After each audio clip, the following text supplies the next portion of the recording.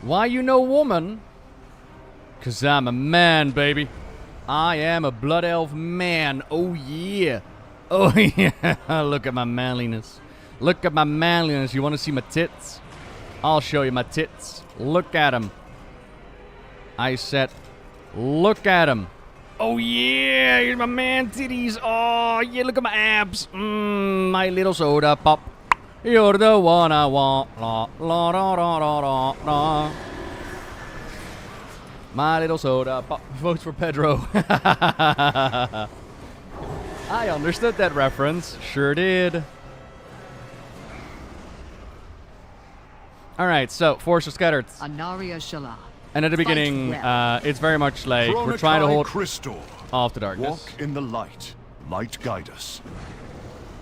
And recruiting big bads. In the sky, you can see big-ass void dragons. Those are going to be future raid bosses to fight. And we are fighting right under the middle of the storm. I'm going to assume that is the Void Storm. That is the place where Zolotov is hanging out.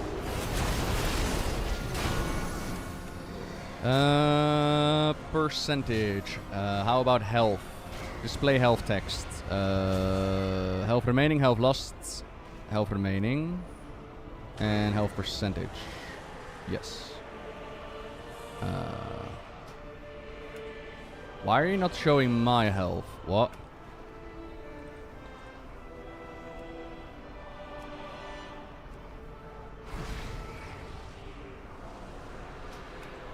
Why are you not?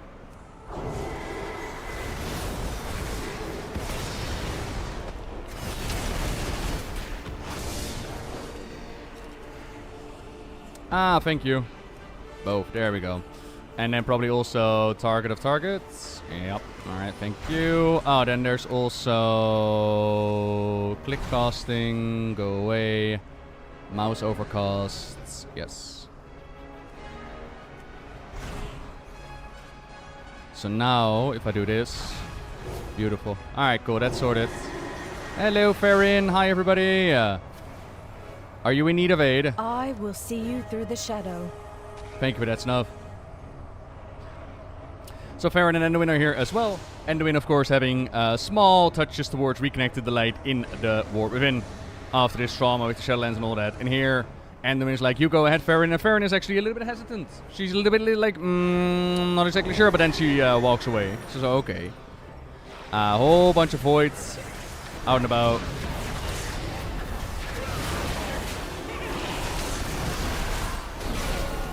And again, everybody who you've ever seen wield the lights is basically here. We got our boy Lofraction going on. Hi, Lofraction. Do I have click on move? I do not. Click to move, yes. Fucking life changing that was. You are not prepared. Never adjust camera. There we go, thank you.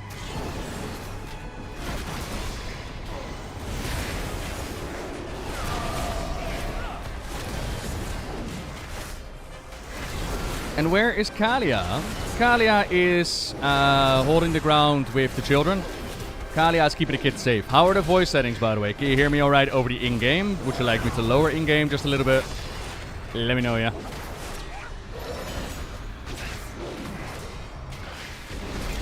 Do I have shields? I thought I had. Shield of Vengeance. Divine Protection, Shield of Vengeance. Don't I have shields? Ow, ow, ow. Why aren't you healing? Because you didn't keybind that. Keybinds, quick keybind, Control F. And where did you put my Vengeance? Did I make a passive by chance? Vengeance. That one. Shield of Vengeance. Passive. Divine Protection reduces damage taken and cause Shields of Vengeance. Oh! Oh, they've woven Shield of Vengeance into Divine Protection. No way. Ah, okay. That is indeed Low Fraction. Yeah. Yeah, so Liadrin prayer at the beginning in the cutscene summons in everybody. Summons in basically anybody that has ever wielded a light, but also the Army of the Light. And considering that Lofraction is part of the Army of the Light, he has been called as well. But yeah, I mean, yeah, he was hanging out with my in my order hall, but then again, he also went to Argus and whatnot. I mean, we got fucking Yalia here. We got Endiri, Dawn Surge, Elana. Edric the fucking Pure has joined the battle. Sunwalkers are here. And of course, Arator. Hello, Sharela. And Arator is a little bit ahead with the customization. There is a tattoo on Arator's head.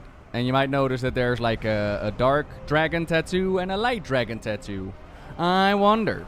Greetings. I wonder. And Arator has family issues, and so in the middle of the biggest void invasion ever, he of course moans about his family issues, as you do. Oh, by the way, YouTube as well. Haven't done any crafting yet. Nope. No, I had the option to copy my paladin over, which I did. But they've taken that realm down. So now I no longer have a paladin copied over. Womp womp. And I haven't gathered materials yet for crafting. But what I've seen is you need to get some lumber, some materials, and then with engineering you can make an item, or with other professions you can craft an item. It seems to be woven in with the current professions and the current recipe.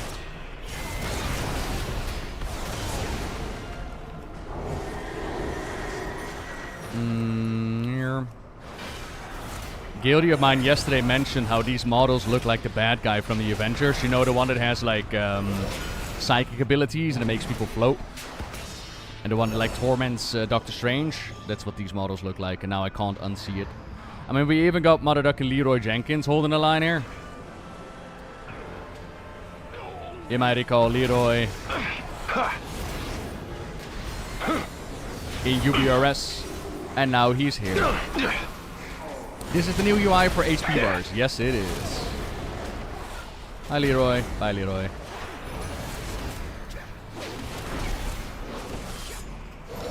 Alright. Another keybind situation. Oh, no. Keybinds.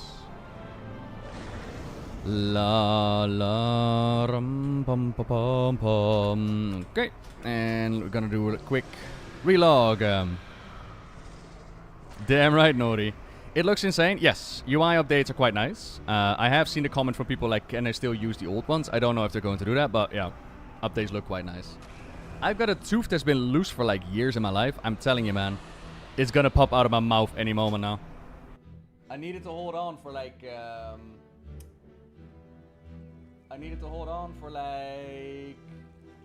a couple more weeks until the end of the month. Till the end of the month, I hope so. Adi Lo-Fi! You've been a potato doing nothing. Oh, I hope the migraine skips soon, Sharela. That's not chill.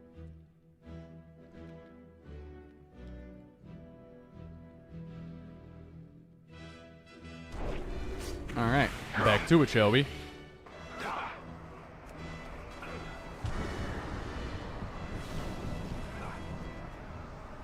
Did I just do absolutely nothing? Okay.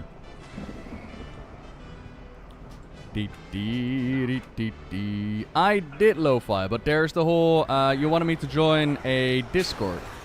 And I didn't realize that you were asking me to join a whole Discord or whatnot. I thought you were just going to keep me up to date on the Instagram thing.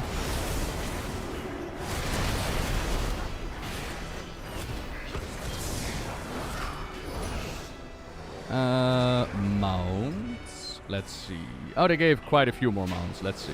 I don't know. Give me something flying and something small. You couldn't see with your right eye. Damn. Yeah, okay.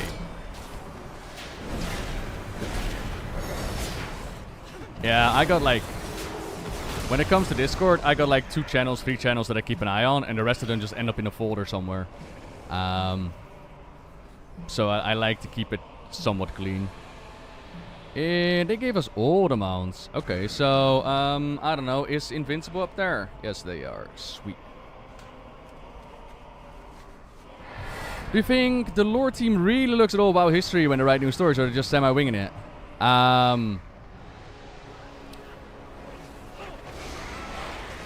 Got the vibe that they're semi-winging it, not gonna lie.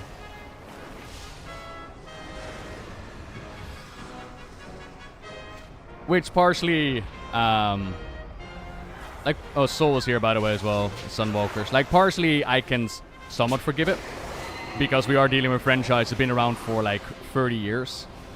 So it's difficult to keep track of it, right? Like, not all of their team has the same job that we do. And when I say we, I mean me, right? But there used to be, as Sharela mentions, there used to be a whole department purely made in order to keep a track on lore and, you know, keep things going. But indeed, with the numbers being quelled and just, you know, corporate and all that, the historian team is part of those that has been gutted. Like, you remember when we had reports about, like, 10% being fired and people were like, oh, you know, there was just the fat being cut out. It's not, you know, it's not the important departments. And it's like, nah. Nah, those were definitely important department as well. You know, maybe not to get an end product, but definitely the quality of the end product, right? We didn't come this far to falter now. So that is fight for home, that for is definitely a family. thing to keep in mind. And that's also why, well, you run into certain things. I don't know if you've seen the interview that I posted, but you'll run into certain things in it.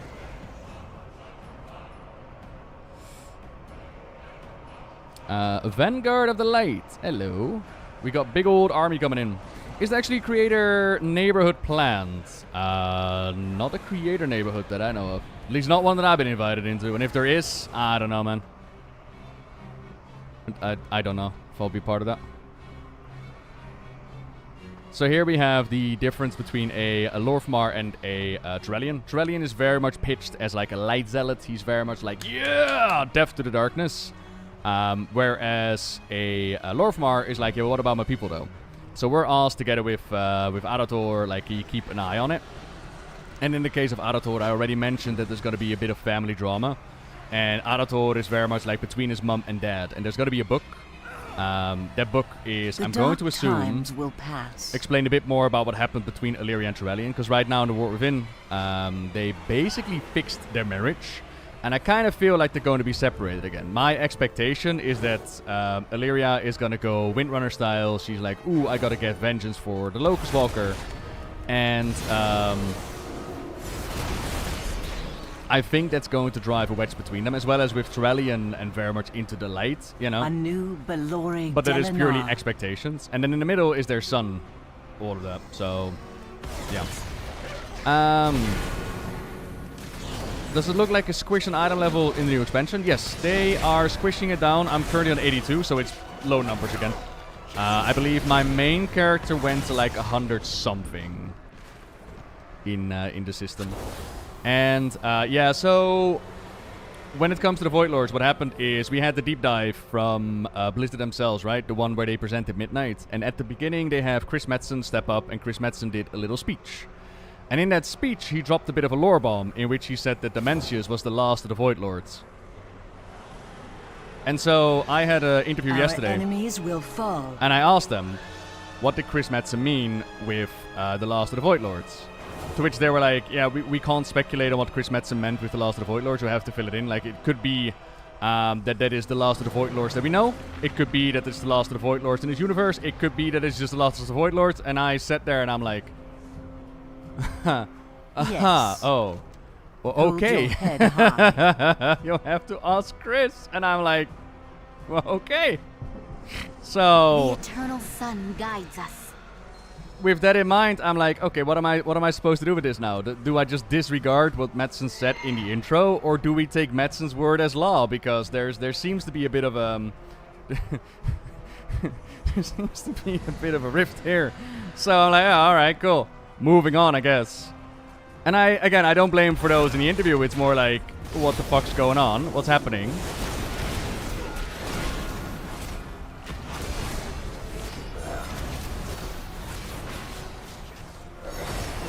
Yeah, but again, and this kind of comes down to, and this is a difficult question to handle, because in the past we've always taken everything, right?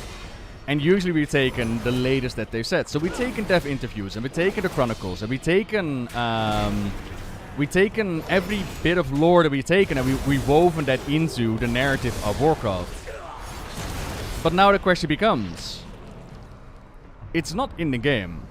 It's something that they said in the deep dive. Does that mean it is part of the lore? Where do you draw the line between what is lore and what is just something said? But so far, we've always treated everything as lore, including tweets. Including where they said, like, oh yeah, the Twisted Nether transcends all realities on Twitter and it just fucking hurts our heads and our hearts. And it's like, yeah, that's lore now. It's always all been incorporated. But this time around, I'm not sure what to do. Howdy, Wave King. Hello. Send Madsen a message on Twitter. Hey, Madsen, listen, right? Happy weekend, but listen. Listen, we've known each other for a very long time now. Madsen, I got one question for you. What the fuck?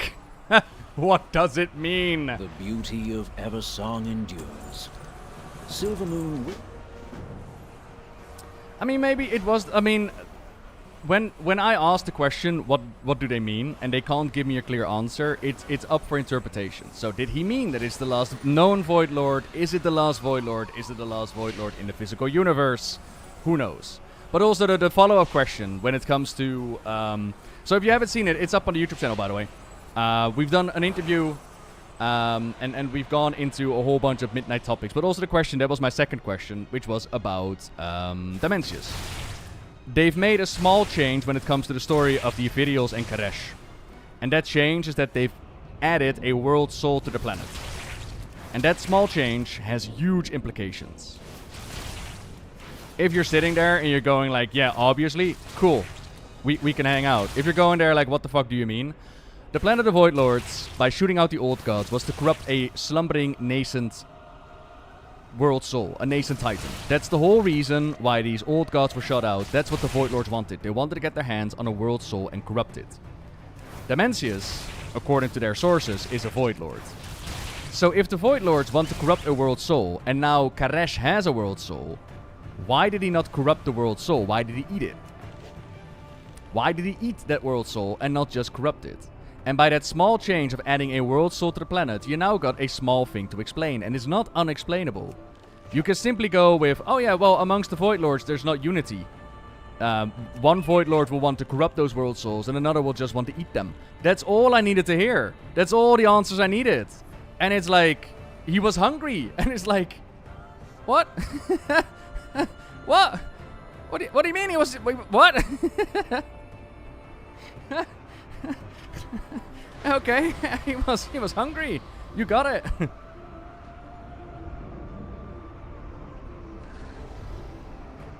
Well, that's the thing, John Q. Again, it's not unexplainable, but I would like you to explain it in a similar vein where they've made a small change where Azeroth's World Soul is no longer just a Titan.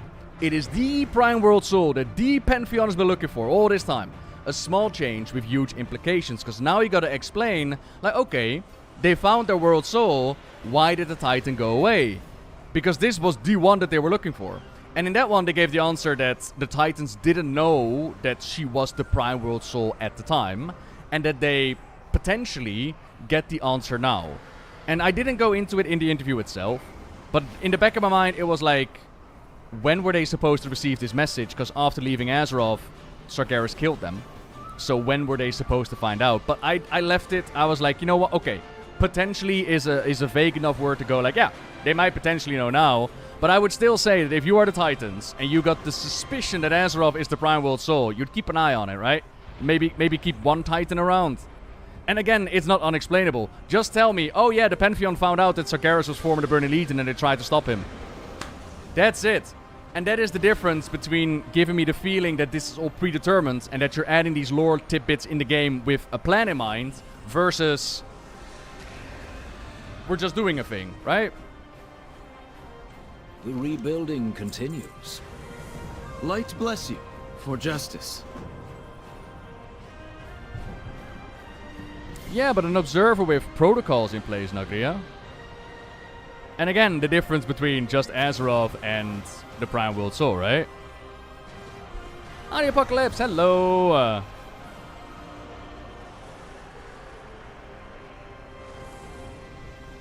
Tear snitched? Hell yeah.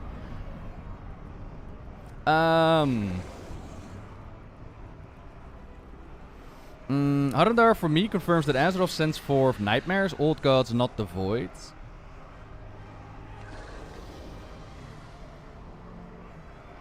I mean, so your argument is that the old gods were created by Azeroth and not the Void Lords?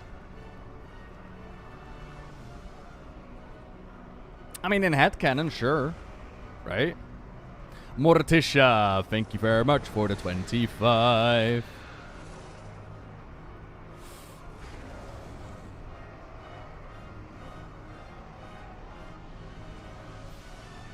Ain't it just, Javik? It is a gorgeous city. Beautiful. The light welcomes you, right. champion. There we go.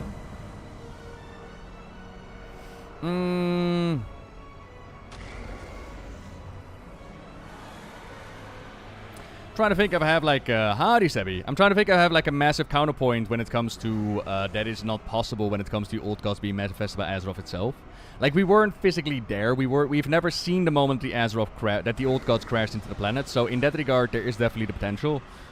I would just say that it goes against a lot that we've seen, especially when it comes to the corruption itself. It's not something that Azeroth wanted, and if it's manifested from her nightmares, I mean, in essence, but you're changing a lot that we've known so far. In the realm of a Nyalova, in the realm of Il'gynoth, in the realm of the old gods, the corruption and all that. Is it impossible? No. But it would go against what's established so far, I guess. As well as, if you make it so that the old gods were not shut out by the Void Lords, and the old gods were manifested by Azeroth, how would you explain the motivation for Sargeras forming the Burning Legion and destroying another world that was corrupted by the old gods? Did that world have nightmares as well? And what about all the planets in the universe that have old gods but don't have a world soul on it? Did Azeroth manifest all of them? Did Azeroth manifest everything? Good day to you. Steady travels. Carry on the crusade. Do not give up the fight. There we go.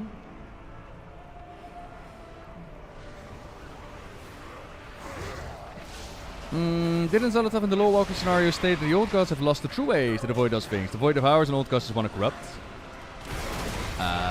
Does she?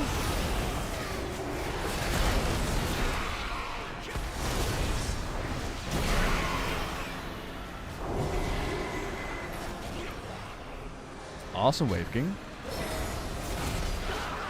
They did, Sebi. They 100% did. How is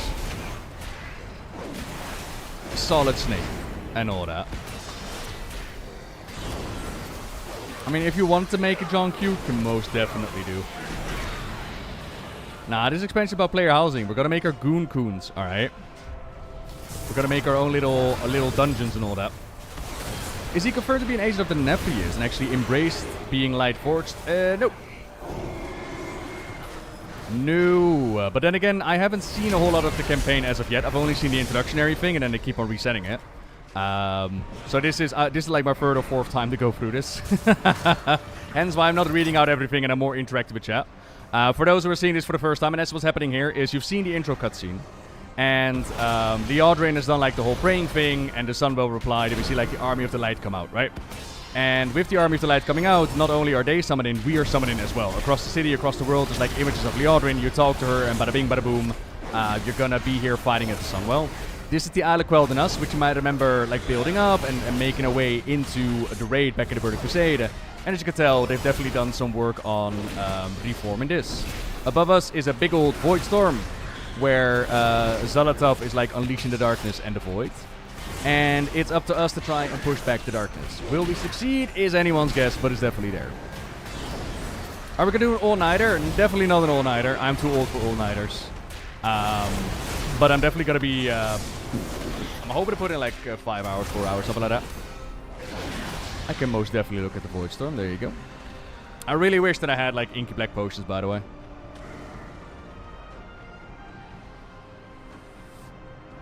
It looks like an eye of the storm. Oh yeah. Have I been able to look at Silvermoon? Yes. How different is the Horde side? I haven't gone to the Horde side. Well, I've gone there as a ghost. And as a ghost, It looks really, really pretty. And how different is it? Fucking night and day. I think Krendor did a video comparing the two states of the city. For the Rift of Aln will issue 4 creatures that her goddess dreams. Sometimes these are horrific and horrible things. We've got 2 goddesses, by the way, in that regard, Nakria. There's definitely the part about Azeroth being the god, but there's also... and I'm going to assume that if people watch Alpha streams, are open for spoilers, right? So this is Chimera's the Undreamed God in the Dream Rift. This is going to be the raid boss for the Haranir in the Dream Rift, right? Faust said, thank you much for the 35. And this is a nightmarish creature. And if we check, by the way, this model, I need it as a mount. It's so fucking cool. And if we read out the description, when Alnara, that's one of the goddess, was taken from a cradle, only pain and madness was left to shape the chaos of the rifts. And they're talking about like the Unrift of Aln. Unlike most manifestations, Chimeras never left the Dream Rift. It grew, feasting on abandonment, as well as the smaller manifestations, until the undreamt god shaped itself into being of agony and rage. Now it must be stopped before it can share its pain with the world that made it. And here we have, the Dream Rift exists deep within the Rift of Aln, where the dreams of Alnara took form. Long ago, Alnara was taken from her cradle, and her dreams no longer shape the powers that form that form there. The Shulka, which are like Haranir that sacrifice themselves to contain this, stop the manifestations that escape the rifts, but even these brave Haranir dare not delve that deep. And sometimes greater and more terrible, and something greater and more terrible has been growing. Which is, by the way, this model is fucking sick. I love it so much. Do we know who that is? So you're definitely right with the whole goddess speak to me, because in the War Within we have we have Orwena going through a ritual where she's like, goddess speak to me, and we see that big orb that they've used to reflect Azeroth, right? So the goddess for Orwena is definitely Azeroth, but there could definitely be more goddesses out there, right? In this case, they're talking about something in the Emerald Dream, and the names that they've given it are the dreams of Alnhara, right? And then this description, when Alnhara was taken, so that goddess or that god or whatever was taken, only pain and madness was left, and that shaped the chaos of the rift, and that gave form to this being. Capi goddess, Capybara.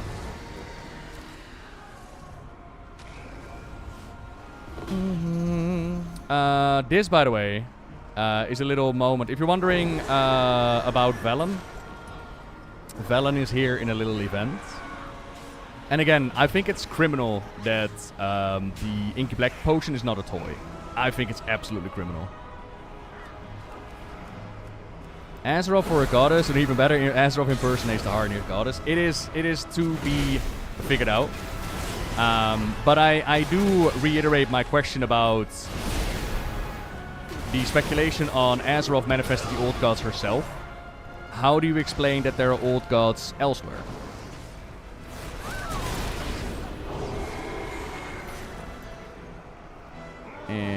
Hi, Twilight.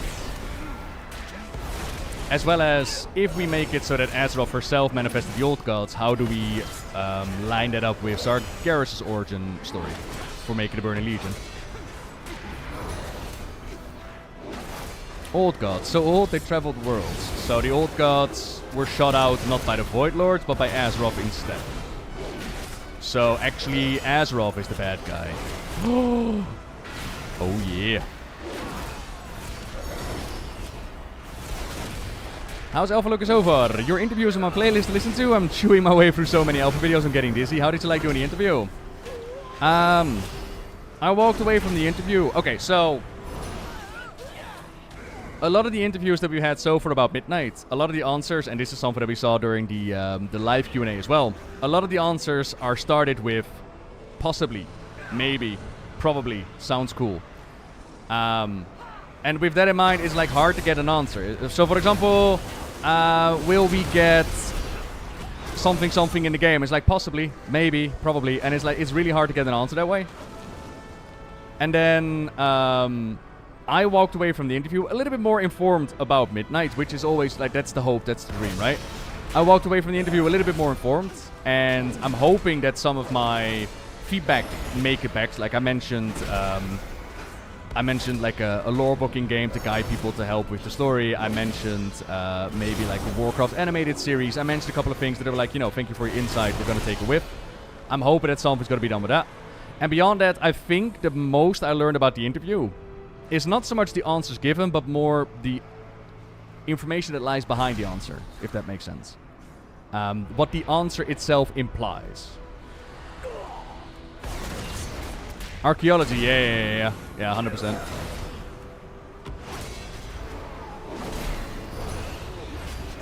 But as always, I'm always very honored and happy that I get to sit down with Blizzard and that they take the time to do these interviews. It's a lot of fun. And when it comes to Maria, like I've spoken to Maria a little bit one-on-one as well before doing an interview beforehand. And I fucking adore Maria. Like, if we're talking about developers that have a heart for the business, Maria is one of the real ones, you know? They might not always tell us what we want to hear or give the answer we want, but Maria is one of the real ones. Yeah, 100%. I did upload the interview. Yeah, it's on the YouTube channel. It was uploaded yesterday at like 3 in the morning, because my editing software decided that it did not like my old recording of the Rephion Legendary Cloak quest line, so it blocked itself twice. And you gotta imagine that rendering takes a long-ass time. So I had to re-render it, and like finally at 3 in the morning it was done. It's like, oh, thank fuck. Is there a release date for the expansion? No. I believe we have like started December 2nd for player housing. I think that's when they add it. So if you pre-order Midnight, you'll get a house. But if you're disregarding the pre-order, you'll still be able to collect furniture. And then the neighborhood system comes out with the Midnight release, if I remember right. I forgot to turn on War Mode again.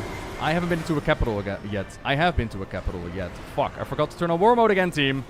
Who knew? Early December, wasn't it?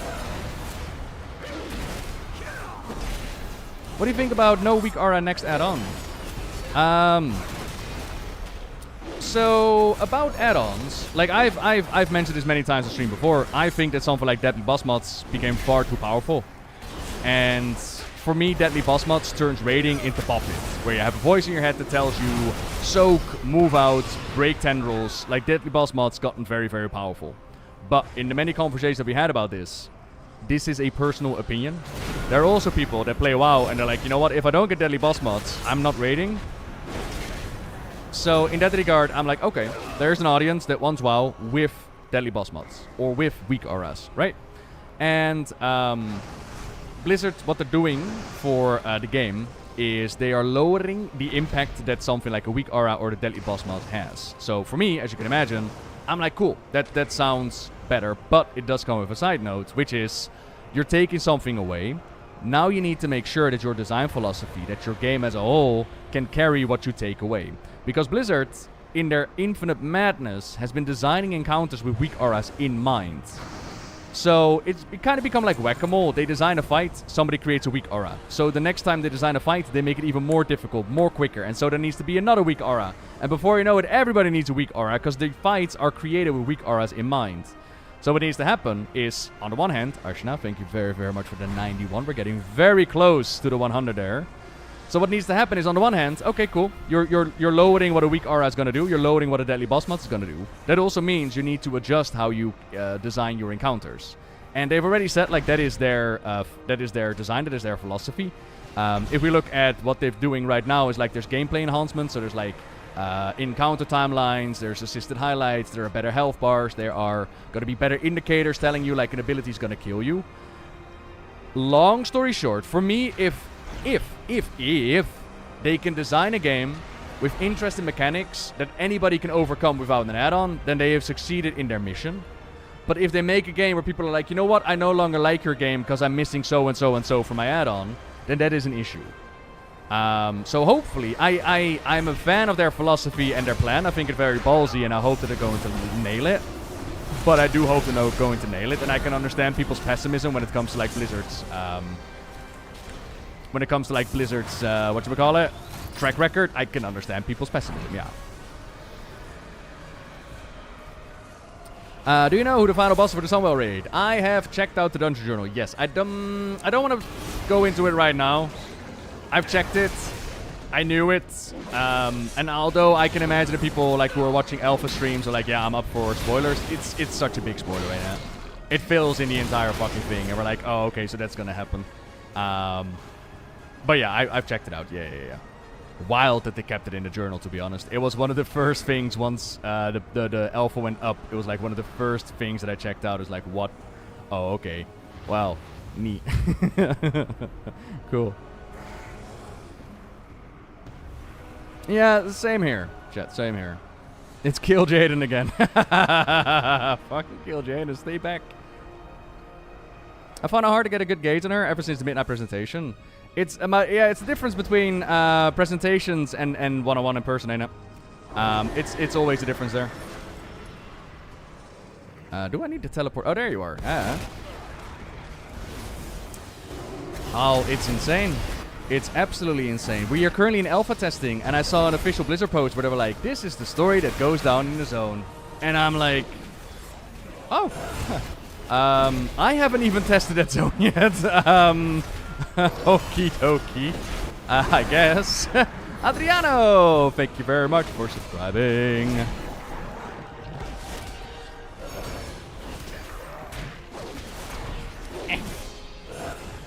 Most people would not install them because it's annoying. If it did not in fact give you an advantage over someone who doesn't have it, it's really an argument over what's the default state of power the player should have. Correct. So, as an example, there's a fight in the Mana Forge Omega raid called Fractilis. And as my raid team, we are very casual. We went into Heroic, and as we were checking out the Heroic fight, my raid leader already announced, listen guys, we are going to use a weak aura for this fight, because this weak aura is going to tell us where to stand, and that is the fight. And we all installed the weak aura, and we all stood there, and the weak aura tells us where to go. And people still fucked up, don't get me wrong, we still wiped. But eventually people realized, okay, that's how the add-on works. And it turns the encounter into a target dummy. And I stood there, and I'm like, this is awful. This is just, I'd rather go do something else. This is just not fun. The add-on plays the game for me. I want to do something else. But I can't blame the raid team or the raid leader for going like, you know, this fight is free with the add-on. I can't blame them. We're gamers. We will always find the easiest road to success. And if the easiest road to success is this weak aura, then we will use it, regardless if it takes all the fun out. So, yeah. It's definitely an argument. You know, it's definitely a debate. And it's I hope, long term, I hope that they're going to make it, I hope they're going to make the improvements better for the overall for the game. That's my hope. I hope that a WoW without add-ons is overall going to be healthier. But I also very much understand people's, I understand that if you are very used to like customizing UI in great detail, if you're used to figuring out these weak auras yourself, if you're used to customizing it exactly how you like it, and that's been taken away, I understand the concerns, right?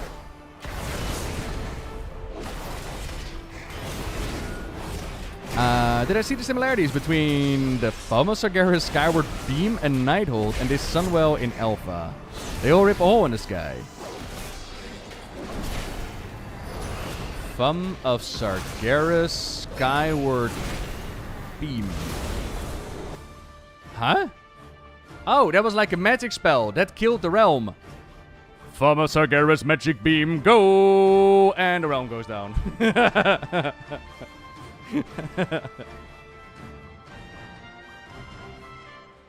Have I seen any Burning Legion stuff? Well,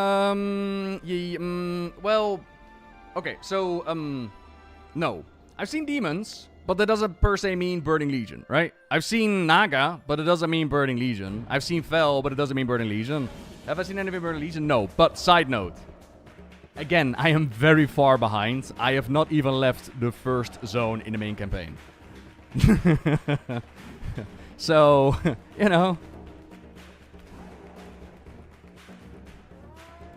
We're not even going to try pulling it until the MRT nodes are fully set up. Yeah. I remember way back when, I think it was Mr. Pandaria, where there was a patch update. And so our healers were like, yeah, listen, right? The game got updated, and now my add-ons are broken, so it can no longer heal. And it's like, oh, well, huh? And they were unable to heal without add-ons installed. And that's the moment I decided, like, nah, I'm never, ever gonna go there.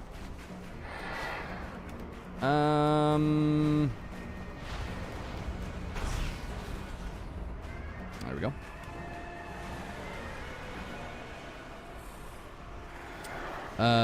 Big laser in the sky. Tumasagaris has a giant beam. Oh, the Tumasagaris. Okay.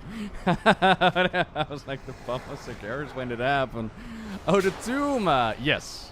Although, I will say this one is a million times prettier. So if you get the chance to play this as well, on live or eventually or whatever, get yourself an Inky Black potion. What happens is the sky turns the same color as that portal. And it just all comes together, and the isle starts to glow, and it's so pretty. Chronokai Crystal. Get those potions ready, yeah? Dionys Arca. We didn't come this far to falter now. Can you stop shooting at me? I'm picking up quests. So far, what we've been doing is we formed, we've gotten every single light wielder ever on the planet. We've been partying with Arator, and in the background, Arator's been moaning about his parents. Howdy, Tyler. About, how his dad doesn't understand him and how there's light and there's void. I might sound a little bit ticked off by it, and I'm a little bit, I'm a little bit ticked off by it. Because I get it, like, Arator never had the childhood that he was supposed to have, but the man is like 30 years old. And family drama in the middle of the biggest void invasion, I don't know, man, but that's the story they want to tell. And at the same time, spoiler alert, he does grow on me. I like his progression in the campaign. It's just that I don't like him at the start, which is a shame. But he does grow on me. And Turellian, I don't want to say they dumbed down Turellian, but he is not exactly the commander of the Sons of Lothar anymore. He is very much like, light goes, brrr, let's go kill. That's Turellian now. Doesn't sound like the Alpha story is going well. Oh, sorry. Do I sound mad? Do I sound angry? I hope not. Nah, story is fine. It's just, for me, this is the starting zone. I've done it 4 to 5 times. Do I sound mad? Oh, sorry, Tim. I might just be tired. How do you keep? I'm not mad at all. Nah, man, I'm excited, man. Sorry, let me get it in. Oh, boy! I get to defend the world against the void. Let's go!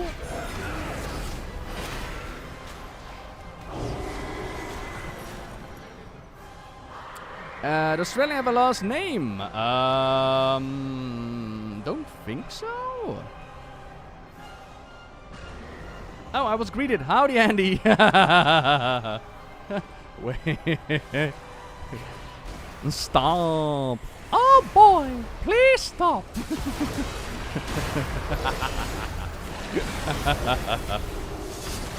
Yes, these legendaries are from Gilfas, so they're a callback to, God, what was the raid called? Not March in the Sunwell, was it? But yes, they are indeed the artifacts of legend that we got back in the day. The Sunwell Plateau, there you go.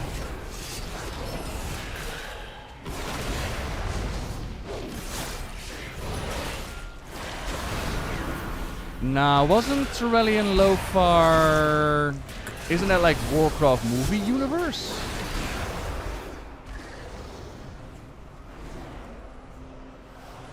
And have I seen the March of Quel'Then's loading screen? No. Have I? No, I don't think I have. Does it look cool? And has Farron made an appearance? Yes. Farron is nearly right there from the start as coming here. The raid was called... The raid was called Sunwell Plateau. No, it was not called Sunwell Plateau, because that's it was called the Eye, because that's where we fight Gilfas. Yeah. It was Lizard. It looks really cool and really spoilery. Isle on Quel'Then's loading screen.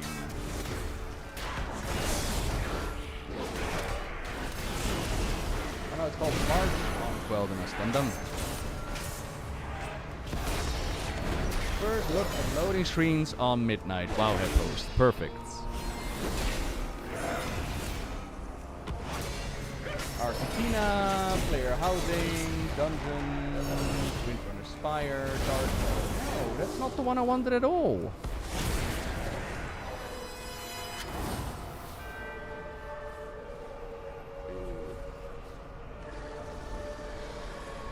Anybody have a link by chance?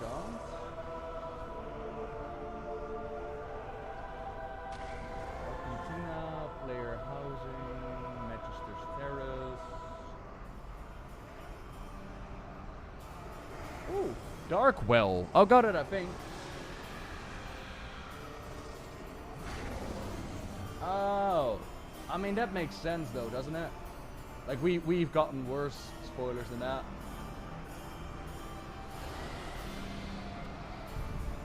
We've gotten worse spoilers than that, let me tell you. Well, okay, that's a cool loading screen. Yeah.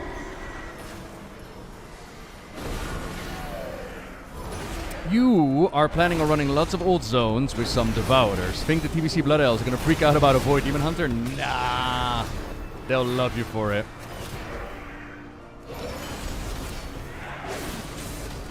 You think players will get used to questing in these void areas than the Green Blasted Landmass and Legion? Honestly, I was kind of hoping that something... I mean, to be fair, we're gonna see a bit of a change of scenery, trust me. Like, this purpley darkness is like the beginning. Trust me when I say you're in for a treat once we get out of here. Oh, it's all so fucking pretty. Excuse me. I need a legendary weapon, please. I forget to keep using it this one, but that's alright. Thank you. I've practiced. Oh boy! I used to do another one. Oh yeah, from Fleppenstein. Hello, Met van Hooydonk. Hi everybody. It is I, the Green Dragoon. Kirby. There you go. Those those elective voices I got. You funky. And Methuselah. Hello there. Find a cool mount in the Mount Journal. I haven't really looked, but I have seen things fly by on the internet. There's gonna be like a tank if you do the meta for the War Within. And apparently there's like Brawler Guild rewards, and they've spoken about Pandaren Heritage Armor. So that's cool.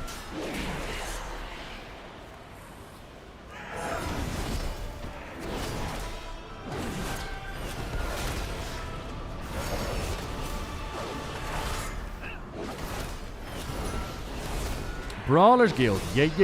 Yeah.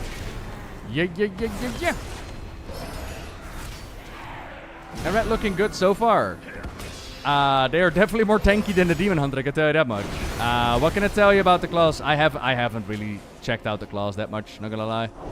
As you can tell, on number 1, I've got like the button assist, and I'm just kind of spamming it right now.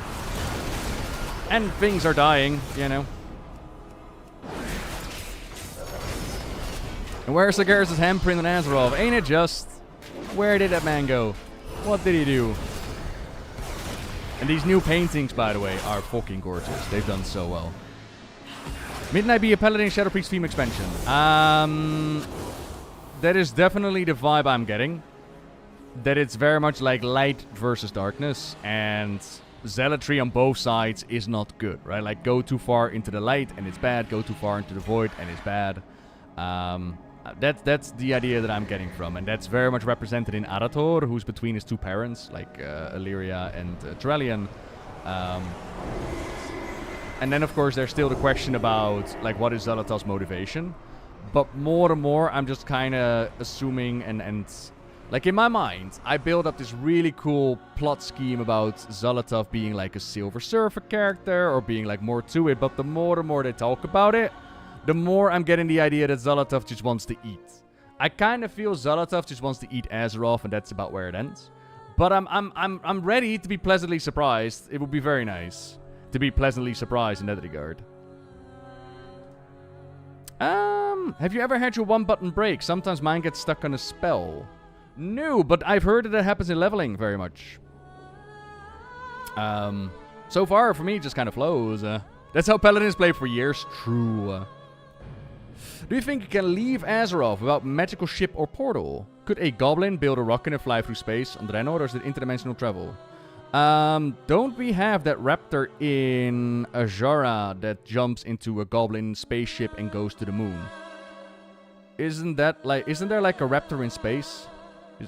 Something in my brain tells me, didn't we shoot a raptor into space? I'm pretty sure they just traveled normally. Yeah? Didn't we? Hang on. Now I need to go to Google. Yeah, we did.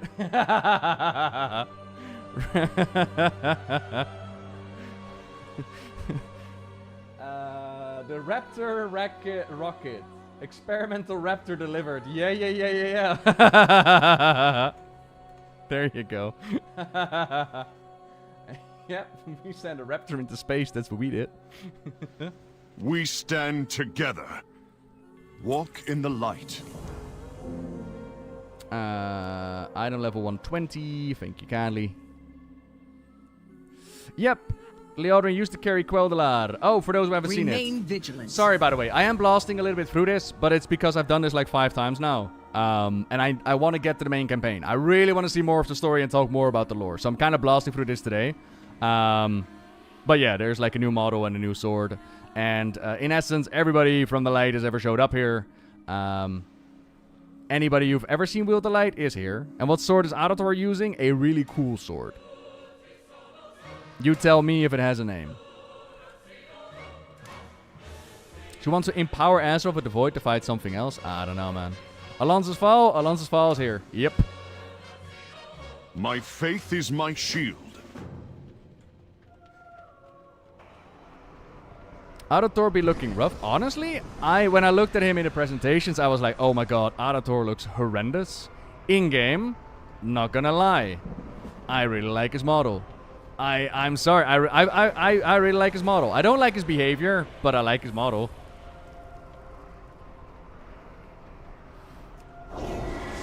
So here we have, like, the Void. And so far, we've been doing what we always do, right?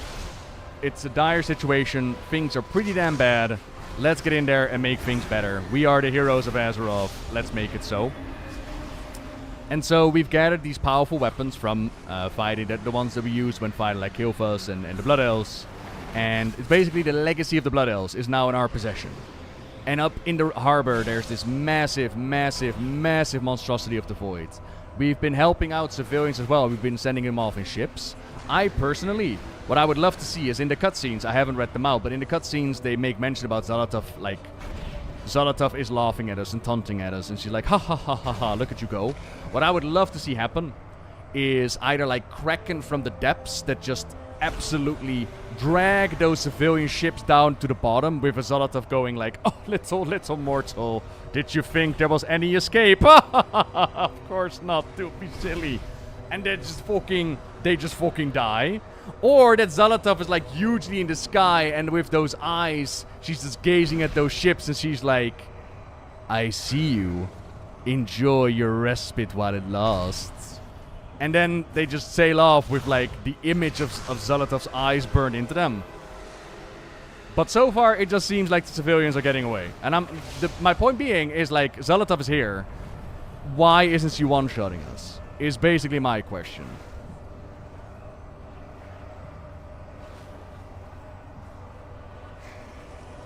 Alright. Let's go take care of the big bad and be the hero, Army shall of we? the light. Come here. Feel the light. Blah, blah, blah, blah, blah.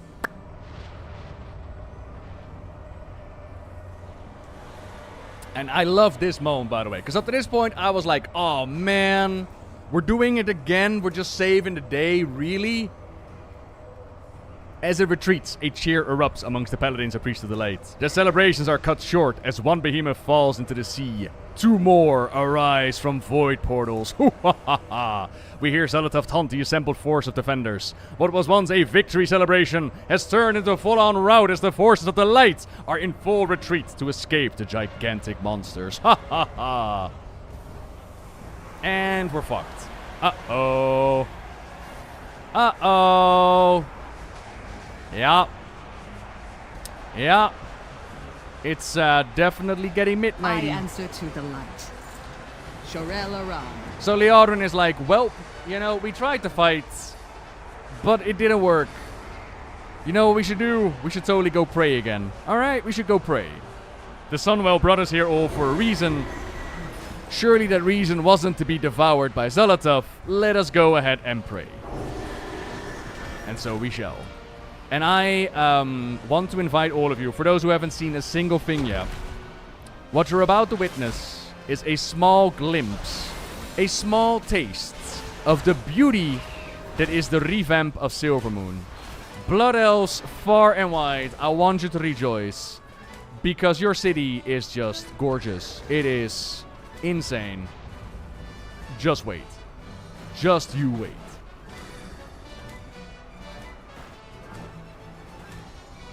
Do do do do do do. Stop shooting at us. Stop it. Stop. Here we go in. Oh, Fiona's here as well, by the way. If you remember from the caravan in the Plaguelands. She's here. Charged missiles. She's here with the boys. You know, she's here on a mission. Hi, Fiona. Like I said, everybody and anybody you've ever seen do the light thing, they're here. Yeah. So, welcome to the Sunwell. This is where we'll hold off, as I notice that ads are coming in. I need to go to the toilet anyways. Enjoy the vision of the Sunwell, and I will be right back.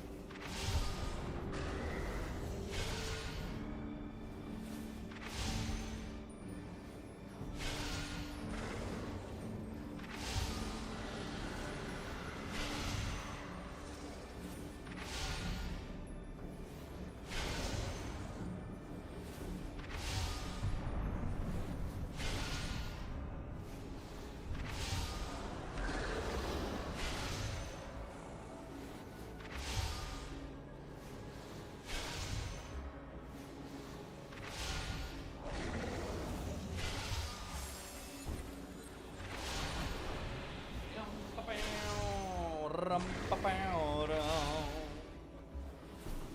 everybody. Ain't it just? Isn't it just absolutely fucking gorgeous? Isn't it just? Look at this. Look at this nonsense. Ah, look at that. I fucking love it.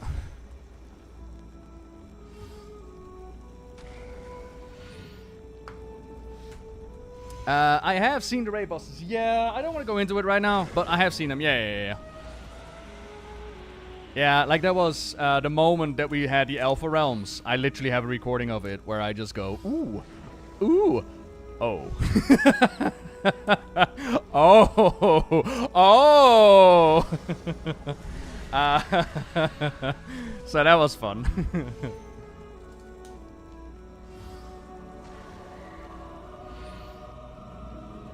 These squids in the sky, by the way, I've got a screenshot of this apocalypse. There's one called like a hoarding something, and they're flying around the sky with furniture. I'm like, did they give a player house to them as well? Is the Void just hoarding furniture now? Dope.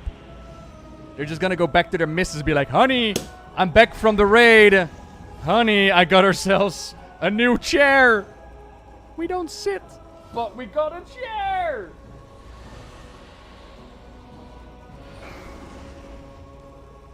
There we go. Void wants a house too, damn right. Got myself a drink. Ads are over. Let's get back into it, team. So, we're at the Sunwell, and like I said, we tried very hard to fight back against the darkness, but nothing is working. And Leodrin is like, look, the light didn't bring us all here to die, right? Pleasantries can wait. Surely not. Al Diel Shalah. Let's defend the Sunwell. Fight. Toss in a little prayer. Let's see how we do. Yep, Leroy is here. Yeah. Leroy is, I mean, we put them out in the vault. The words are hard. Putting them out just a moment ago. You can't even count to 47. Halfie! Thank you very much for that. Sorry, in my mind, immediately shot the 50 Shades of Grey. It's like, count them out for me. Sorry. I'll keep that for the guild chats instead. Well, thank you very, very much for that. What's that Imperator's thing over there? The big one.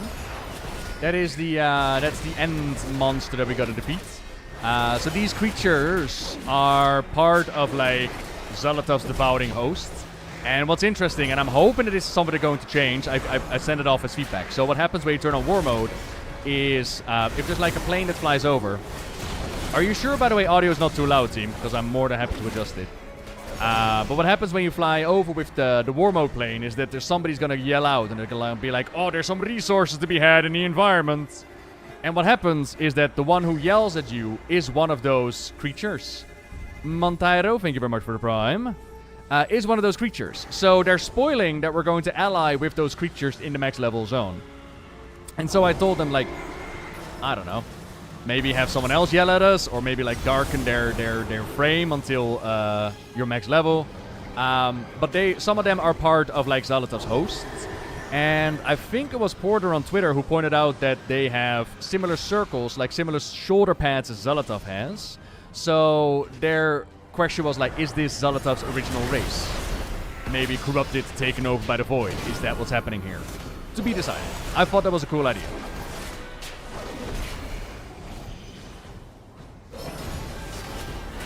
And do we ally with the Void? Yes. Yes, we will. Well, I mean, ally with... in essence, what happens in the max level zone is that the Void is very much an all-devouring force. I don't know if you've ever played Final Fantasy, but in essence, in Final Fantasy, that Void will just eat and eat and eat, and it doesn't really matter where you stand, it doesn't really matter what your position is, they just want to eat, right? And so, when we're going to join them there's going to be one for the Horde and one for the Alliance, and it's going to be a big old battle, it's going to be a big old... conflict, and I'm going to assume that's going to fly into the idea of emotions is something that they like. Another emotion! But that is, again, an assumption. We haven't been to the big one yet. Renilush, exactly. And what we saw in the war with him was Zolotov, like, ooh, you followed my lead, and Alleria is like, you brought us down here to fight! And he's like, yeah, Alleria, that's what we found out when she exposed herself in Daladon, do you remember? There's something affecting light wielders, making them more aggressive. I mean, not entirely wrong. Tyrellian is definitely acting like a dickhead. Oh yeah, I need to pick up those flames, by the way. I'm doing this hardcore. It's like, here we go. We're being empowered by embers of the Sunwell. Zolotov is using a Blood Elf body, right? Correct. And then we have, like, Zolotov looking like a scrawny-ass void creature in that vision from Cho before they put her in the blade. But then again, you can definitely make the argument of, is that her actual body? Is that actually what she looked like? Like, how would Cho know, right? So to be decided what she actually looked like.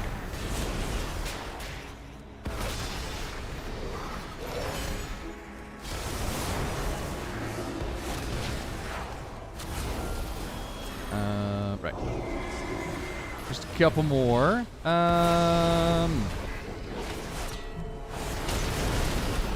Do you think Lorfmar or Lofrexion will betray us now that he's a step out of the Sunwell? Not necessarily betray us. I mean, maybe. So, we can go into dungeons, yeah? I don't want to go into the raid, for those that are asking. Like, I think that's a little bit too much, especially if we're still in the main campaign. We'll probably do that in, like, later streams.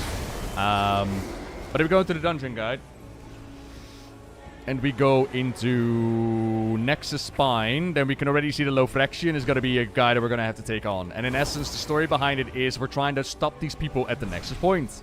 And Lofrexion is so zealous, he's so over-eager that he also becomes a problem for us, and so we have to take him on so that he doesn't blow us all up. So is that a betrayal? I mean, not exactly holding on to the plan, is he? But if you notice, like, the 3 circles that they have in their armor, in their gear, it was kind of the question of, oh, is that related to Zolotov, right? And I thought that was a really, really, really cool idea. Similar to the Ephidials, how they were transformed at some point, but, you know, we're gonna find out. Zolotov probably sees her past self in Illyria and wants to do what Dimensions did to her. Probably. Like, she's definitely been toying with Illyria a lot, trying to push her into the darkness. And a big part of Illyria's story in The War Within was resisting that. And then Locust Walker happened, where one of her big founding blocks is like, wait, what? You work with Zolotov? Like, that broke. And then Locust Walker died, and now she's on this path of vengeance. And I don't know if you remember when Illyria went into vengeance for the first time, but she got pregnant when she did that. God, that's old lore. In-game cinematic, the Sunwell. Arator, Liadrin, and other paladins chant a prayer in the Sunwell to focus their lights. As they channel the light, the Sunwell begins to glow. The pressure builds as they chant until... we cut outside to see a massive light beam erupt out of the Sunwell, launching into the void storm above and holding it at bay. That void has been defeated for now, but Arator expresses worry the paladins can't maintain the ritual forever. Liadrin tells Arator to have faith, but Arator isn't convinced.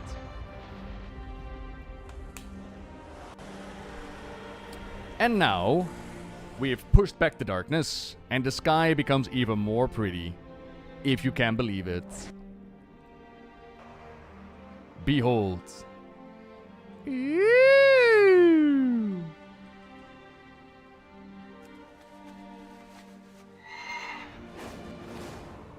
Ain't that just gorgeous? Now imagine Inky Black Potion, yeah? Imagine.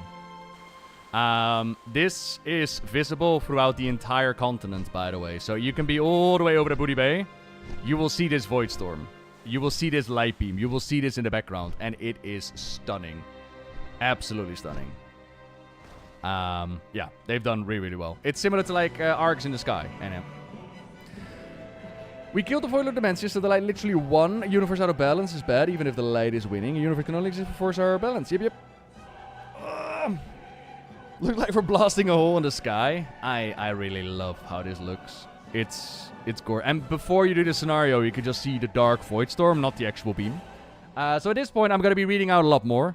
As this port, I'm actually turning on the recordings, and we're getting our campaign on, shall we?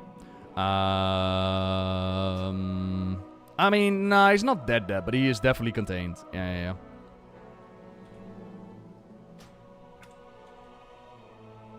I am the Blade of the Light. May the light bless and protect you. Your defense of the Sunwell Chamber made this miracle possible. We've not beaten Zolotov, but we have forestalled the invasion of her devouring hosts. We now have time to catch our breath and discover what we must do to defeat her. Aldiel Shalah.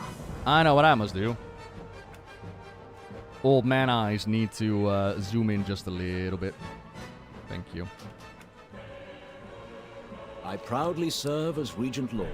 So many have come to the defense of Silvermoon in the Sunwell. Names and faces I did not entirely expect, and some familiar faces I am glad to see. You have my thanks for your part. We have Zolotov's forces held for now, but this is far from over. I would include you in our next steps. Meet me at the Sanctum of Light. The light of the Sunwell be with you. The Vanguard of Light will need quarters and supplies. I will consider it after I have consulted with the others. Halfie, you mentioned yesterday, by the way, how Arator rides on the poor man's basic horse model. There's been a data mined updated model for the Charger. So, expectation is that he's going to get an update. The city, by the way, this is the Isle of Quel'Danas, and as you can tell, they fixed the bridge. So, in the Burning Crusade, it was all busted and broken, and you had to, like, fly over to the island. They've now fixed the bridge, and the entire zone has been updated. They got ships again, the starting area has been altered. The Dread Scar's been healed. The gates are back up. This city is insane. As you can tell, we can also fly now.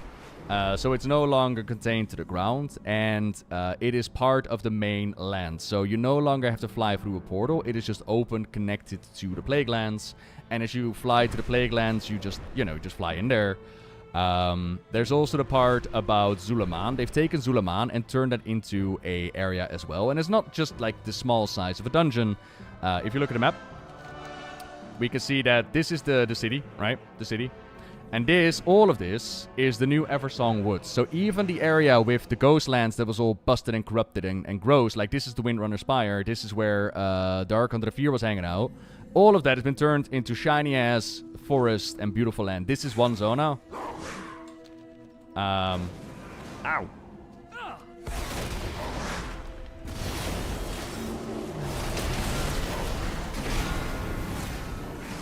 Sorry, 2 seconds. There we go. Then for Zulaman, as you can tell, Zulaman is connected to the mainland, but it's not just the dungeon. Like, they've definitely added landmass to that as well. And then here we just got the Plague Lands. If you look at the map, you're like, ooh, updated maps. No, this is just alpha maps, right? You can fly over Stratholm, but there's like little red mist over there, and if you fly into it, you'll get teleported to the entrance of Stratholm, not into the city itself. The elves have been able to fix the city and fix the land, but Stratholm's still burning. There are Naga on the beach here as well. And then if we look at further, there's Harandar. Harandar is, I'm imagining, underneath the ground, but it could also be its own pocket dimension to be decided. So this is where we're going to be with the Haranir. And then there's the Void Storm. The Void Storm is, I'm imagining that is the purple orb that we just pushed back with the Sunwell. I'm imagining that that's where they all are, but again, I'm not entirely sure. The way it works with leveling is we all start in Eversong Woods. We all start in this area. And for the Alliance, there's going to be a part of the city that's locked off. And if you walk in there, you won't be instantly shot dead, but you will get a warning that the guards are looking at you. And if you don't get out within 10 seconds, they will instantly kill you. I hope that this is something they'll retroactively add to something like Gilneas as well, because it's awesome. I'm against the idea of capitals be neutral, but that is a whole different discussion. So after everybody going through the woods, and you'll be introduced to the threats that are happening. So you'll be introduced to like the Amani trolls and like the cultists. You'll be introduced to the light and how it affects nature. You'll be introduced to Arator and his storyline. The basics are given in the woods. And then you get to choose where you want to go. You can go and follow Arator in his journey. You can go to Zulaman, or you can go to Harandar. You can decide what order you want to do those storylines, but eventually you have to do all of it. It's all main campaign. The order doesn't matter, but it does need to be done, and it all accumulates into the Void Storm. And the Void Storm, what they want to do is they want Void Storm to be more of a PvP open area. World PvP is definitely encouraged, except my counterpoint is, what about the lag? Are you going to fix the lag? I hope they'll fix the lag, because the issue is not world PvP. The issue is that every time we do it, the world lags out and it's not fun. But that is up to Blizzard to decide, you know? Yeah. So yeah, it's absolutely gorgeous. If you want me to fly slow through the city, I would recommend checking out yesterday's VOD. We spent a lot of time going through the city and going through housing. I think Krendor also made a video where he like compares old city versus new city. Today I want to focus on the main campaign. I want to focus on the storyline. So we're not going to go into every building, but just safe to say, for the things that I have checked out, the city is insane. Okay, it is one of the prettiest cities that they've ever made. If you play a Blood Elf, if you love a Blood Elf, this city is fucking insane. And that's all you need to know, really. Do we actually get a map for the space where Classic could never fly over? That I do not know. How would I get the Harandar and the Void Spire zone? So Harandar and Void Spire are different pocket dimensions. I assume that Harandar is somewhere underneath the ground. But we haven't been there yet, so I can't tell you how we get there. I assume. For all I know, it's in the Emerald Dream, and it's like enter the Dream Realm. We don't know. And the same for the Void Spire. It's Zalatov's domain. And a big part of the questing is actually figuring out how do we get there. I think we're going to cruise the lightning. We're going to jump into the light beam and get teleported up. But I don't fucking know. To be decided. Howdy, Martianars. And by the way, never apologize for questions, team. Even if people ask double questions, like not everybody is here for the entirety of the stream, I'm more than happy to answer questions, even if they're asked like a million different times. That's what we're here for. Right? I would fucking give access to everybody so you can all check it out for yourself, but you can't, so that's what we're here for. We're just asking, answering questions. If I do miss them, you're always welcome to ask me on Discord as well. And otherwise, you know, I'll do my best. So, Master Umbrick is here with the Void Elves. It's under the World Tree. There you go. Khadgar is in the Cantina, the Arcantina. So, Grandmaster Romuff says you're not needed here. That is not your decision to make. Umbrick and his elves wanted to be part of society, but they followed the studies into the Void. They became the Void Elves, and so they were like shunned from the city. But now, the Void is definitely a problem. Umbrick is like, well, hang on a minute. How about I help you out? Anaria Shala. My duty is to protect the whole of Eversong. Remain vigilant. Halduran, Trellian, and Arator. And Romaf is like, The ghetto. eternal sun still guides us.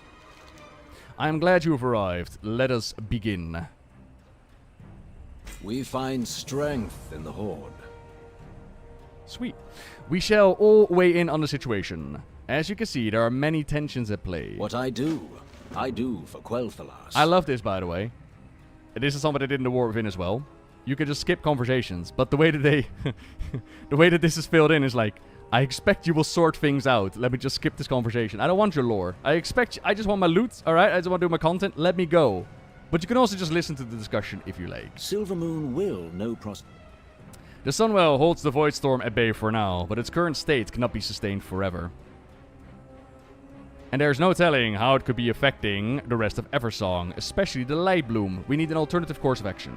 We Rendorai aid you in finding one. Grant us entry at the Silvermoon?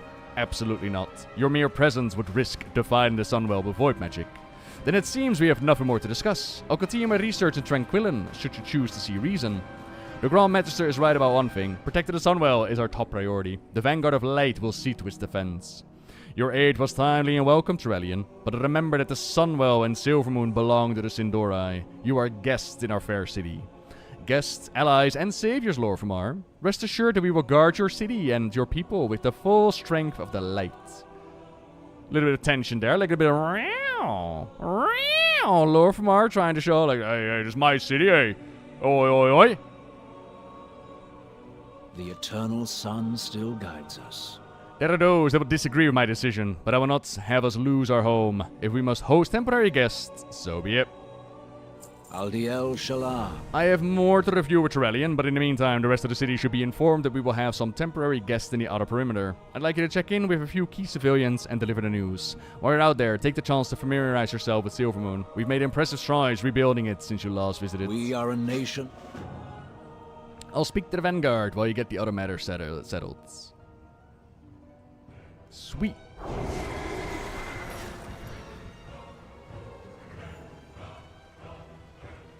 Trellian sort of agrees with Omaf and the Void Elves being a danger to the Sunwell. Yeah, so in the case of Trellian... hang on.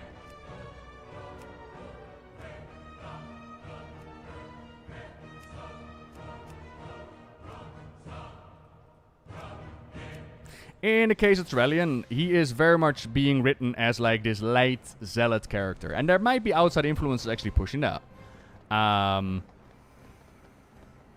Jesus Christ. Is that... What the fuck is that?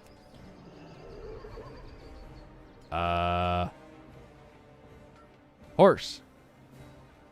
Horse. That's what Auditors should be on. That's what I'm saying. It's the new Charger model. I need it. So Trellian is definitely very much like the Zealots, but that might be with outside influences. You know, it might be the light actually pushing something. Hi, Trellian. Need help? And Lord Famar was just there, Bex, a moment ago. So, you're the champion I've heard so much about. Many of my people are still alive thanks to your efforts at the Sunwell. You have my gratitude. Now, if only I convince these elves that this war is more important than just their city. Be careful. You've already taken so many of my Blood Knights to empower the Sunwell. Quel'Thalas is largely undefended. And I am telling you, it's still not enough. Only by the faith of our forces in the Sunwell holding back the Void. The Sunwell must not fall.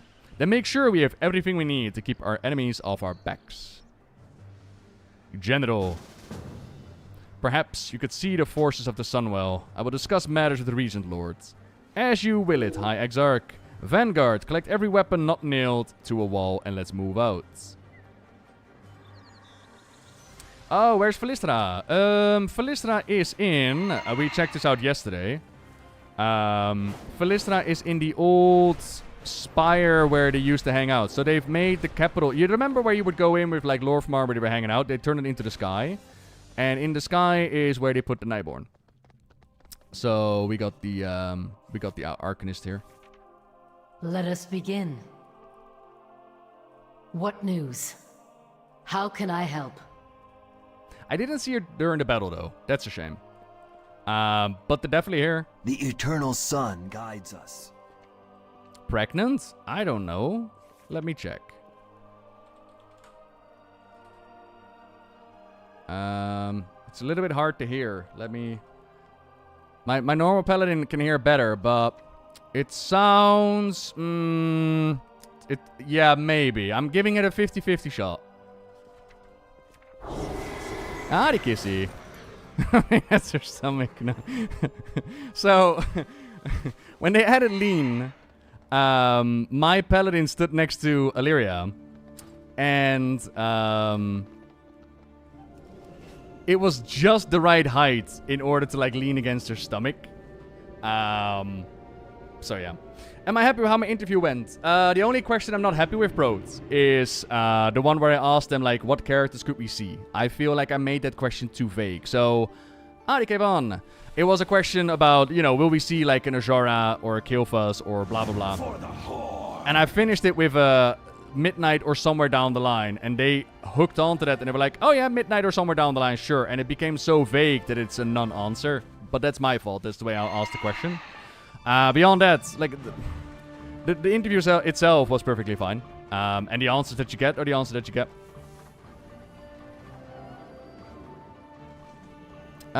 Kissy, we just getting started after I've done the intro, so now we're just getting in there with the main storyline. You are just in time.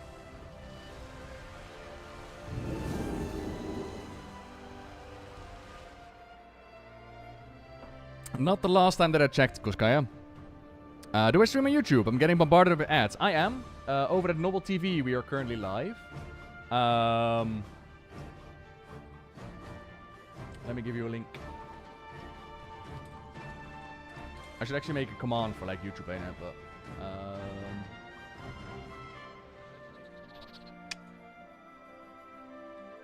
there we go. There's a chance they might appear, right? Yeah, there's a chance they might appear somewhere down the line. Yeah.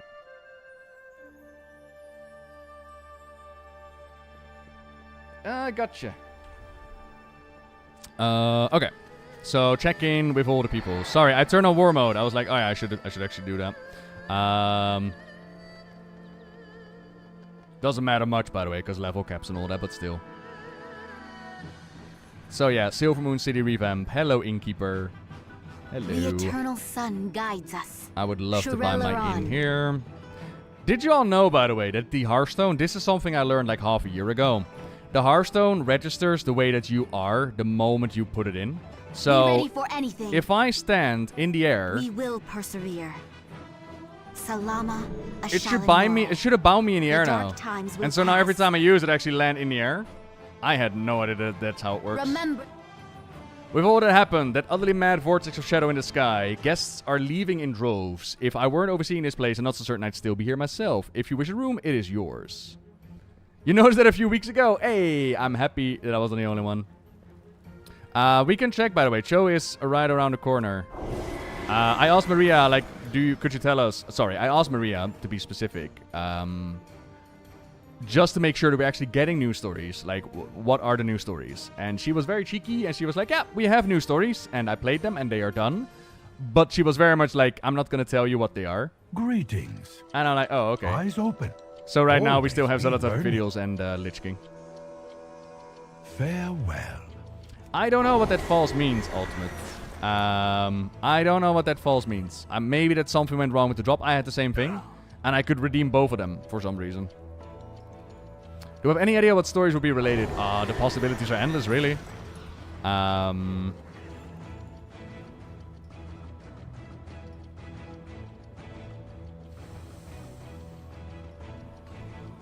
Like, if we're doing Light versus Void, and we done Zalatath, maybe something Alonce's Foul, maybe?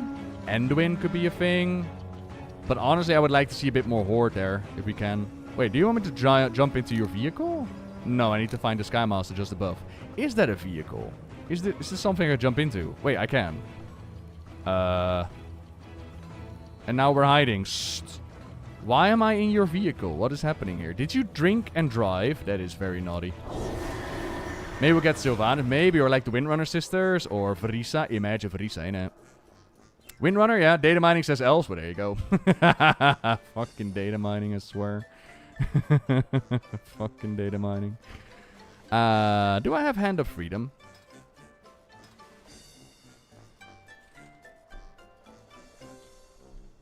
don't. Why not? Huh? Because it's called Unbound Freedom and not Hand of Freedom. Blessing of Freedom. You don't even know what your spells are called. What kind of paladin are you? But then why doesn't it pop up when I type in freedom? I am so confused.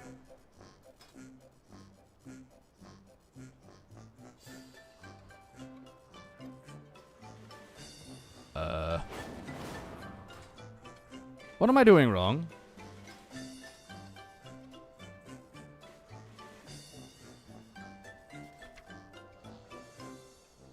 If I type in free, it doesn't pop up.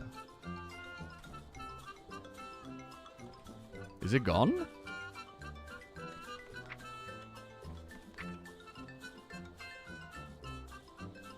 Oh, well, whatever. Victory lies ahead. It's passive with your charger. Oh! Thank you. Alright, there it is. Thank you. Salama. The surge from the Sunwell set off the Dragonox. They know when there's danger. I've never seen them as unnerved. If the animals are disaffected, what about the rest of Eversong? Yeah, thank you. It's not like I play Paladins to Wrath or anything. Nah, not me. Hello, Bank. Glory to the Sindorai. Yes. Salama. The last I saw shadows descend on Quel'Danas, Arthas marched on our kingdom with his army of Scourge. Now another army marches in our streets, saying they're here for our protection. Are you certain of that? Maybe, Ajara. Am I? Are you Ajara in disguise? Are you going to reveal yourself? Like, ah ha ha ha, mortal.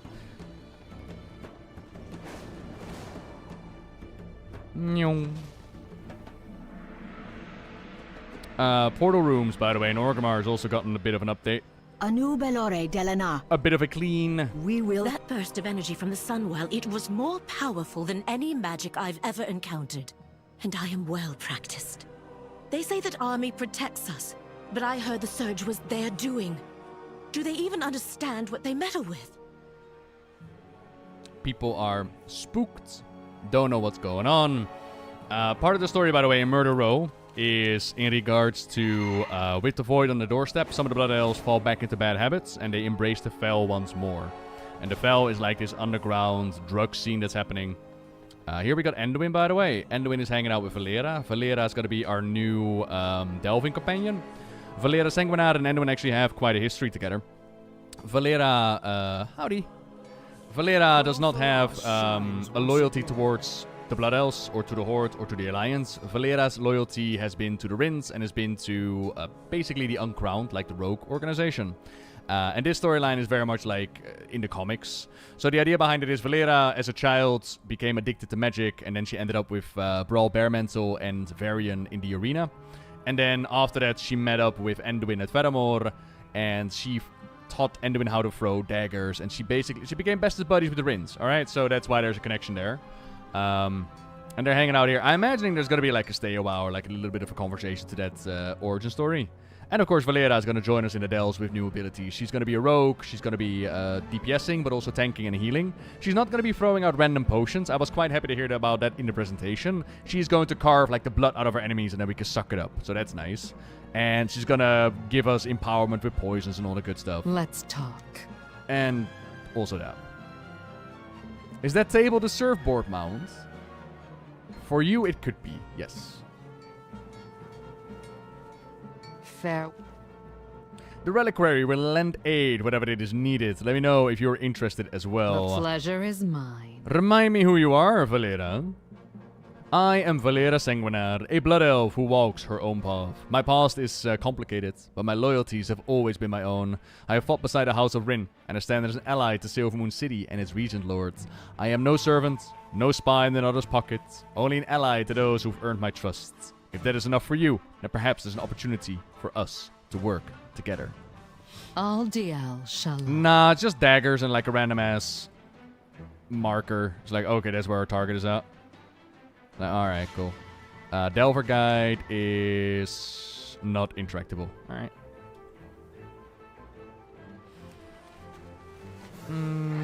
What else we got? Trading post for this month that's also on live. We need to meet in with Magistrix Nazara. Where's that? That is over yonder. Paved in ash.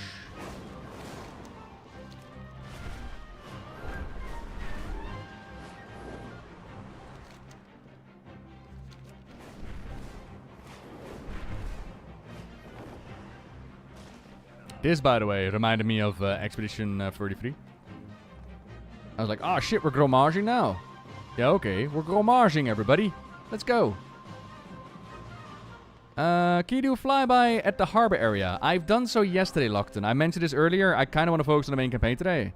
I'll see if I can do it when we have to go outside of the town. Everything has a price. The Royal Exchange. No, don't say sorry. Requests are always welcome. The Royal Exchange serves as a sense of normalcy during this time. Any service you find in the bazaar is open here for the more restricted clientele. Silvermoon Tabard, Cape of Silvermoon, Exalted. Time is of the essence. Farewell. Ah, well, if you ever need a reprieve from the bustle of our visiting friends, seek the red banners around the city. We will keep the Alliance out of this area. Yeah, must be nice having certain parts of your city just for your faction, eh, Blizzard, eh? I'm just saying. Oh. Still so sad about retaking Gilneas. Jesus. Okay, we're not doing retaking Gilneas right now. We're doing Midnight Alpha. Flyby of the harbor. Let me do it for you real quick.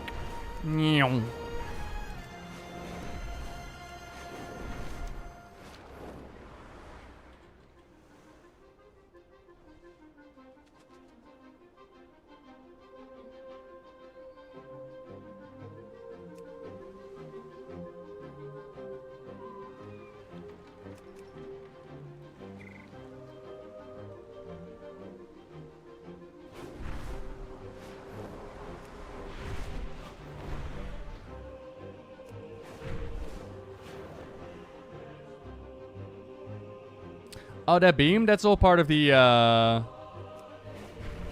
Oh, okay. So that was the harbor, I think. We done the harbor, yeah? Yeah. And then I do love the renovation that they've done, like the bridge to the Isle. It looks phenomenal. Oh, yeah, that is the one thing I walked away with all of this. It's gorgeous. This is the Blood Elf starting area, by the way. There's also a little side quest where they, where there's like an NPC that's like, ooh, I don't know what I want to pick.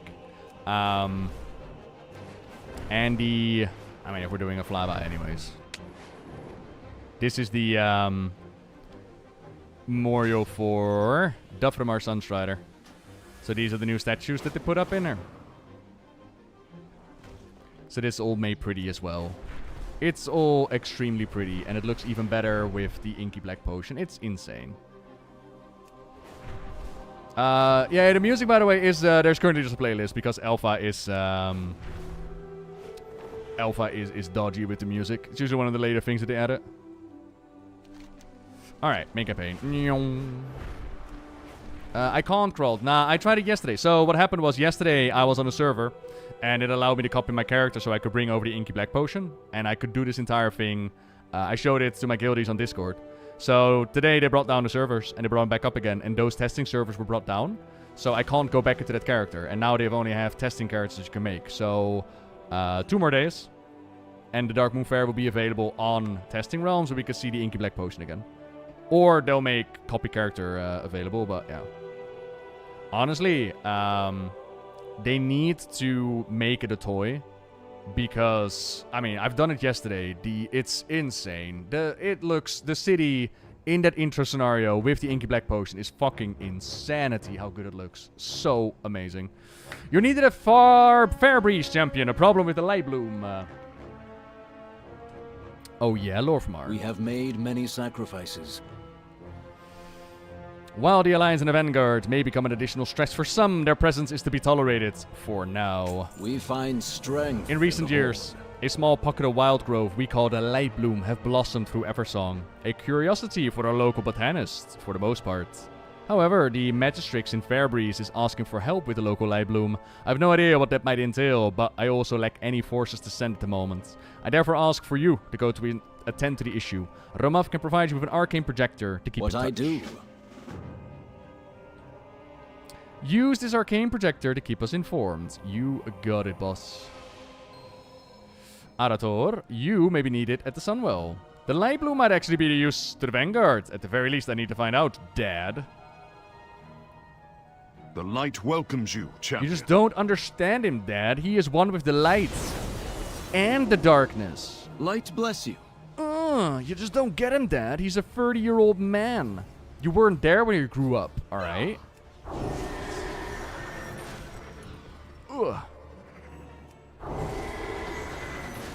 Sorry, there's a stay a while. I answer to the light.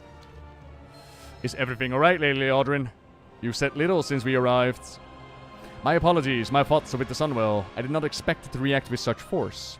You ask, and the light provides. Need to be more complicated than that. She speaks of the Sunwell, not the light. Your fount was blessed by the heart of an Aru. It is one and the same. I suggest you hold your tongue, High Exarch. That fount you so blithely pretend to understand predates the existence of human civilization. And in all that time, I've never heard the Sunwell react with this kind of aggression. Leodrin, what was that beam of light? I wish I knew. It holds back the void, yet I still wonder. If the Sunwell is capable of such power, what else will it do? That question worries me, Leodrin. Is it wrong for it to do so? The effects of the Sunwell have never been malicious. It has blessed Eversong's forest with small groves of light bloom for years. Small at first, but Fairbreeze now reports a problem. If the Sunwell is aggressive, what of the light bloom? These worries will lead you nowhere, Regent Lords. As long as the Vanguard maintains the connection to the Sunwell, the light will see us through. Have faith. That is all that is needed from you. Perhaps you should save your words for when they are asked for, High Exarch. I suspect it would be better received. So, Turellian is just jerking off the light. Lorfmar is like, I kind of feel like this is bad. You know, light is not all good, it's just bad. And then Leodrin is like, I don't know. The Sunwell has never reacted. I don't fucking know what's happening. It's maybe. Alderon Alderon's vibing. Alderon is having, he's just standing, he's being the Karlek of the party. He's having a little dance. Hell yeah. Baladash Malanore.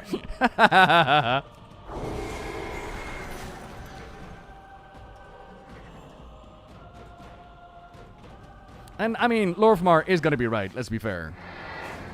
Lorfmar is going to be right. Turellian is full-on going to go become like a light zealot together with his Lothraxian buddy. He did the same back in Legion. Don't forget that fucking Zera put his wife in prison for saving his life, and he was like, oh, there's nothing that I can do right now, I'm so sorry. It's like, really, dude? Really? That's your wife. And here, for those wondering, by the way, about the Dreadscar, as I just mentioned, like the Sunwell has been like oozing into the ground, and they have already been dealing with these light nature creatures, and we're going to run into them in a moment, but with the Sunwell going kablooey, it's become like surging and more powerful. But we've always had the Dreadscar, and when they announced that they were going to heal the Dreadscar, I was like, but the Dreadscar is such a lore significant moment for the Blood Elves. Are you sure you're going to get rid of that? But after seeing how beautiful it all is, I'm like, okay, you know what? Fair play. You've healed the Dreadscar. And, on top of that, we've got notes to explain why. Howdy, Saipsu. A haphazard collection of notes, diagrams, and letters documenting changes in the Dreadscar. Some writings are several years old, while others are more recent. It has been 2 months since my field experiment. The longer I sit with the knowledge that this taint is irreversible, the less that I can bear it. Maybe I made a mistake. The Magistrix agreed with my research, but maybe she made a mistake too. I have to keep looking.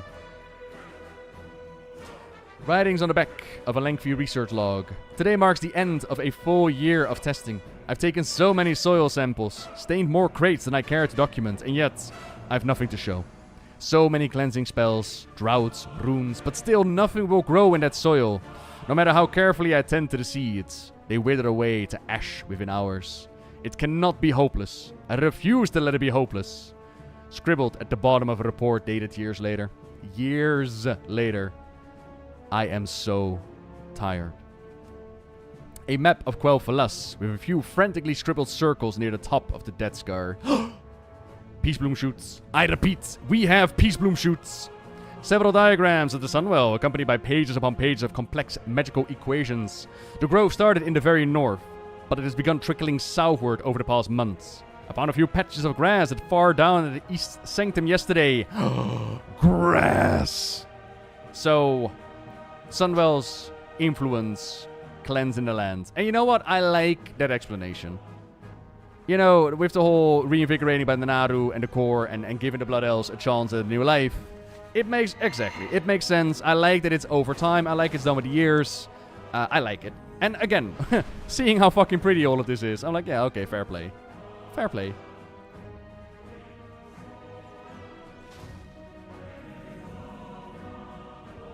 You're Orwena, aren't you?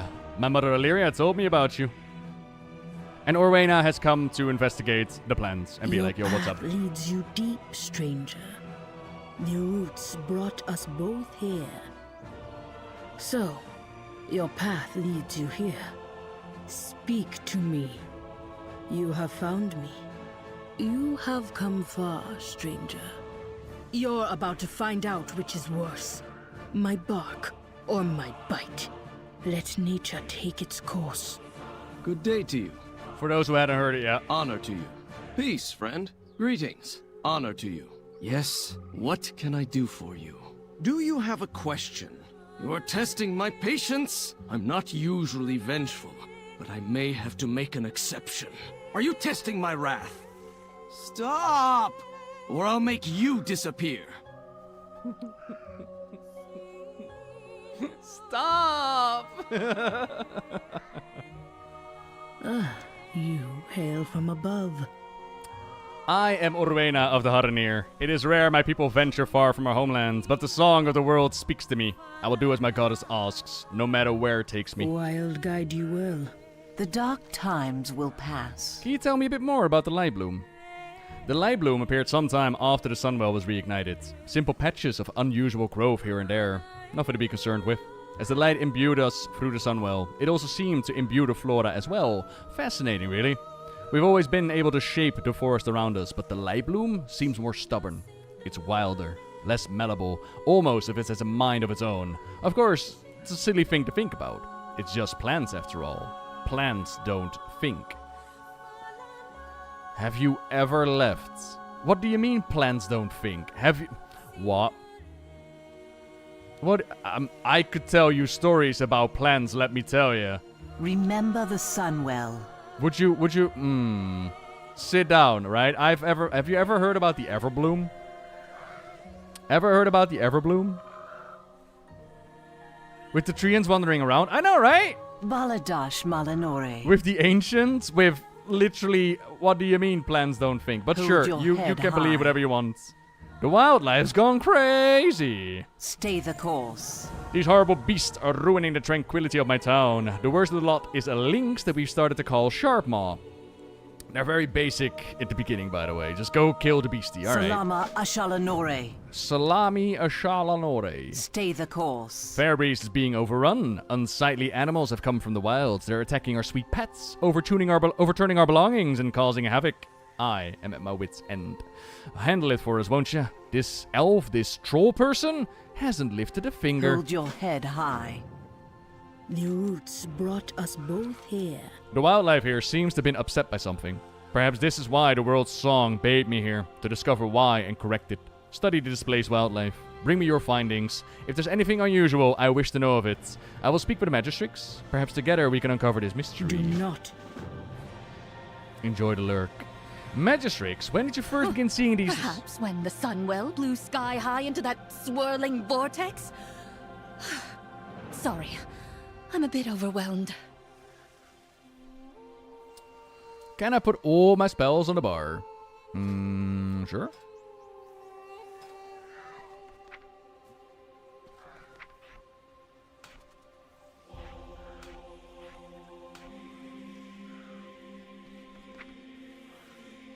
Is there a reason why I'm putting all my spells in the bar? I did it. Now what?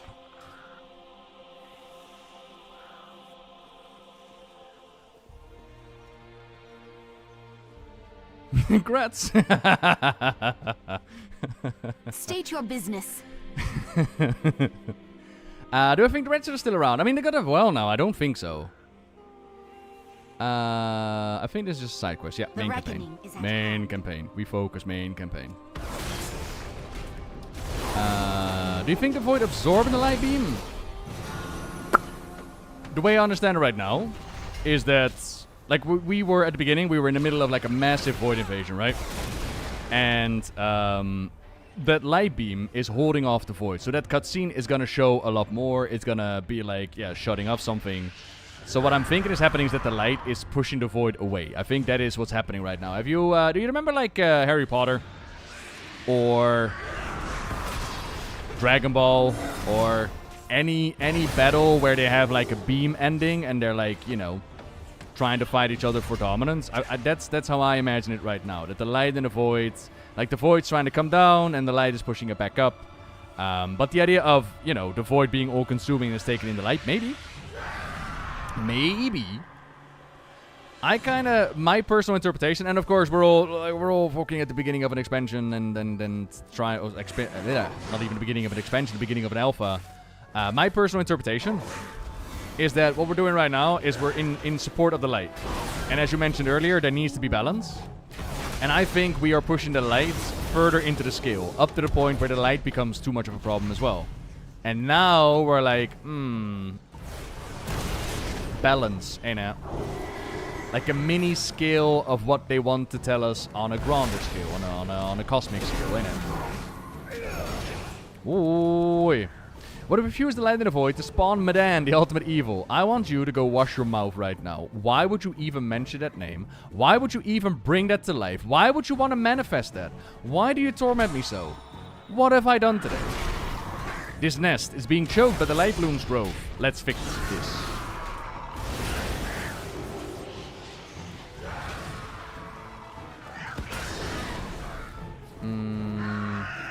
Nothing else?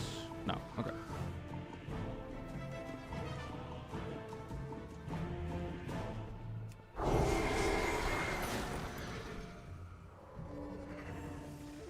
Hawkstriders running amok. Oh, no. Let me help you with your books.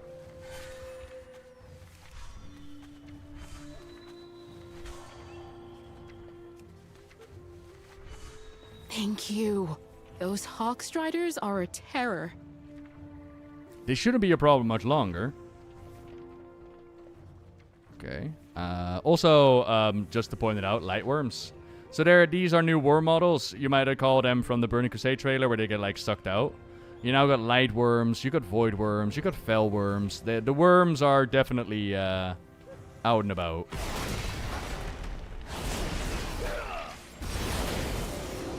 Ain't it just if it was up to me, Danny, I would give everybody access. Make sure you signed up and then fingers crossed, ain't it? This motto is growing on me. The tattoos look a lot better. Oh, don't say sorry. I mentioned this earlier. When I saw him in the trailers, I was like, oh my god. Oh my, is that really what Arator looks like? Like, what the fuck? His in-game model looks fine. Looks absolutely fine. I might even say it looks kind of badass. He looks way better than the screenshots that they used during the Gamescom presentation. As well as his character grows on me so far.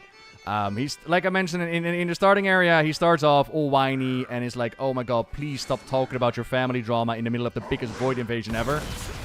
But as you go through the starting zone, he grew on me. I was like, oh, I actually kind of like you. That's cool.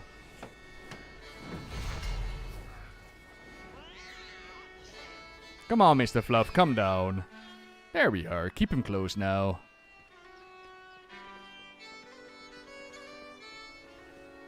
What do you want? Oh, your chair has been knocked down. Here, let me help you. It looks and smells like the local pets were marking their territory. They are obviously distressed. Are there any yellow Hawkstriders? That is a really good question. I've seen... Oh, those were white ones. Are there any yellow Hawkstriders, team? Anybody know? From the top of my head, I can't say like, oh yeah, I've seen those. Arator's the new Dagran.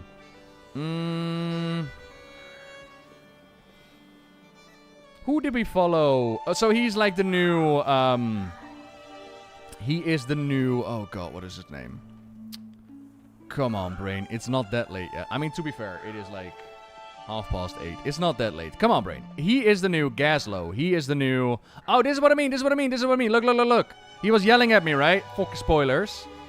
He is the new Illyria. Yes, he's the new Illyria. He's the new...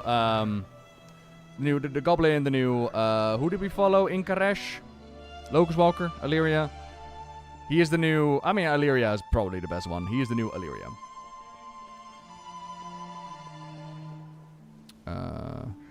Let me help your pet.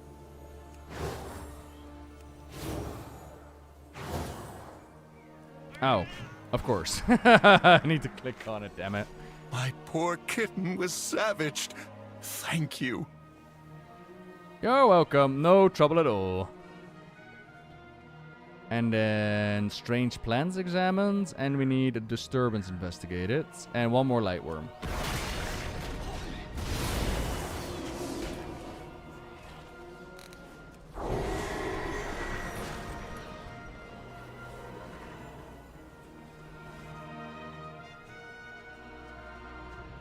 Oh my god, look, Arator. It is a trampled bush. Whatever will happen to the world next?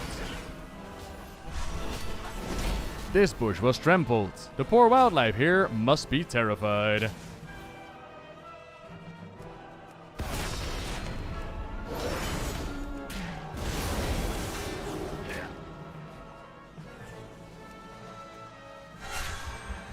The Lightbloom first appeared when the Sunwell was restored many years ago, but it never grew near civilization like this. Aegwin or Azara? Aegwin or Azara? Ooh, Aegwin or Azara. Okay, so here's what my mind shoots to. Sharpmaw's dead. He was killed by a plant. So here's what my mind shoots to, which is Frieren, which is like an anime I watched recently. And if I learned anything from Frieren, it means that if you're very old, you have like a lot of experience, a lot of mana, you become really, really powerful. So I will put my money on Azara. That creature must have come from the Lightbloom. We should let the Magistrix know. Yet at the same time, you could also argue that someone like Ronin was able to teach Illidan ways on using the magic that they never thought of, because they had like the full power of the well, whereas Ronin had to scrape it out of the universe and like the magic all around him. I don't know, I'll put my money on Azara. Perhaps this sudden growth is tied to the empowerment of the Sunwell. I think I was right, this could be used to help the Vanguard. How did I like it? I loved Frieren. Sweet animation, really cool way on doing the adventure storyline, the way that they basically change the narrative, and yet still do a similar storyline, right? Sick sound effects, really cool animation when it comes to the fights, and all in all, just very, I don't want to say delicate, but like cute animation. Frieren is wonderful. The nearest Lightbloom is nowhere near the village. How did the grove get all the way out here? Blizzard late notes, I know, right? The Lightbloom you describe is clearly out of control. We must find what has disturbed it so. Your path leads you deep, stranger. But what brought you here? The song of the world asked me to come here. That is all I know. Perhaps we'll meet again. For now. May you lend your song to This hers. Lightbloom, it seems to be the cause of every trouble. I shall watch for you. Remember the A Sunwell. what? A plant monster? Well, good riddance to both it and Sharpmaw. You have our gratitude. Farewell. Time is of the essence. Thank you so much. Everything has been so completely out of control. Hold your head high. The world watch over you. The wildlife seems to have been displaced from the south. It is there that we will surely find answers. Come, I will use my magic to illuminate the path as we follow Perhaps the trail. we'll meet again. Do not fear. Follow the trail. It should lead you to the answers that we seek. Mother said that you are familiar with the wilds. What do you make of all of this? The creatures, they remind me of home, yet they live on the surface. It should not be this way. So, Orwena is part of the Hardenir. Hardenir were added with the War Within. Big part of the introductionary cutscene trailer. And we kind of expected that we were going to see the Hodenir play a more part in that expansion, like with the root lands, an allied race, all the good stuff. But that never happened, a story to be told, and now they are getting their moment to shine. One thing to do keep in mind, which I find really funny, is that, well, it's not really funny, it's also kind of sad. The Hodenir were never bubbled off. Well, actually, hello there. The Hodenir actively chose not to interfere, meaning that they've seen things like the blowing of Nordersil and the burning of Teldrassil, and they decided to do nothing. And I thought that would be a really cool angle to tell some story, right? Like, you could have some drama from burned Night Elves and be like, yo, you didn't help us out, and now you're asking for our help, what? Or, you know, with the blowing up of Nordersil, like, why didn't you come out and help defend against the Legion? Or the other way around. Like, maybe they could have given them credit for actually saving the roots of Nordersil. Or maybe have, like, a pocket of Night Elves that are hanging out with a Hodenir. Like, hey, we thought you died. And they were like, nah, we were saved. But that apparently is not a thing. Which made me pretty... I mean, not sad, but I was like, I kind of thought that was like, you know... Kind of felt like that's what we're going for. But oh well. My thanks. You're welcome. I am very strong and you are very weak. Also, they fixed their magical stones. You planted another tree, yeah. Imagine if Stackhelm did not do what he... Imagine if Stackhelm going around like, oh god, there's another set of roots coming down, Jesus. These creatures seem libelous, but... They are so vicious. They claim this is their territory. We are now encroaching. So this is like a little hummingbird, enlarged and filled with the light. This is a pretty cool model, must admit. And the Sentinel. Oh shit, is the Sentinel... Oh god, not again. Oh god, not again. They're infected by mushrooms. Uh-oh. I need to do something here. Sentinel exam. Oh, they're underneath the corpse, damn it. Come here. This defender's corpse has been savaged by beak and talon. As you examine the wounds, a tendril vegetative growth sprouts up from within the body. Ew. Yeah. We are doing zombie plants again. Yes, we are.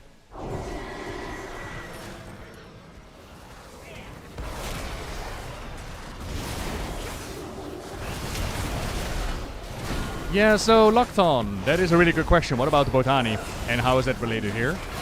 I kind of have the feeling that they forgot that the Botani are on Azeroth. And that they just kind of did Botani 2.0 Boogaloo. But I might be wrong. Maybe the Botani actually play a part in all of this. But so far, they just seem to be doing Botani again. But who knows? Maybe they'll show up later. If we're in this window, where is freedom? Because I did like a pony icon, you told me, and oh, this one. Yeah, blessing of freedom. There we go. Sweet.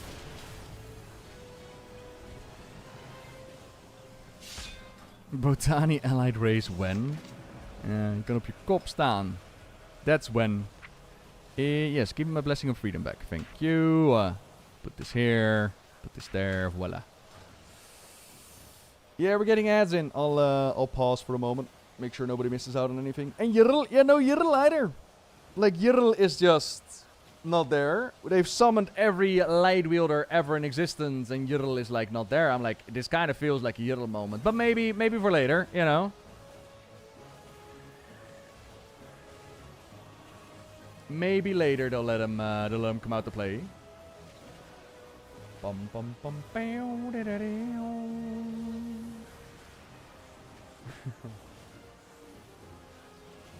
It's really cool. My guild is already figuring out like where to put their plots with the houses. Oh, I can't wait for player housing, man. Oh, I can't wait for fucking player housing. As we're waiting, I might as well check out my gear if I got any upgrades. I haven't equipped anything yet. Oh, hello, plant. Wait, we should move away from that.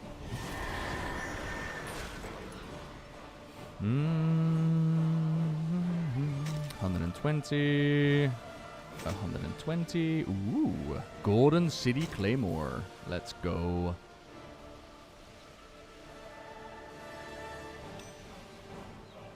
And 80. Okay. Behold. Greetings. No. Oh, did I unbind the Z key? Okay. I guess either.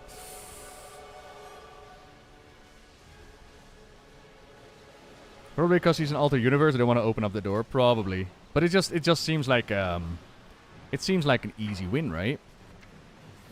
But if we look at the plant people, they look really cool though. Don't get me wrong. Like, I'm happy that we got a new race added, because they have done good work on the model.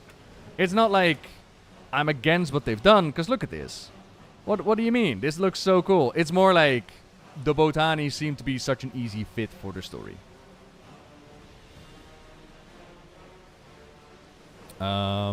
Correct. So there has been a bit of miscommunication there, Prot. And that's what it comes down to is on your account, you can have 2 houses. One on your Horde side and one on the Alliance side. You can live in whatever land you want.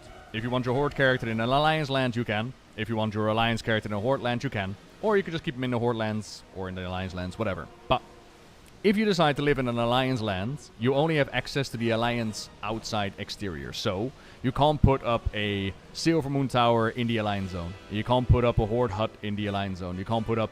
You need to stick to the Alliance housing. In the same vein that if you decide to live in a Horde plot, you can only do Horde exterior. Why? I don't know. But that's what they decided. And those are the limitations when it comes to that.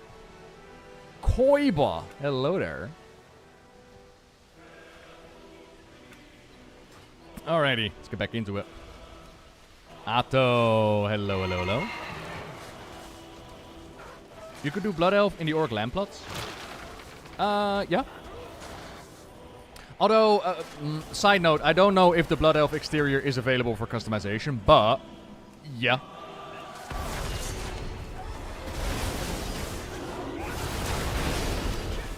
You're an alpha. Are you on the EU? I think so, yes.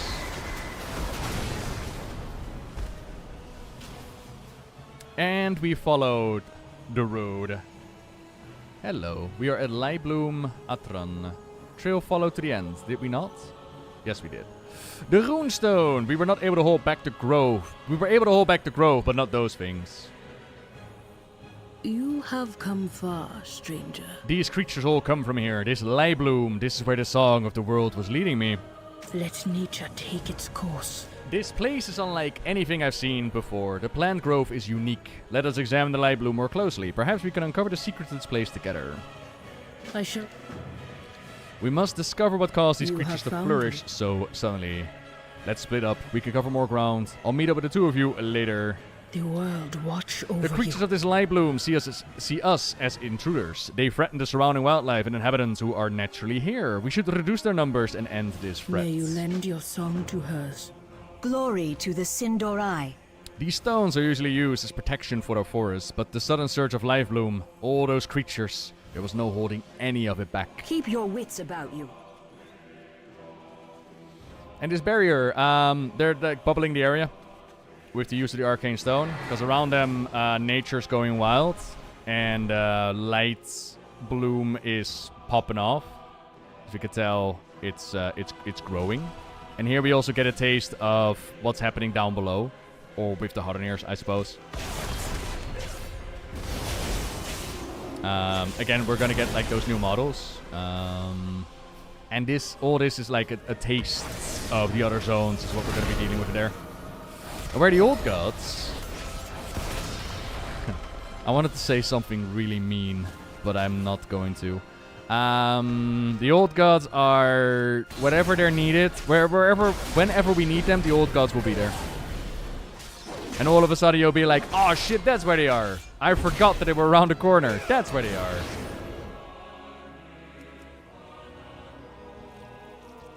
The growth of these plants has been forced by what I do not know. Oi, Engram, hello. You gotta say it. I ain't gotta do shit. I just gotta look pretty. That's what I gotta do. Come here, little petal wing. I love this model, by the way. Little hummingbird. I can't wait for this to be a mount.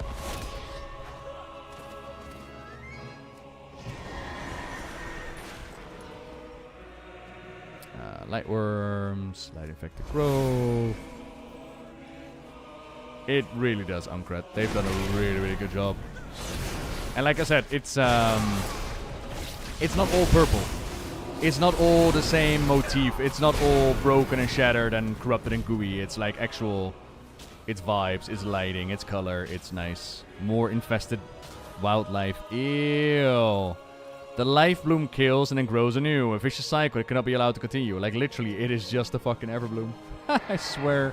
We're just doing the Everbloom again. Only now infused with the light. Yeah, okay.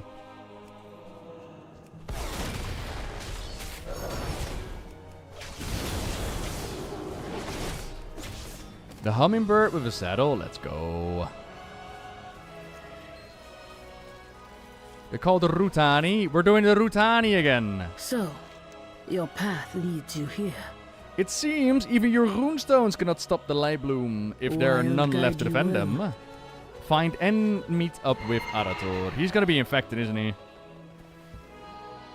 What is oozing light? Oh, there's light coming out of this flower. Oh, I want it in my house. I want one of these in my garden.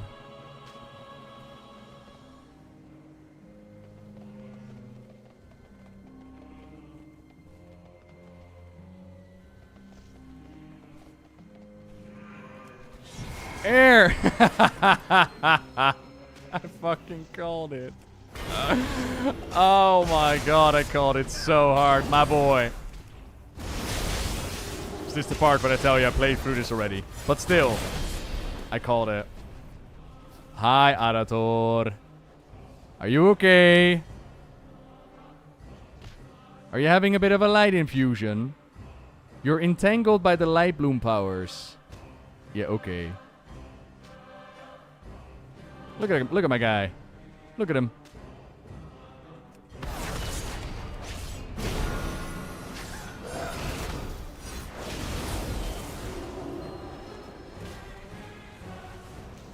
A Rutani? Here? What is it that she holds? Quickly, there's a runestone nearby. Let's get to safety and take a look. Would it be weird to have a Hawkstrider as a hunter pet? Nah. I think it'd be okay. Orwena. What was that thing? Orwena? Orwena, you're needed on stage, please. Oh my god, you're missing your mark, Orwena.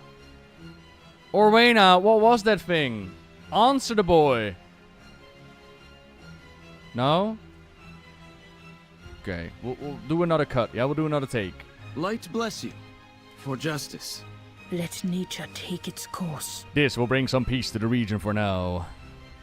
The world watch This over you. makes no sense. May you lend your song to The hers. Rutani are not like this. Not where I am from, at least. There's something affecting them. This behavior, it's not normal. Perhaps we'll meet again. I will channel on this strange seed that we have collected and see if I can discover what has happened here. This may upset the Rutani. Make sure that I'm not interrupted.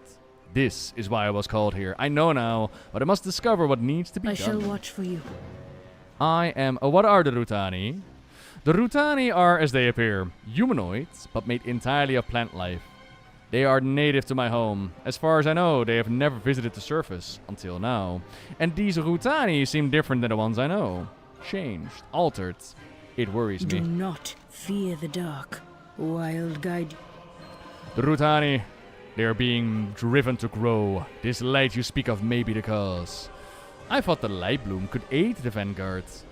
But were they the ones to cause this? This is wrong. All wrong.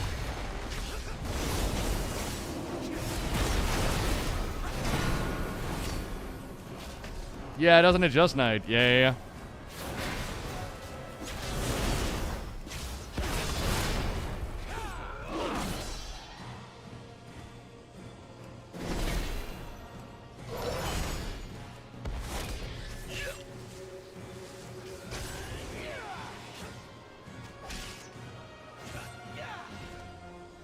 We need to report back to Silvermoon. They need to know about this. Stop! I'm not fighting giant Halloween potatoes. I am fighting light-infused plant life. Okay, it is very important. Ah, you hail from above. The Rutani are trying to spread the growth of the light bloom as far and wide as possible, but why? I shall watch for you. Speak to me. This growth. Lorfmar needs to know about this. I worry what will happen should it get out of control. And the light's influence. My father May the should light know. guide you. Again, you can skip the conversation, or you can, Carry on the crusade. contact Silvermoon and get it done. It's still being skipped, but, Good you know, day you to can. Nothing further to be done here. There's going to be a conversation. There's going to be something in the direction of... Father, Lorfmar, I have found out about the Botani. I thought they could help us, but the light is overwhelming. To which Tyrellian says, what do you mean the light's overwhelming? The light is holy and pure, son. The light can do no wrong. To which Lorfmar says, Tyrellian, you will speak when spoken to. Shut up. Arator, good job. The Sunwell is wacky right now. We must be careful for the sake of the people. But the light, Lorfmar, you must embrace... Shut the fuck up. Okay. And then we go on our mission. Do not lose faith. Magister Umbrick. Orgus! Hola! Thank you very much for the 136. Jesus Christ, it's a long ass time. Ha! Thank you, man. Yuvalal, hello there as well. Lord of Arator, light may be evil. Tyrellian, no. Magister Umbrick, he is second only to Mother in mastering the Void. I'm sure he'll be able to help, if he can forgive the others for not listening to him in the first place. There seems to be much of that going around. Never mind. The last I heard, the Void Elves had temporarily settled on what remains of Windrunner Village. I suppose Tranquillin was more open to believing Umbrick's intentions. Let's find out. Steady travels. We have solved nothing. Roots brought us both here. Wait, no. Do you stay a while first, please? I'll go on ahead, catch up where you can. There's tension between Arator and his elders. I understand this well. I may not be welcome where I hail from. To leave, to work with outsiders, the idea did not sit well with my elders. But we cannot hope to save our world by hiding from it. My god is called. I had to answer. Uh-huh.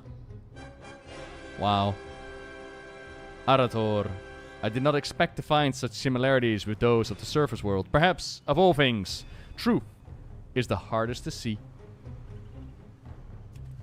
And again, I like the characters. I know nothing about threats from the sky, but I know much about threats from below. I will continue to explore this. When you are ready to examine the root of the issue, return to me. Haha, get it, roots? Get it?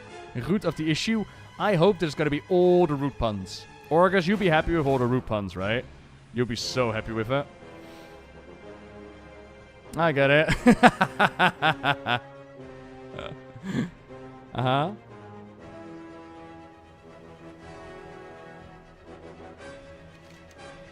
I'm flying way too far. I need to find him at the Tranquillin. So, this right here was the planned light section, which is going to be connected to Haranir.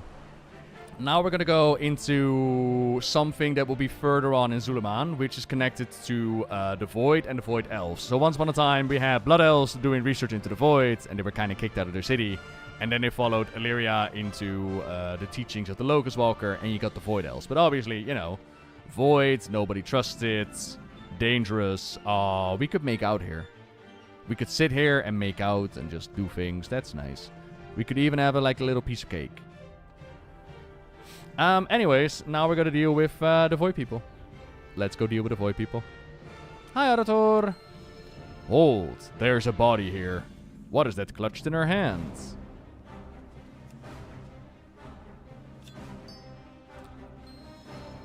A notebook. So many pages missing. Strange. Let's go to Umbrick. He will want to know. This book was once full of Void theorems, but someone has torn out most of the pages. Oh, good. Ow. That was too much of a pour. Someone. Take us on a date first. That is the date. What? Was that location not nice enough? Oh, here's an arcane variation of those mana sabers, if I can get them on camera. Excuse me. Whoop. I do like the new updates. They're kind of cool. Before Zulaman and the other stuff, please. For the update, by the way, and the story what happened so far after the intro is basically The Sunwell's out of control. What the heck's happening? Let's find out in the lands. And in the lands, we find out that the nature is on the rise because it's getting all light infused. And that's where we meet up with the Orwena from the Harunir. And now we're dealing with the Void side of things as we're meeting up with Magister Umbric and the Void Elves. In the lovely land of Tranquillin. Now, I'm sure that there's a lot of history with the Tranquillin. Unfortunately, I am not that familiar with the Burning Crusade lore. I will have to look it up further. The way that I understand it is that Tranquillin is just... I remember this place as being, like, downcast and, like, everybody very sad. And now everybody is like, ooh, life's so beautiful and pretty, just like us. We live our lives here now. There's a runaway supply strider. Get it.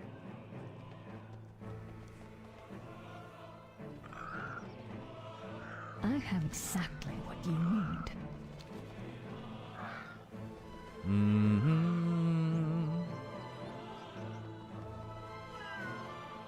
Bloodstorm the Terrible. Wait, is it... What is it doing? Is it hunting the butterfly? Get a Bloodstorm. Fuck it up. Get it. Get it, Bloodstorm. You can do it. You're so close. Get it.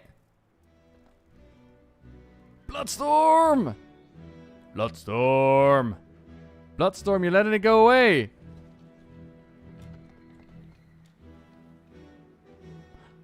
Alright, here, this is how you do it, yeah? You are already at full charges. No. This is how you do it, Bloodstorm, look.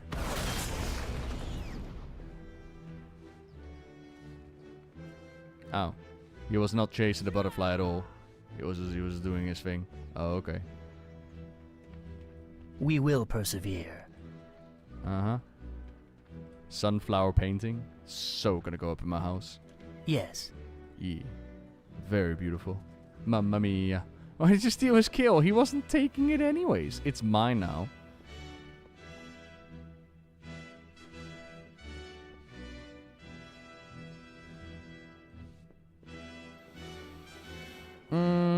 So...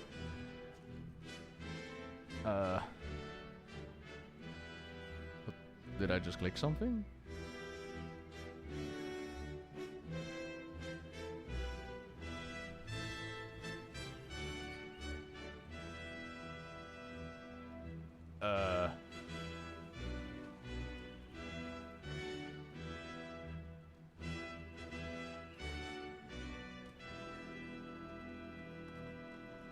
I think something just happened to my battle net, but I'm just gonna ignore that. What did I want to say? Oh yeah, the plant infusion. What's happening is there was once upon a time the Dread Scar, right? Like the big scar where Arthas marched down.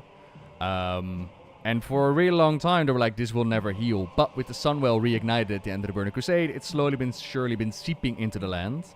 And the Sunwell is not just a fount of arcane power. With the Naru core in there, it's also a fount of holy power. And now, with Liadrin calling upon its powers and doing like the bibbidi-bobbidi boo and it's holding off the void, nature's going wild. And that's what's happening with you. It's not as far as we're aware, it's not a on-purpose infusion. Yeah, same, Goshkaya. I had the same. One of my own deaths? How could this happen? Come with an open mind. Have lore from the others seen reason then? Maintain focus and control. No. These notes. Kaisia? No!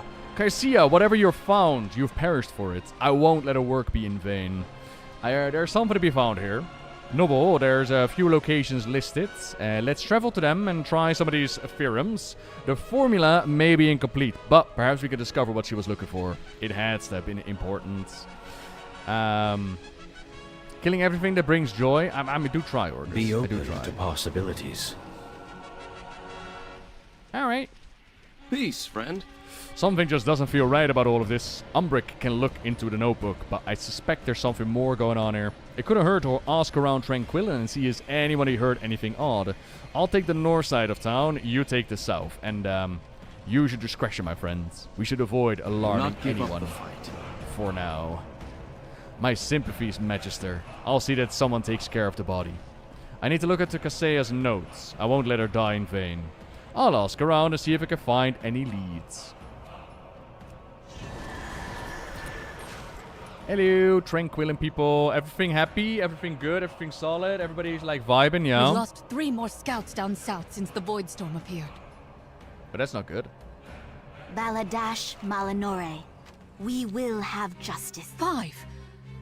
Something odd is going on down south, but we haven't the numbers to patrol. A lack of Farstriders seems very convenient for our murderer.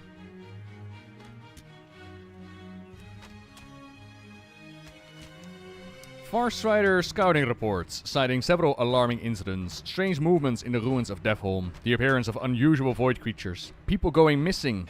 The list goes on. Despite the numerous reports, it seems little action has been taken to address them. Things are amiss. Nothing is as it seems. Something's not quite right. An illusion. What are you hiding? Hiding!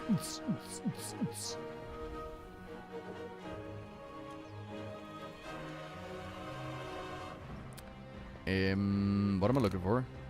A rational explanation. Oh, right. It's the encouraging poster. You blame Darkon? Always Darkon? Welcome to Tranquillin. Even in our darkest hours, Tranquillin has survived. Rest to take comfort. The bad days are behind us. Something new is just around the corner. All will be well. Perhaps you arrived for a reason, even if you do not know what the reason is just yet. Why is it always Darkon? Did we kill Darkon? Poor Darkon, man. Provisioner, you okay? This is the 3rd time I've been robbed. Oh. Well, that's definitely an issue. Have you considered not getting robbed?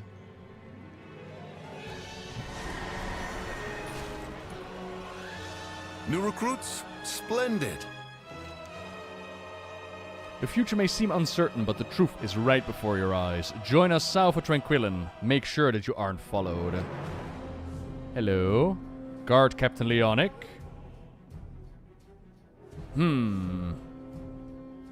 What you reading, buddy?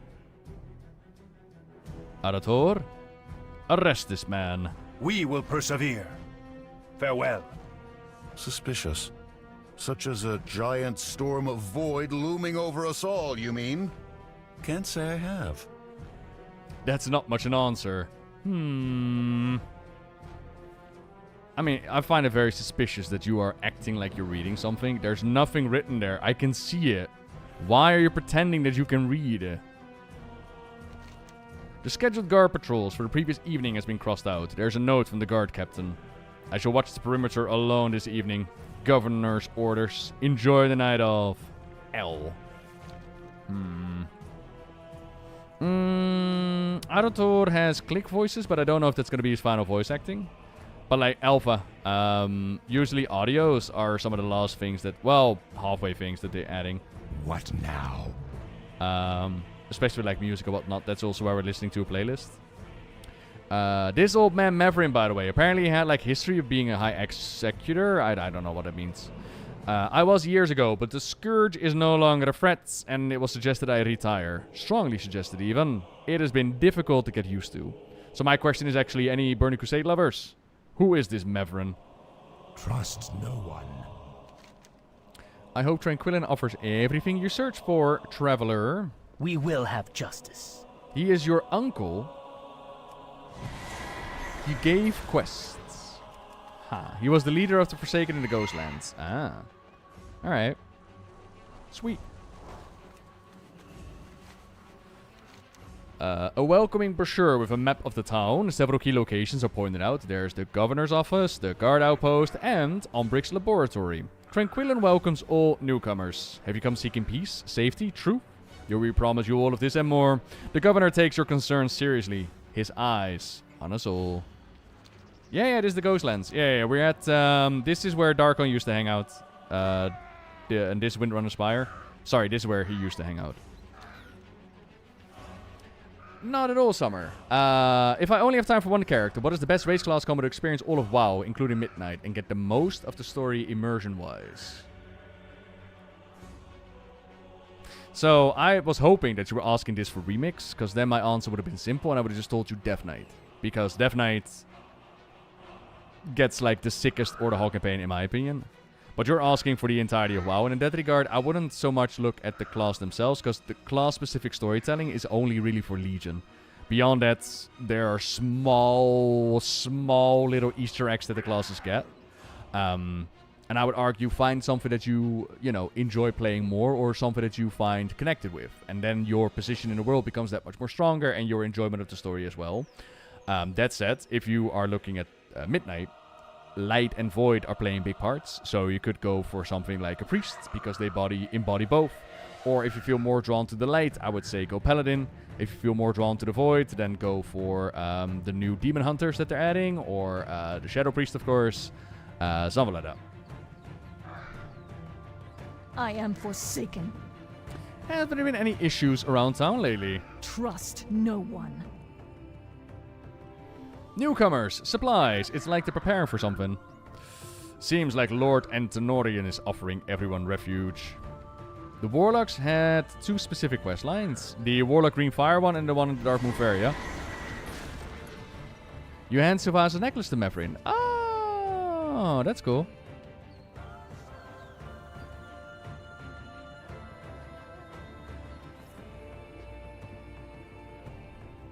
Worry not. Lord Antenorian will take care of us all. Our enemies will fall. Oh, I didn't point out Kalia during the intro scene. Sorry about that. The people of Tranquillin cry out in fear. They seek relief. The path that they've traveled so long, the light of the sun has all but abandoned them. Shurelaran. Behold the sky. The light has all but abandoned us. The light will prevail. We must have faith. And again, I want to point out, that light beam in the sky and that void storm is visible from the entire fucking continent. You could be all the way in Booty Bay and you'll still see it in the distance. We saw it yesterday as we were flying into storm and I was like, what the fuck? You can actually see the storm?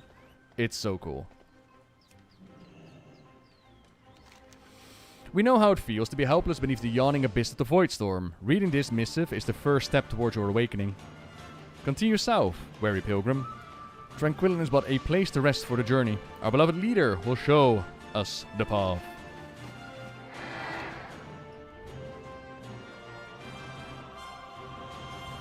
What do you mean, Apocalypse?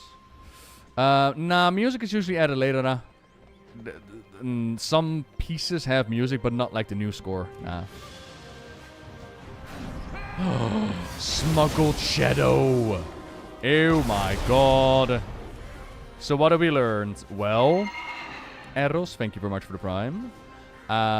There's something of all happening within this Tranquillin city. There's names and eyes and, you know, follow the truth, and then there's a void in it. I wonder what is going on. I hope you're in better straits than my last guest, traveler. Your last guest? Interesting. Honor to you. May your heart be true. Have you seen anything strange? A Void Elf woman rushed out of here last night as if she was trying to flee. That sounds like Cassia. I wonder if she left anything behind. Let's go see.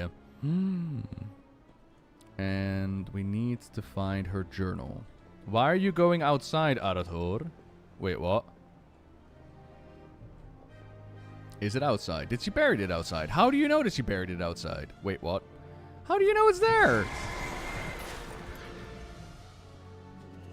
Oh, it's upstairs. Oh, sorry.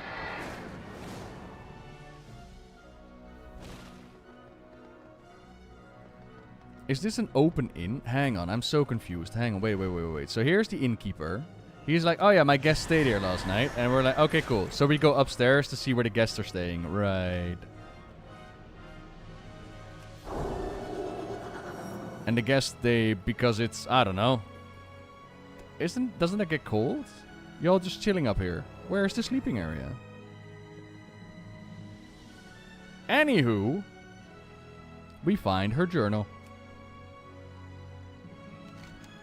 The last page of this diary has yesterday's date.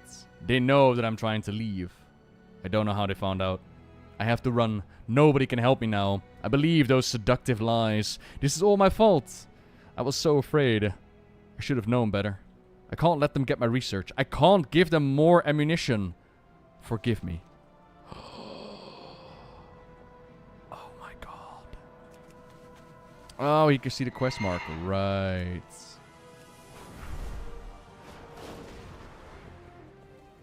Arador, I found a book. Arador, I found Peace, something. Friend. There's far more to Tranquillin than meets the eye, it seems. Do not lose faith. Was someone trying to make an Hearthstone? Huh. Okay.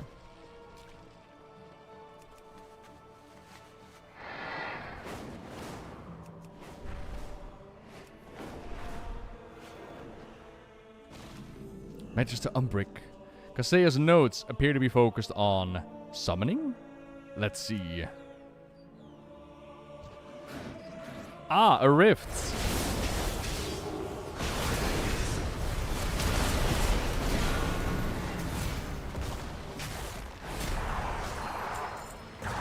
A sample of void energy. Good. Let's take it and try another location.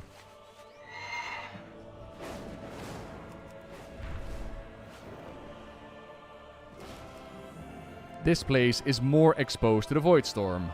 This may get dangerous. More creatures. Laten we lekker link gaan doen.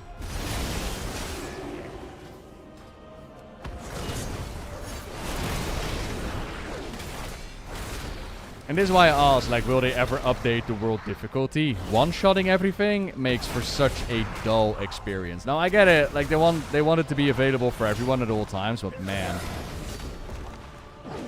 Man, oh man, oh man. Was she summoning from the Void Storm itself? But why? Let's try the last location.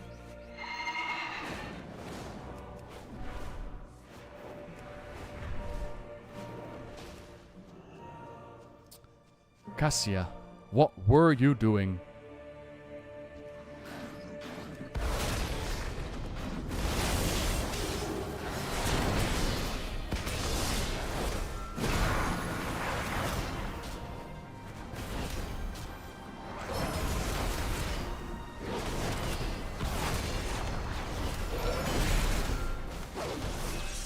Oh, is this the moment where I complain about difficult and then you throw a mob at me that's like incredibly tanky?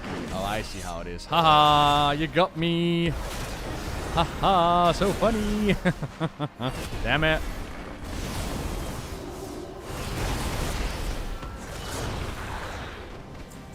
That's our last sample. What was the purpose of all of this? Let's take these back to my study. They do, and sometimes they start talking back. I don't think Prey is available for testing. Yep. There is, if you Google Midnight Alpha phases, they've described what is available in each phase. And we're currently in phase 1, as far as I know. Too many people are dodging questions. There may be something darker going on. Greetings, traveler. How do you know the corpse to be found? Cassia was a student of mine, but she disappeared shortly after we arrived in Eversong. I'd assumed that she was upset that we were still being isolated, shunned in a fashion, that she'd gone back to Telogris. She was so bright, so dedicated to her research. From what's left in his notebook, it looks as though she finally hit her stride. Umbrick looks pained. I wish I'd been there to see it. I've known the Governor Tranquillin for years, but never very closely. He must have heard that we had returned to Eversong. Antenorian is very protective of Tranquillin and deeply concerned with the threat that the Void Storm poses. That's why I reached out. I suspect he thought it better served with facilities here, that my research is in fact useful. He knows that the sooner we solve this issue, the safer his people will be. I understand it completely, and I'm grateful for his understanding. Shadows watch over you. I don't understand. What was she doing with all of this information? The Rendorai shall prove our There worth. are notes speaking of fear, of uncertainty, of some mysterious truth. This is not good, Nobbel. By all accounts, it sounds as if a cult has managed to infiltrate Tranquillion. If that journal entry was true, Cassia was attempting to leave it. We must tell Antenorian. He'll want to secure the town, make sure his people are safe. We serve the Alliance. Lord Antenorian values nothing more than the safety of his people. He will want to know about this. Alright, chat. Take your guesses. What happens next? Am I going to be playing Legion Remix? Yes, although maybe I'm going to wait until later in the phases. It kind of depends on how they're going to roll out the phases and what's going to happen. And I'll be playing... I mean, I will be playing... Paladin, if not Demon Hunter. But if you're asking me, like, what class would I recommend? Go Death Knight. Death Knight has the best Order Hall campaign, in my opinion. The person they just tell is the leader of the cults. Antenorian is a Void Dreadlord. Betrayal is gonna get murdered. Well, I'm just gonna say that all of you can join my party. And you can stay. And I would rather have you with me than these two bozos. What are you... What brings you here? Warlock for sure, best Order Hall campaign? Hell no. Death Knight all the way, baby. Lord Antenorian is a very, very busy man. Who else will keep Tranquillin safe while the rest of Quel'Thalas falls into ruins around us, huh? Perhaps I can help you in this step? Lord Antenorian is away. I can help you. This isn't right, Arator whispers. See what's in the lockbox that she was toying with. But what if I go upstairs? Can I talk to you? No. Was the rogue campaign good? Is it? Oh, so, okay. Mind you, just because I recommend the Death Knight one does not mean that the other ones are bad. The only one I would describe as unenjoyable, it's not even bad, unenjoyable, was the Pandaren one, the monk one. But even that one has highlights. Even that one has, like, cool artifacts and shit. And that one has, like, one of the best mounts you can get, so, you know. Just because I'm recommending one does not mean that the others were bad.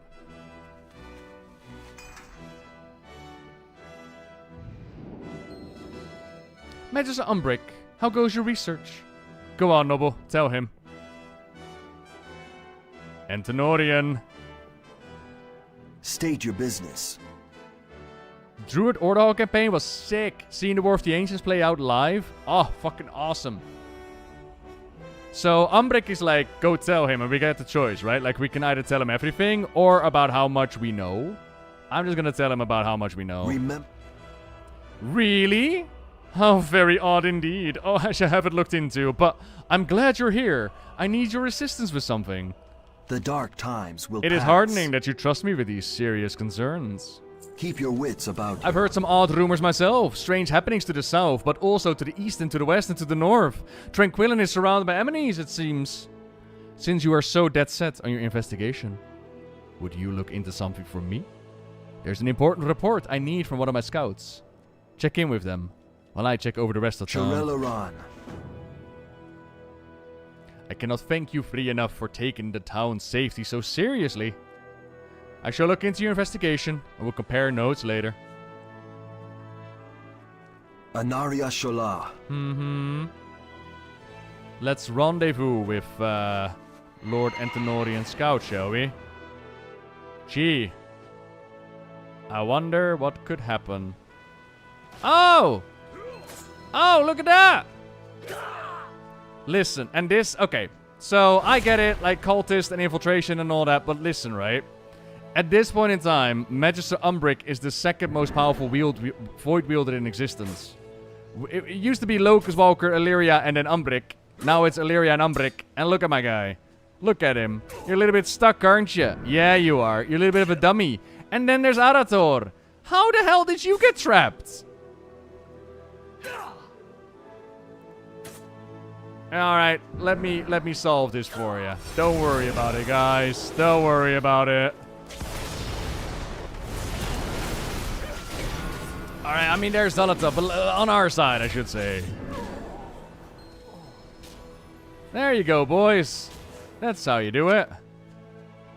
Mysterious correspondence. Gee, I wonder who it could be. Little birds, void and light, asking far too many questions. Take them out. And find a better place for the bodies this time. This is a member of the Twilight's Blade. You were right, Arator. Quickly back to Tranquillin. Kind of weird that we're dealing with Blood Elf Void cultists and not like Void Elf cultists have given into the Void. I think that's the point that they want to make. Umbric has always been described as a shifty character, and like they don't trust him, and they're like, ooh, you're not allowed in our city. And I don't think that they want to give in to that. I think they want to push the idea of, you know, just because the wielding void doesn't mean that the bad guy. But at the same time, they are dealing with the storyline of Illyria showing up at the Sunwell, and all of a sudden the void going blah, blah, blah, blah, blah. It's not like the Blood Elves don't have a reason to keep the void out of their city, right?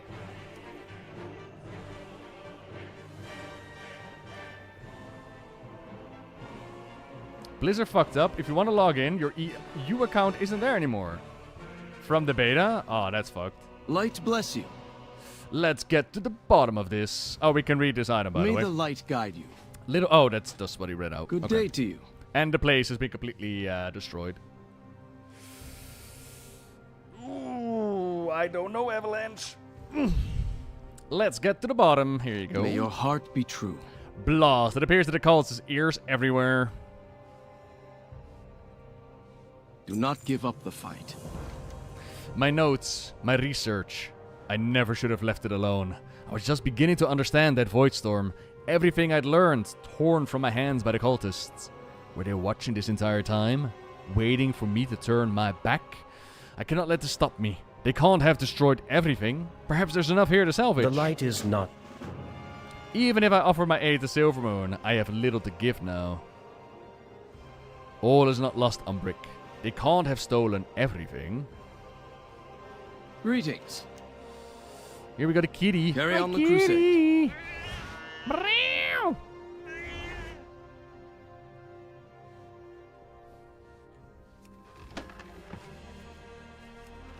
And how far in are we? I'm thinking 2/3 of the zone, if not really close to the ending. I'm not exactly sure. I've never finished it. This is about as far as I've come before. Knock on wood. Let's see if we can get further.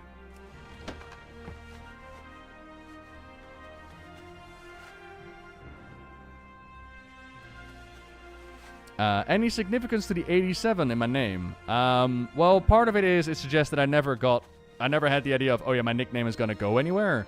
As it's just the year that I was born in. Howdy, Protet. Hello.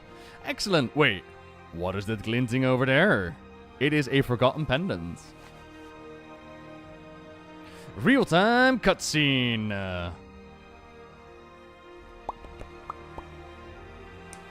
Umbric. Recognize the pendant as the seal of Tranquillin belonging to the Governor. This is his doing, but we realized it too late. Ah, how could we have been so foolish? The ransacked lab goes dark, and Tenarian appears out of the gloom, taunting us. He admits to the murder, reveals that he's the leader of the cult of the Twilight Blade. He teleports away, and we see a sweeping view of the cult descending upon Tranquillin. Oh, yeah, it's all filters, ain't it? Yeah, it's all filters. Actually, I just use... You know how there's like these VR streamers? That's what I do as well. It's not even anywhere close to what I look like, so, you know. We embrace power. We do not fear it. The Twilight's Blade. I did not expect them to worm their way into Eversong. I will not let them get away with this. They will pay for what they've done. Steady travels. The Twilight's Blade. Antenorian, what have you done? Do not bend.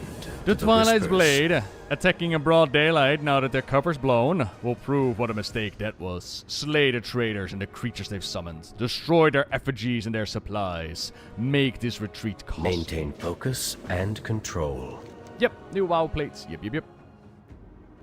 For justice. Some of the town's most respected citizens. Traitors? How long has the Twilight's Blade been here? How many scouts have gone missing? Crimes gone unreported? Innocents recruited by those that they thought they could trust?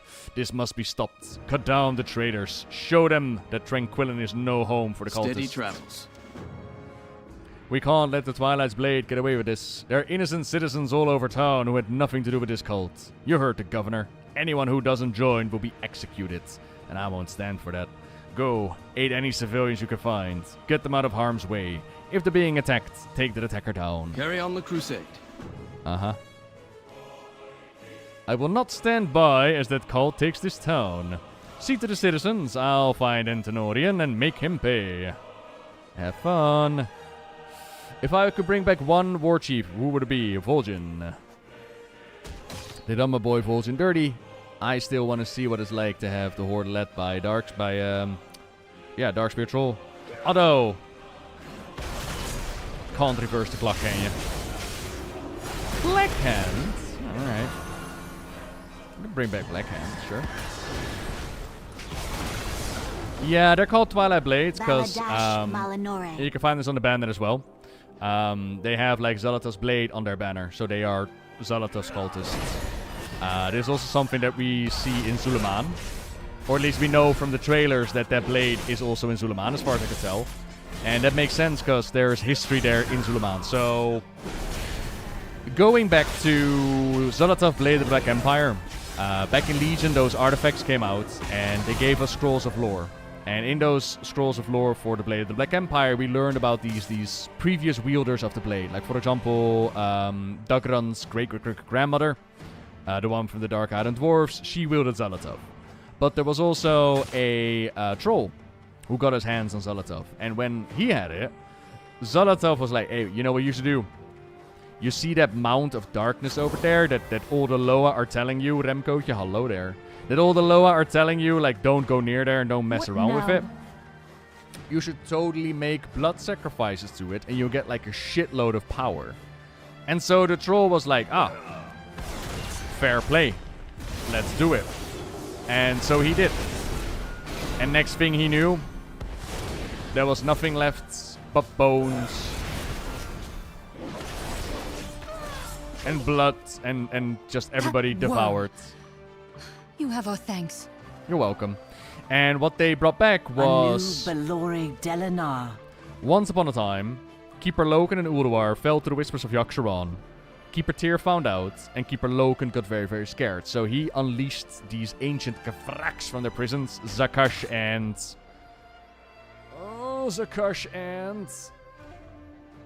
Kafrix. And they were sent off to Tyr and his allies to stop them. So, in Dragonflight, this is actually part of the questline, in Tirisfal, Tyr sacrificed himself, hence why we call it Tirisfal. And one of the void creatures, I think it was Kafix, was able to run away, whereas Zakash blew up together with Tyr, and they locked him away in the tomb. And that's also where you pick up Zalatov, right? But Kifix was able to run away a little bit longer before dying to the wounds, and that is the one that they made blood sacrifices to. So now we've got this big old Kafrax, this big old void creature back to life. Zalatov, Blade of the Black Empire in their hands. And they can hear like the old gods in Azeroth. And they're like, ho ho ho ho ho ho ho, it's party time, bitches. So they unleashed like all the Akir and they started like a massive war. And the trolls were like, oh shit. So the Zandalari, who are like the big moms and dads of the troll empire, they're like the ones who organize all of that. They're like, alright. Come on, baby, it's time to do something. So the Zandalari trolls, they brought all the trolls together and they did a whole big old battle. And with great sacrifice, they were able to bring the Kafraks down. And then they decided to build a temple on top of it, like a little site where they could live. You know that place as Suleiman. And now we're having like the Blade Cultist and we're having like Darkness rise up. So I'm assuming that Kafraks is coming back into the storyline, that the things that Zalatov did way back when are being reused in order to push her plans further.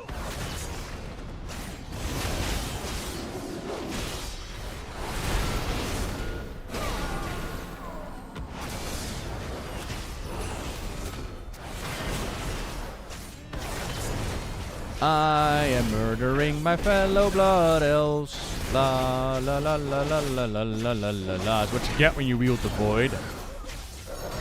Why do you have kitty helmets on? And how have we enjoyed the quest in the lore so far?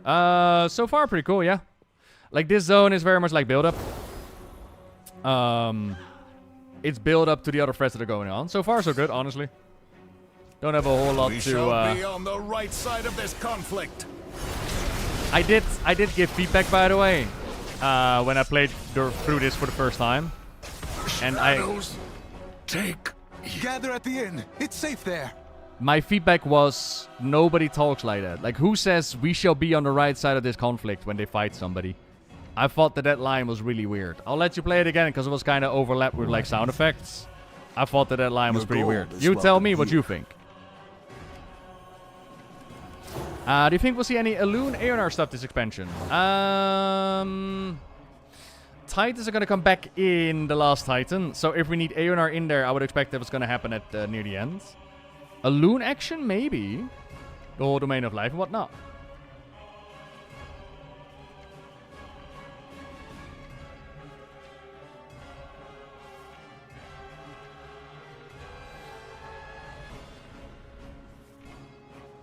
The light side of history. Woo. No, it's just like, who runs into the enemy and goes, "We shall be on the right side of this conflict"? Who says that? Hello, guard. We shall be on the right side of this conflict. It just sounds so weird to me. It's like, oh, okay. So I send up his feedback. It's like, I don't like that line.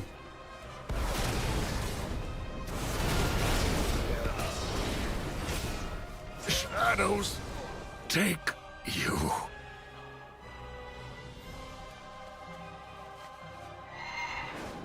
And the Deathwing theme is because alphas don't have music usually, and the silence, it starts whispering to me and I can't take that, so I put up a playlist.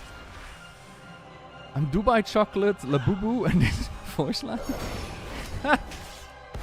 Also, if you're seeing this, by the way, like I mentioned this before, and it's a bit of an issue. I might have to go ahead and make a Blood Elf again and replay the zone, because I don't have a massive connection to somebody like Matron or Scylla. So I kill them, and I'm like, am I supposed to feel a massive impact right now? Like, oh no, Matron, that was my favorite. But instead it's just like, there are people that are here, right?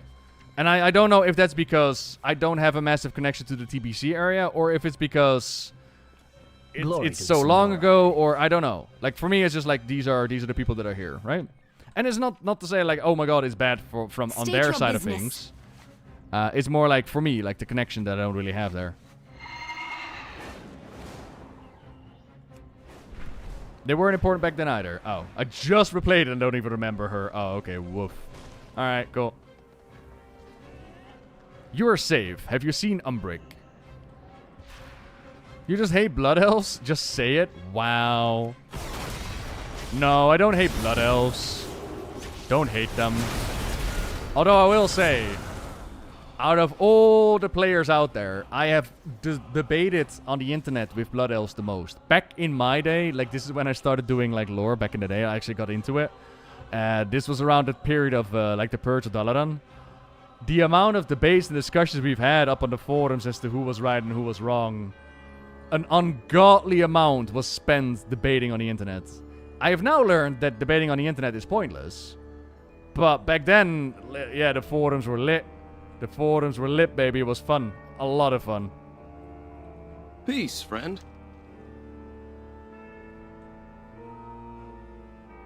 Blood Elf Paladin, Worgen, Rogue Main. Let's go. May your heart be true. We'll need to do more to reverse the damage done, but this was a good first step. Do not give up the fight. I fear this is far from over. Do not lose faith. You are safe, and so are the wary citizens. Thank the light. May the light guide you. Umbric went to chase down Antenorian when the fighting broke out, but nobody has seen him since. I trust him to hold his own, but between Cassia's death and Antenorian's betrayal, I worry that he may be set up in revenge that he won't see an attack if one happens. Can you find him? I mean, you didn't see the attack either, Arator, from the traitor. I'm just saying, like, I don't,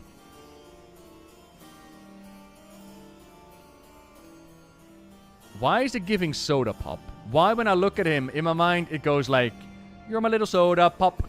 La da rum pum pum. I could see him in a boy band, is what I'm trying to say. I could see him in a boy band. For justice. Oh my god, his mum would be part of the girl band, and he would be part of the demonic boy band. Oh my god.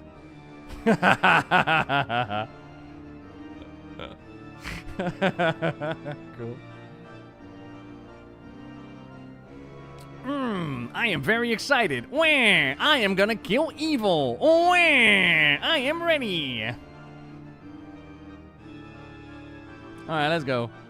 Oh, you will guard here. Oh, that is your guarding pose. My guy, that is not a... You're guarding the fucking wall.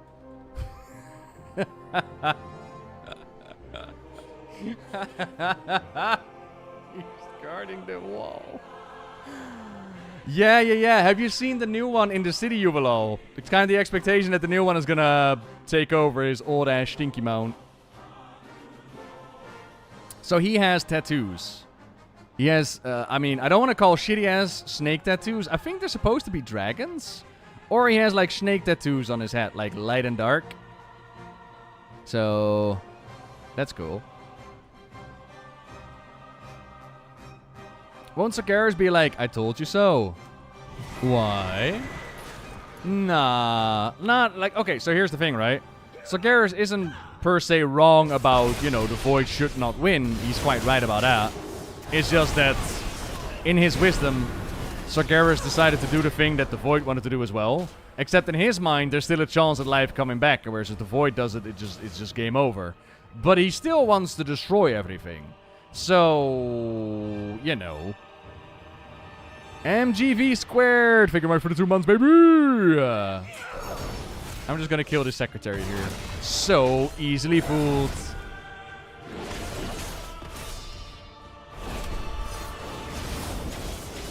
We're getting ads in a moment, team. So Krivan just asked about add-ons. I'm gonna answer about add-ons as the ads play.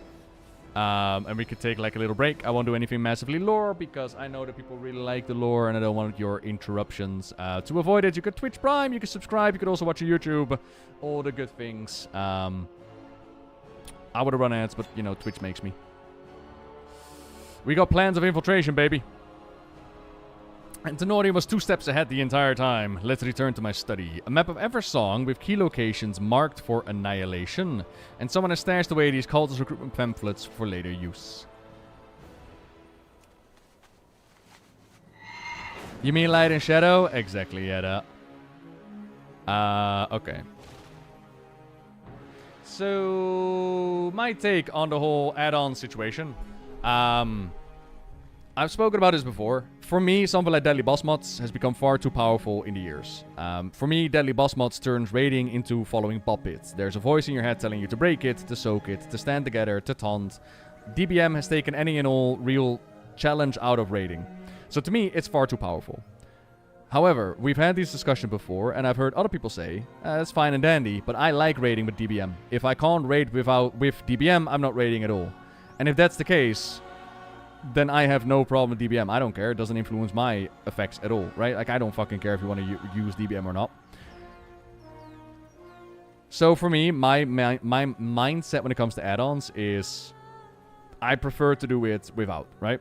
So now we're looking at what Blizzard is doing with the weak auras, with DBM, with all of that, and it's twofold. On the one hand, Blizzard looks at these add-ons, and in their infinite wisdom, they were like, you know what, we got something like weak aura, and they've been starting to design encounters with weak auras in mind. So they design a fight, and weak aura gives an add-on, it gives something that makes the fight easier. So Blizzard is like, oh, okay, you now have the capability with your weak aura to react within a second.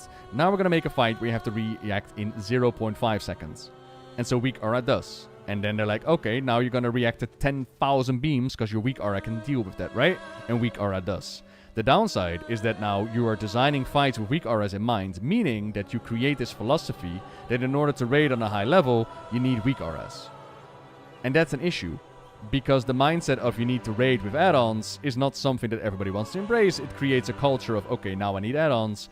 And that's not even speaking about the idea that add-ons give you an advantage. There are add-ons that we used back in Season of Discovery. You go into the battleground, this add-on will analyze who your enemy is, who are the healers. If they're near you, they will allow you to target them. They make the game easier for you and give you an advantage that other people without the add-on do not have.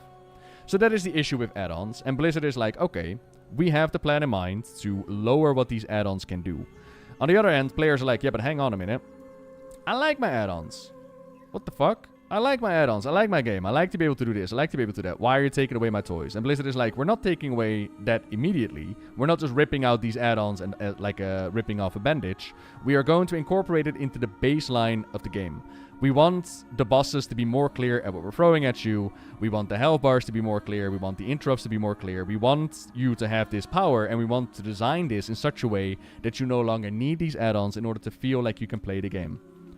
And with that all in mind, I'm on the side of, okay, cool. Cool. Like, I'm on the side of, I'm curious what it's going to bring. But I understand people's worries when it comes to this. Because Blizzard does not have a track record of doing it right, let's be fair. And I could see a situation in which they want to make the game accessible without add-ons and lowering the power that they have and blah, blah, blah. And you still end up with fights that become near impossible. You still end up with problems like that. Or the other side is that things become far too easy, right?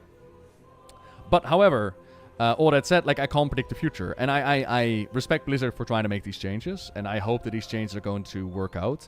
And I hope that we're going to end up in a situation where not only do we have the add-ons lowered in power, so the whole mentality of you need add-ons to raid goes away. We also have encounters that are now freshly designed in a way that you indeed do not need these add-ons to make it very clear like this is what's happening, and that class design is also going to be into the formula of this is what we're going to be doing with it, and this is how we're going to adjust the classes you can actually play it. So what is going to be removed and what is going to be added to the game? As far as I understand it, they are going to lower the data add-ons can draw from like your combat log. They're going to lower the combat data. So something like Deadly Boss Mods, who looks at the boss and is like, okay, this ability is coming up, blah, blah, blah. I believe that stuff is going to be lowered. In the same vein that a weak aura will look at the, for example, the Crystal boss right now in the Omega raid, where, for those unaware, there's currently a boss in Mana Forge Omega, and that boss has a mechanic where you need to stand somewhere and you build a wall, and then your teammate needs to stand there and you need to break the wall. They've made a weak aura that will tell you where to stand, when to stand, and when not to stand. So that whole fight, the encounter has been nullified by turning on the weak aura. And that is stuff that they want to lower, right? They want to lower that kind of impact. They want the designs to be encountered that way. But always, the counterpoint has been, yeah, but what about something like Mythic Archimond, where we are literally impossible to do your fight without weak auras? Like, it's impossible to do your fight without these weak auras. And to that, Blizzard is like, okay, we're going to redesign stuff. We're going to change it. We're going to add it to the game. And all of that is going to be, it's going to be time. It's going to be seeing how it's going to be playing out. Damage meters are going to become baseline. Stuff's going to be added. It's going to be designed. It's going to be something that they're doing with the game. And in that regard, I'm only crossing my fingers, and I hope it turns out for those that really want it, those that really need it, that we're going to see a better World First scene, that we're going to see a better Mythic rating scene, that we're going to see a better Heroic scene, that it's all going to be better. I hope so. And when it comes to editing the UIs or whatnot, as far as I understand it, that will still be available. Because the UI, they just want people to be able to like customize it to their and accessibility and all that. But yeah, like it will take time and to see how it develops. But where I stand right now is I like the idea of no longer having the philosophy of you need add-ons to play WoW. And I've always been of the mindset of you don't need add-ons to play WoW. Yes, if you're a Mythic Raider, 100%. If you're like top tier, 100%. But for the regular people, you do not need add-ons to play WoW. And yet, that mindset is there in the player base. And it sucks. Because it's yet another barrier for people to come into the game, ain't it? So yeah. That's my take on it.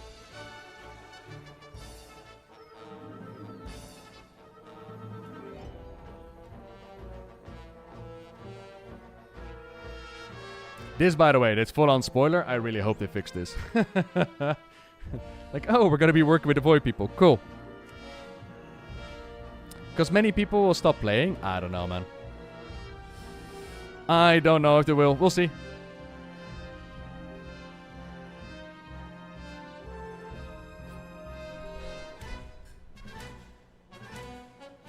I don't know if they're, like, full-on removed, Alex. I don't know if weak aura is full-on removed. I know that they are going to have lower impact in combat situations. And how that plays out, how that takes shape, is to be decided. What was in that lockbox? All paths are possible. Welcome back, by the way, everybody. Ads are over. Let's get back into the story, shall we? Do not For those that are just popping in, the whispers. Cultists have infiltrated the city. Umbric is big mad. Arator is big mad. And we gotta find the cultists and bring them to justice.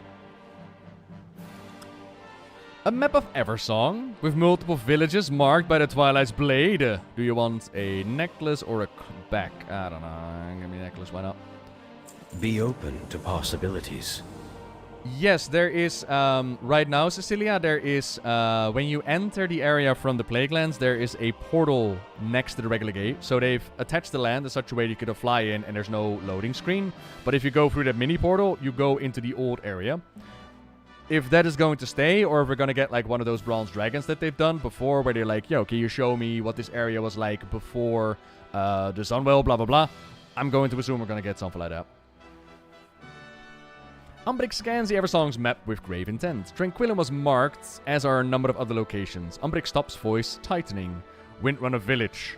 It is marked. The Twilight's Blade retreated to their base in Deathholm, but my home may be in peril. We must make sure that my people in the Windrunner Village are safe before pursuing them. The Rendori shall prove our worth. This map of Eversong is marked with targets for the Twilight Blade, including Windrunner Village. I won't let that happen. Go. Check on your people. I need to tell Silvermoon what's happened here. I'll catch up with you. I'm pretty sure they gave us like an arcane communicator, didn't they, Arator? Light bless you. Let's check in with Silvermoon. Do not give up the fight. Oh yeah, they did. Cool. Arator, has Umbric agreed to lend his aid? In due time, but I have dire news. The Twilight's Blade infiltrated Tranquillum. What is worse, they had a map of Eversong marked with targets. Tranquillum was only their first stop. Traitors on our doorstep. How can they betray their own people? They are afraid, Father. You know the Void preys on fear. The last time the Sunwell was threatened like this, the Sindorai were nearly wiped out. Then this time, we will ensure that the cult is wiped out. See you done, Arator.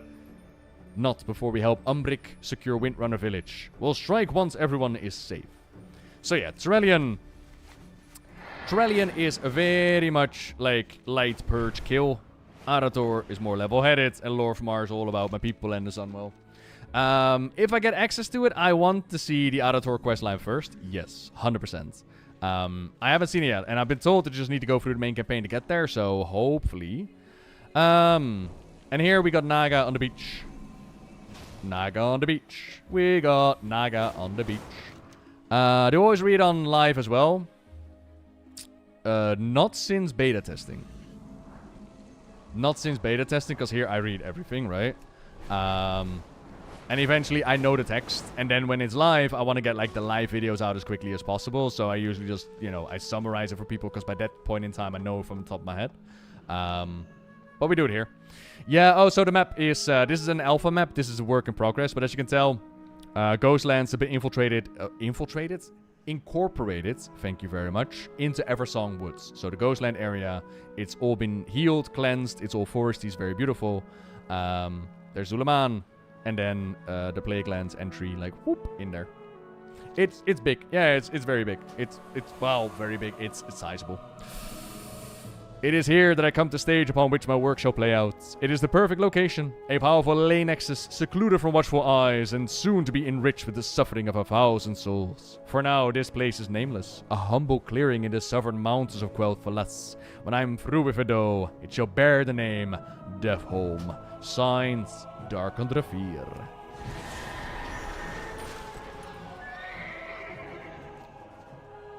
So this Windrunner Village with Windrunner Tower. Windrunner Tower is also going to be a dungeon. It is calm for now, but its Twilight Blade has a map of the area.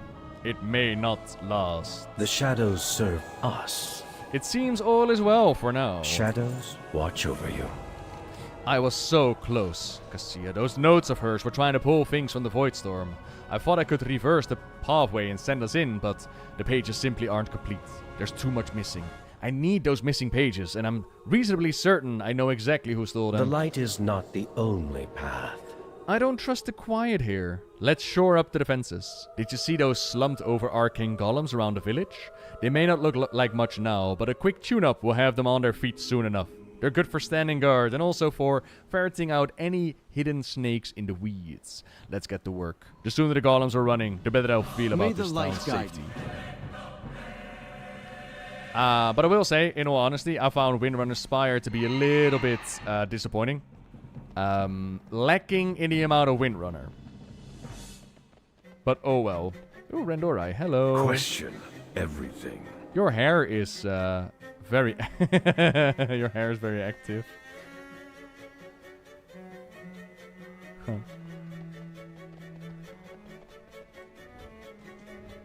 Someone I met 18 years ago. Wow, on Zen, our server was cool. They were still playing. No way. Sick.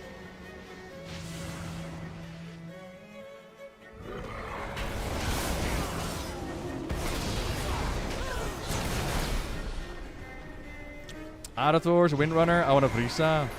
There's still gonna be like the interlude, and it's gonna be the prequest, but I'm talking about like the dungeon. So in the dungeon, you actually go into Windrunner Spire, right? And you follow the ghost of Lira.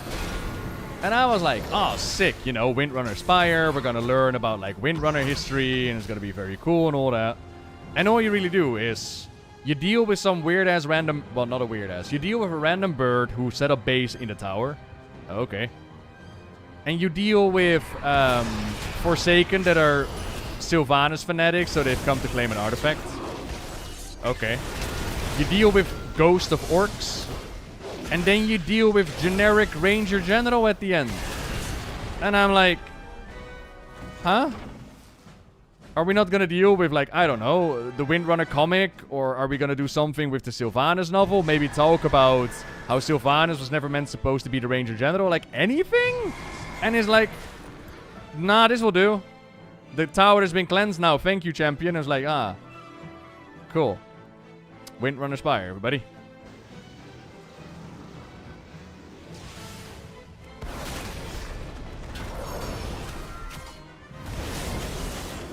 The Ranger General boss like a mix of every Windrunner sister? No. Nah. I mean, maybe, but it's... Okay, so let me show you. Let me show you. Windrunner Spire, the Restless Heart. But that's still not like... That's not what I'm looking for, is it? It's like... Yeah, alright. Cool. Who is this? Why should I care? A Restless... Alright. Give me lore, damn it!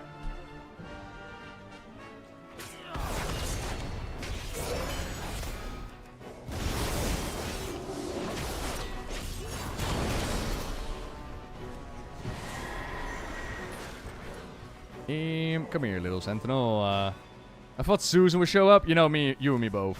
I am so glad that fucking Susan Windrunner still lives on after like, what, 8 years? Ha! Fucking hell, man. Susan Windrunner. The brother just kind of chills there, I think. If he gets sent to the Shadowlands, that'd be kind of funny. Hi, Sylvanas. It's like, lead up. What are you doing in the maw? Oh, you know. I got judged. Wait. I thought they never sent anyone to the maw again. Well, I was really, really naughty. It's like, what did you do? And it's just the absolute worst crimes ever. And Sylvanas like, what? Yeah, I'm a bit of a creepy ghost. I'm sorry.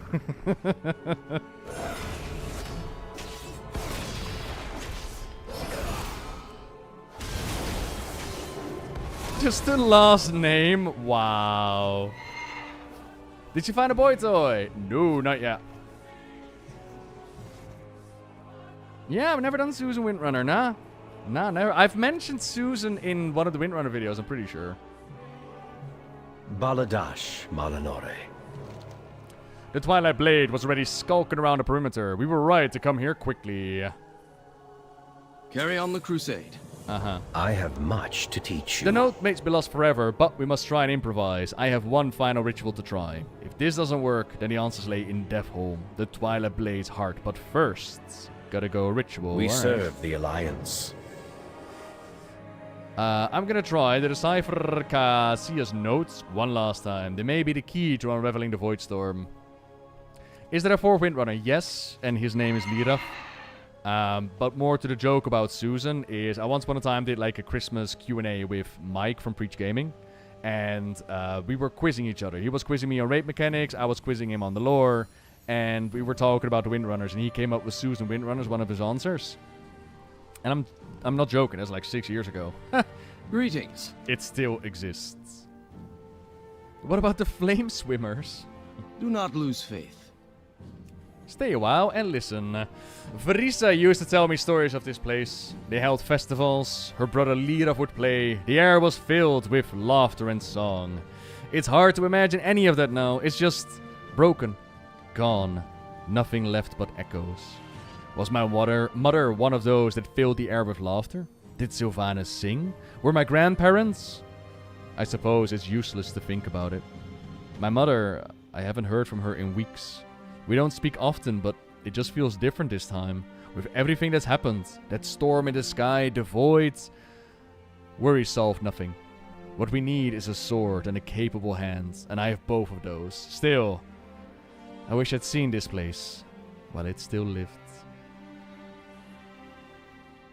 Aw, you poor boy. You poor lad. Thank God they let you skip this.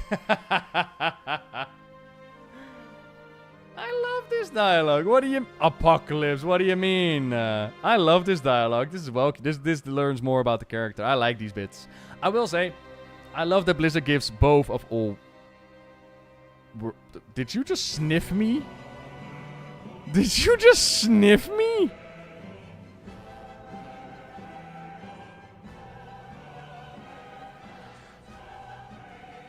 What do I want to say?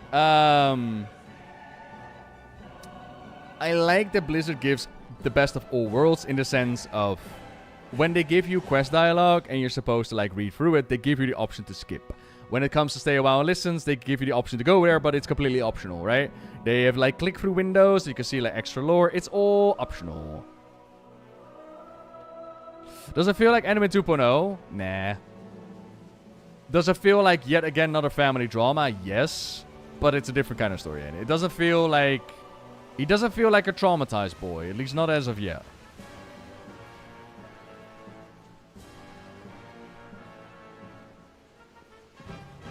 It's a far cry from the vision that he has. I mean... It's kind of sad that that's like the only conversation we had with him before all of this, ain't it? Hey, you learned how to bubble! Nah, gekhuis. Bring those void shards to the central portal. If I'm right, it should reverse the path and open the way to the void storm. Okay.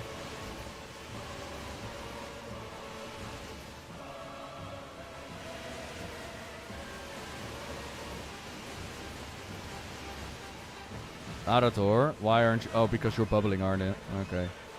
You're Dutch? Oh, yeah, very Dutch. Hallo! Ik ben Nobbel. Een aardappel, jawel. Kom maar met je oortjes en hoor wat ik vertel. Ik heb... Oh god, it's getting bigger! That's what she said.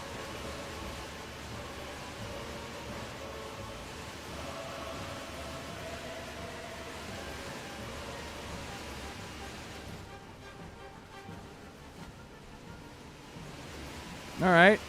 Are we sure about this? This seems very voidy. No, we were so close. Oh god, it went wrong. What did you... What? Did you try to make a portal to the void storm? We embrace power. We do not fear it. Hi, Kila. No! No! I was so close. Umbre collects himself. A paradigm of focus. Devil, it is then. The base of the Twilight's blade. You can put a ring on my finger. Do not bend. That coward Antenorian has doomed us all. I'd hoped it would have come to this, but we need the rest of her research. The missing pages that were stolen from her corpse, but the cultists retreated south to the ruins of Deathholm. Fitting that such traitors would secrete themselves in such a vile place, but we must root them out. Watch over you. Cassia's research holds the first steps I need to help Silvermoon. Antenorian took those missing pages. I bet my life on it. Oh, Twilight Cultist. Lady Luminous. Rare spawn. Hello. Hello, Lady Luminous.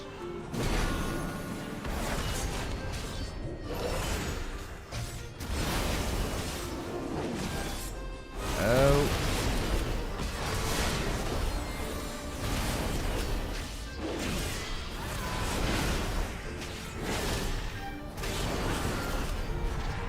I mean, I will say, and this is some, but it might also be because he has like his. So, in the case of Arator, fun fact: Arator wasn't invented until like Burning Crusade. Before that, when Illyria and Cerulean went through the Dark Portal, there was no child to leave behind.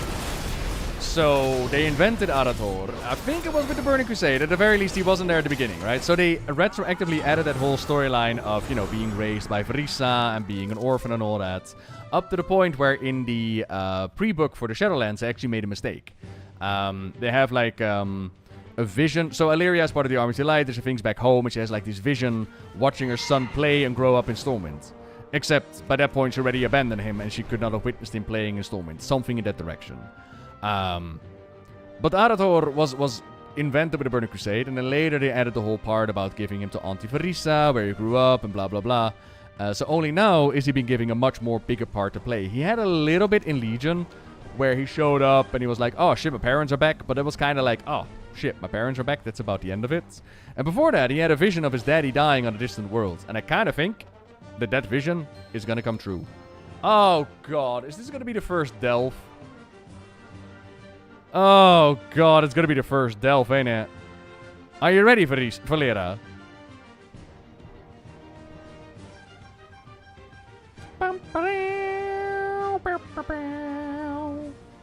She looks very, very enthusiastic about murdering some cultists. All paths are possible. Alright, speak to Valera. We meet again, the Red Scurries. I am ready. Without a trick. Real-time cutscene. Council of the Void. And Tenorian waits just inside the delve. Terminus, Solhadar. Solhadar? What? And Zalatov discuss their mass domination plan for the Void? Oh, and Tenorian pleads for help and attention, but Zalatov laughs and discards him now that he has served his purpose. What are we going to do tonight, Zalatov? The same thing we do every night, Solhadar. Try and dominate the world! There's Sully and the brain. There's Sully and the brain. I love that description so much. So, the idea behind Solhadar, for those who are like, what the fuck's happening? Solhadar was ethereal on Karesh, was part of Mana Forge Omega, and got devoured by the Dark Heart. And in essence, it comes down to Zalatov will show a trader what happens to him. And he's been like mind warped and transformed and all that. Yeah.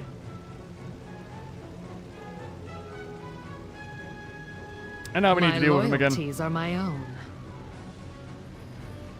The shadows serve us. Yo, let's do some PvP, baby!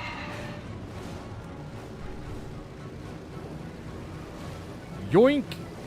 There's nobody here. This is my realm. Emma Hope for Midnight. Watch 100 of hours for YouTube. Never caught you on Twitch. Howdy, Fat Liu. I've been playing so much Alliance that I looked at that chest and I was like, wait, who stole it from me? And I'm like, oh wait, hang on, I'm a Blood Elf. Emma Hope for Midnight. So, player housing has blown me away. I love player housing. And I think with player housing, if they nail the social side of things, so I mean being able to visit each other, like events that are happening, I think player housing, no joke, will change the landscape of World of Warcraft forever. And if they keep up with it, updates and all that, player housing is going to be insane. Beyond that, I haven't played enough of Midnight to give you a fair opinion on it. I don't know. So far, it's fine. It's more WoW. So far, it's fine. I don't have any major complaints when it comes to the story as of yet. So yeah.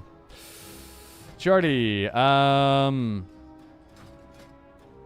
dungeon is Nexus Point, Zenus. Still, you know, placeholder, but a fractured facility teetering on the edge of collapse. Once a hub of innovation, its core now pulsive with unstable void and arcane energy. Brave adventurers must navigate its shifting wings, confront void-walking guardians, and uncover the truth behind its unraveling power. Chief Korite Kazrev and the Shadow Guard Ethereals once upheld flawless energy flow within this Nexus Point core spark. So you gotta imagine, it's like one of those power engines that we have on Karesh, but now on the void domain, right? But Lofraxian's radiant disruption shattered their balance. Now, cloaked in mistrust and wary of outsiders, they labor to restore the arcane harmony that once sustained the Nexus Point. Lofrexian has run ahead of us and wreaked havoc on the space, causing the Nexus Point's defenses to strengthen. He has lowered the bridge and prepares to blow up the core and the whole facility along with it. We must stop Lofrexian and find some way to redirect the energy in the core reactor to weaken the Void Storm. So our boy is like, he's trying to do the right thing, but, you know, we need to stop him from blowing us up. Baladash Malanore.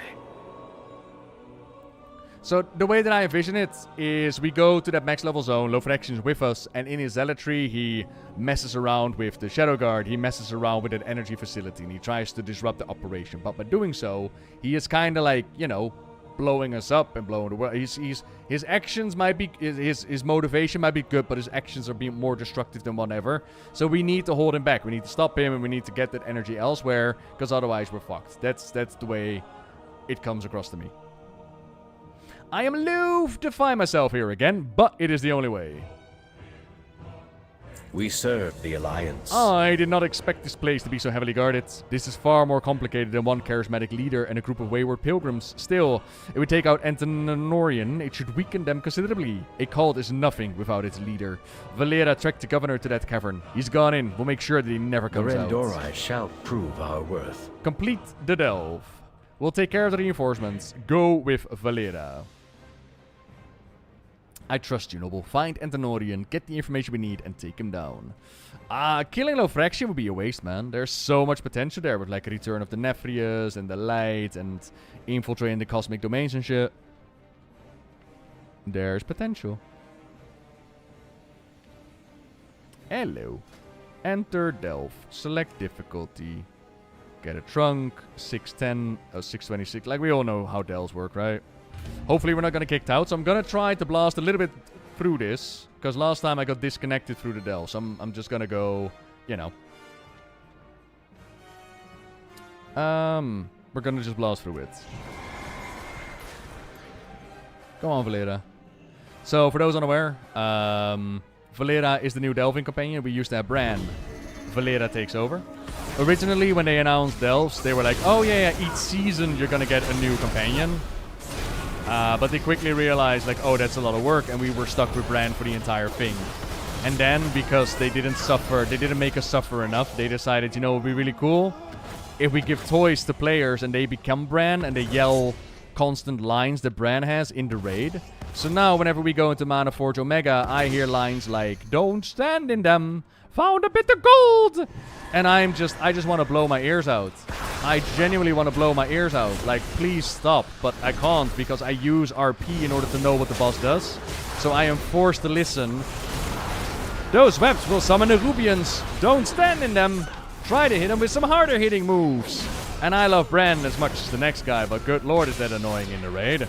Anyways, Bran, I thought, was a great companion during the delves. A lot of personality. And those lines, annoying but memorable. And I'm hoping that Valera is going to get the similar treatment, that they're going to have personality as well. We're going to find out. Interestingly enough, when it comes to Valera, they mentioned that she's not going to be throwing potions at us. Instead, she's going to, like, carve the blood out of our enemies if we want to be her, if we want her as a healer. Big fan of this, by the way. It looks really nice, really clean.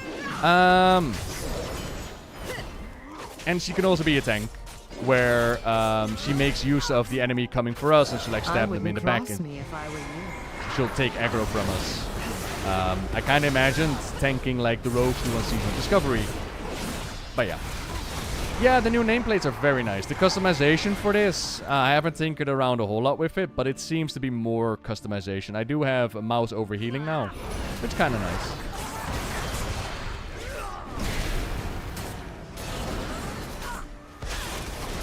And this delve right here is similar to what we got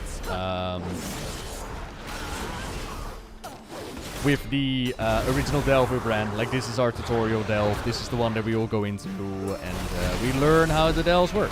How much Illyria so far? None. Mentions of Illyria.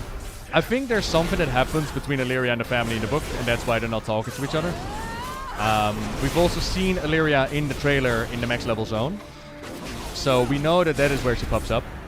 I also had an interview yesterday where they made mention about the, or where I asked, I should say, asked about the pre-event. And they made mention that we're gonna see Windrunners in the pre-event. And I'm guessing, or like the, the build-up to the Sunwell story. So I'm guessing Verisa's gonna be playing a part. I also saw some data mining stuff about Verisa finally visiting like the ruins of Peladon. So don't let your dreams be memes. Verisa is actually gonna get a storyline. That's kinda cool.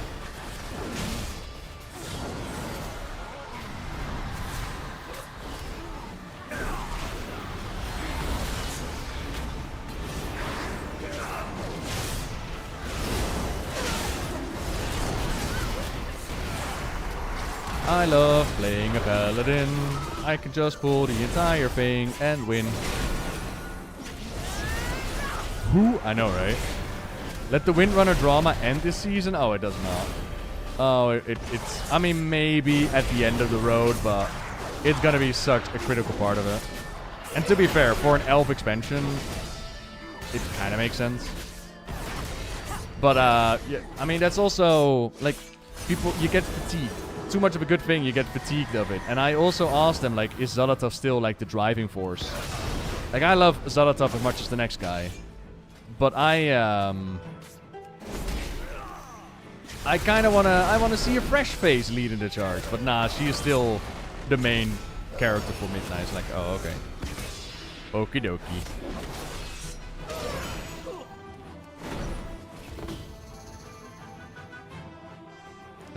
What are you doing? Did I win? I will not die like them. I don't know, buddy.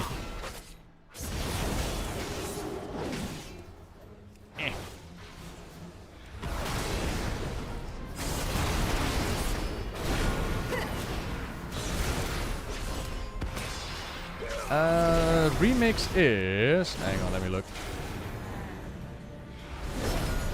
Yeah, they done a stat squish. Yeah, I'm running around item level 95 compared to what, 700 something on live right now. What are you doing? Orbs? Orbs! What are those? Okay. Do I... Why did you not take damage from me? What is this? Blood contract. Applies paid in blood if killed. Yeah.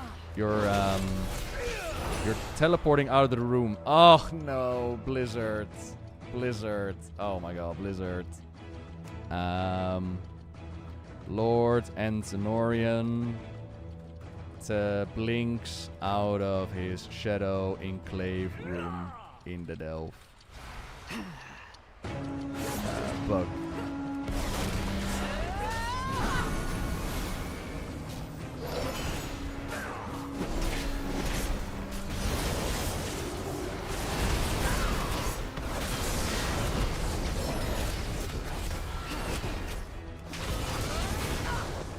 Buddy, you can't blink through the wall, you know that, right?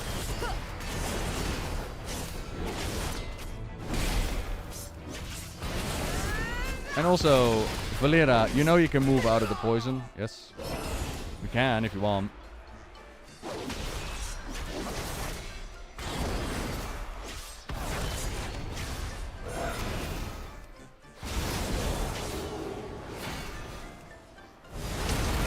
Now I know what you're trying to tell me. I should kill the orbs and then it'll take more damage. I get that, but I don't want to. I'm gonna stay on him, and he will die eventually. Come here. And now you're immune to stuns. Nice.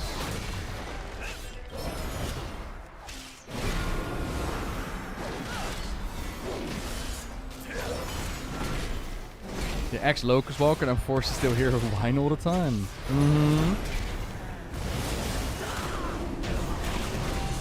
I did all I was asked. So I killed him. Oh, okay. Oh, I was about to say, like, game, something's not happening. Here we are. Alone in the dark. Desperate, still pining for power. A fitting end. Stolen knowledge. Oh shit, we actually get the research back. Oh, dope. Okay. Collect your rewards. Don't mind if I do. I got an epic. What? Yo, be jealous. I got an epic, everybody. Right out of the gate, I got an epic. I got another epic. Oh, hell yeah.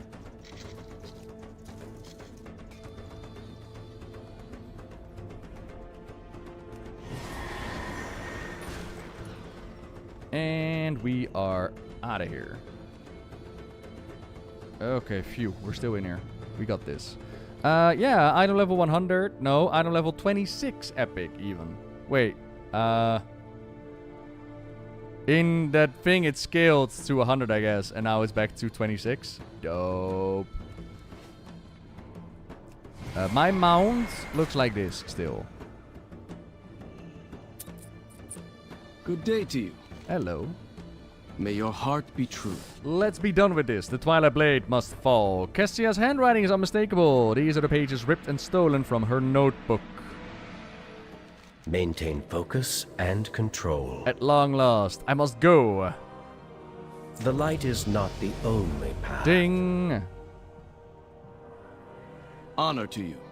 This is dire. These notes have to hold answers. Kessia, I'll make sure you didn't die in vain. Arator, tell Lorfmar he has my aid. I'll be in touch the moment I have a solution. This is dire. The Twilight Blade is much larger, much more powerful than any of us could have guessed. I'm glad Umbric is on the case, but we need to let Silvermoon know what happened.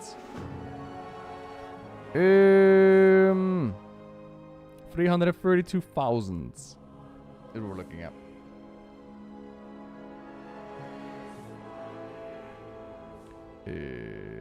Context Steady Silvermoon. travels.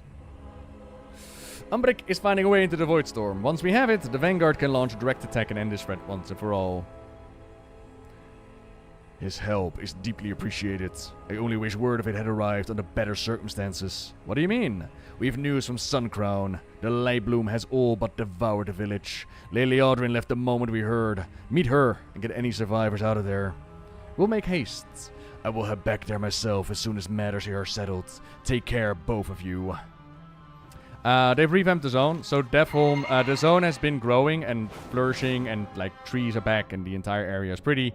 And the Deathholm area has been taken over by these Twilight cultists who have like Zolata's blade on their banner. Is there any evidence of it being undeadness? The cultists moved in there. Cecilia, thank you so much for the prime. Welcome. Does the Lorfmar hate the Void Elves? Nah, more Romaf, more on that list. I mean, there was the whole Illyria thing, but it's also like dire circumstances, ain't it? But they've redone the Eversong Woods, and the Ghostland area has been healed. It's been drawn into like the mainland. It's become one map. Hey, Liadrin! Nah, we get the party together. Let's go.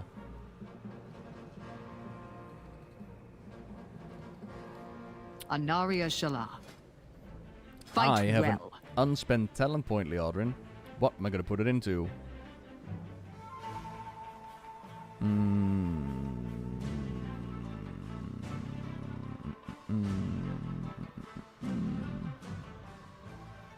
I don't know. Do I want Blinding Light? Not really. Sure, why not?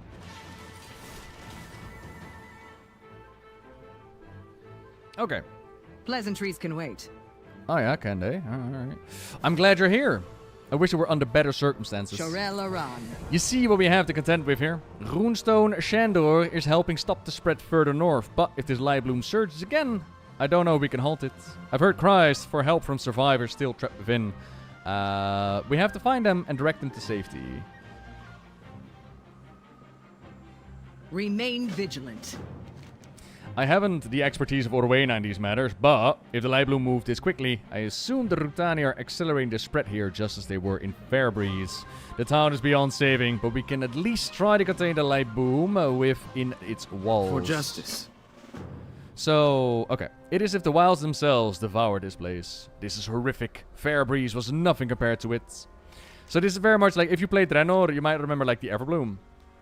It's basically the Everbloom, only now there's also a bit of light infusion. Corpses infected with plant life.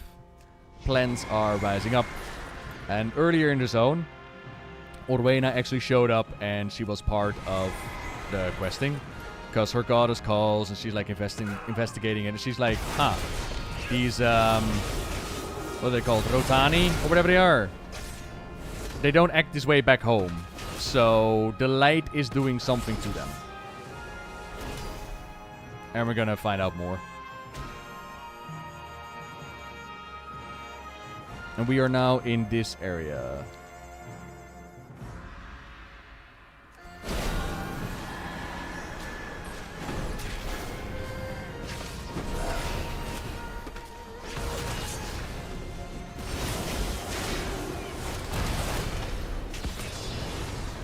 It's basically Botani, but an Azeroth. Yeah, and it's like, I'm still so confused by the Botani that came over with the Magars and not just used for this. And I'm kind of, again,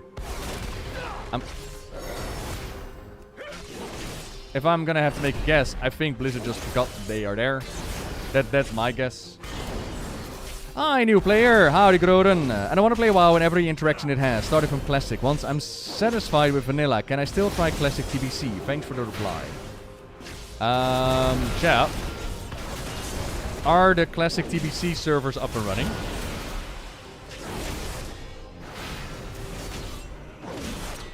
I know, right? Oh, good. Sorry, I was reading chat. Not yet. Okay. So not the Classic version. But I'm pretty sure TBC has not been updated, right? So I'm pretty sure TBC is still available as it was back in the day. By the time he's done with Vanilla, they might be. Okay, well, there you go. Light accelerates life, or for example, Fel would destroy life. Potentially. I do like, by the way, the explanation that they've given. So, I mean, we're kind of repeating conversation we had earlier in the stream, but I'm also imagining, like, new people coming in. What they've done is the Dread Scar, so the big scar that was made by Arthas and the Scourge as they marched on the High Home of the High Elves. That scar was always said to be unhealable, right? It was like a big part of the elves' history. Like, oh, look, it's all dead and corrupted. Our enemies will fall. We are scarred forever. The reckoning is at... There was a crash to the north, and then the light bloom was everywhere. But now, it's been healed. And there's a lore note you can find out or you could pick up, and you find out that there was somebody doing research on... trying to fix the land, and for many, many years, nothing happened. The land was just dead. Anything they tried to grow, it just perished. But then, with the reigniting of the Sunwell, not just being an arcane fount of power, but also a light fount of power, the powers of the light started to drench into the land, cleanse it, and give room for the land to heal, for the elves to like restore their forest, and the grass, and the plants, and all the good stuff. But as we can tell here, too much of a good thing is not good either. So balance is definitely important, because the light is growing out of control, and especially with the Sunwell going all kaboom and light beaming the sky, it's going absolutely overdrive. And I do say, like, weird that they don't use the Everbloom. I do really love these new models though. They're really cool. And just like with the Botani that we saw on Draenor, they are infecting the corpses. They're I'm surprised that we don't see plant zombies, to be honest. They're not the Haranir, no. No. They are known to the Haranir, so I imagine that once we get to the Haranir zone, we're gonna find a variation of them, because Orwena says something in the direction of these Rotani, if that's what she calls them. I don't remember the name that she used. They are so different than the ones I'm familiar with from back home. Yeah, I would find it cool if the Botani come in here. Yeah. Like, see the Everbloom grow and shit like that. That would be kind of cool.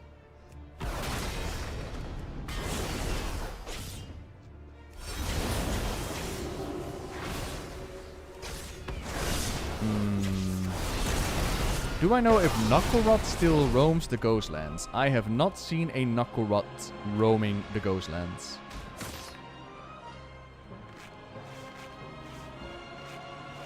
Hollowfall, the Arafi's thoughts about cosmic powers are not really monolithic. Interesting. Yeah. The new Belore Delana. Maybe. Like a big old mixing pot. Like, I like to hold on to the idea of balance is important. I felt like that was one of the stronger pieces of the Shadowlands lore added.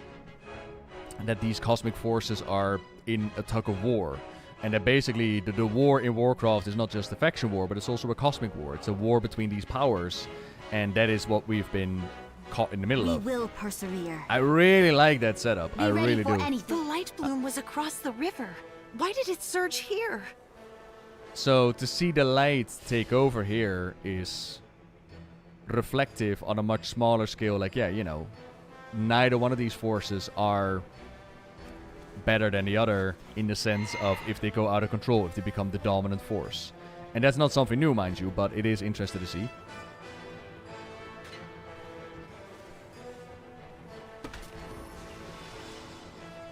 Hello, trainee. Drafir back. Imagine a light-infused Drafir corpse. Or like one of those plant-infused one. Sounds very Final Fantasy 14. Oh, there's a lot of inspiration drawn there as well.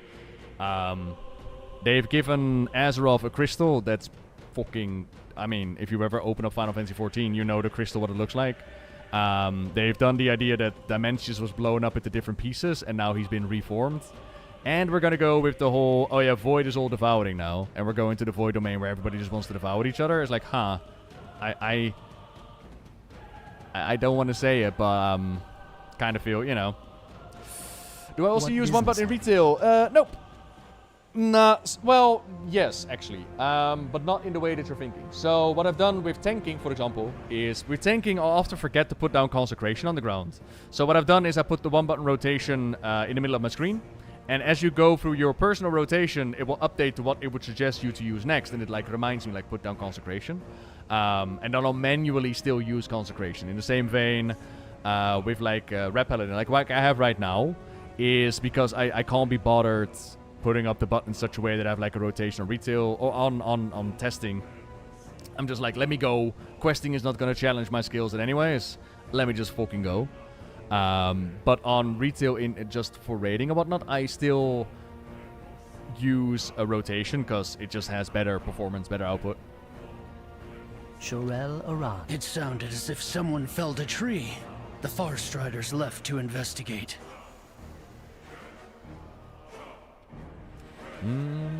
Dormant. Oh, that's the Hydra as well walking around. Gotcha. Assist the highlights still be a midnight? I think so, yeah. What business have you? Death to all who oppose. Here's my question, by the way. Speaking of the one-button rotation.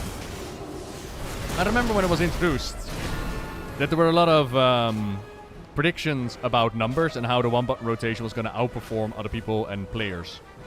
Now that it's been live with Mana Forge Omega, how did that turn out? Did it really come in so powerful, or is it just, you know, a tool for those that need it and everybody else is still just using their own rotation?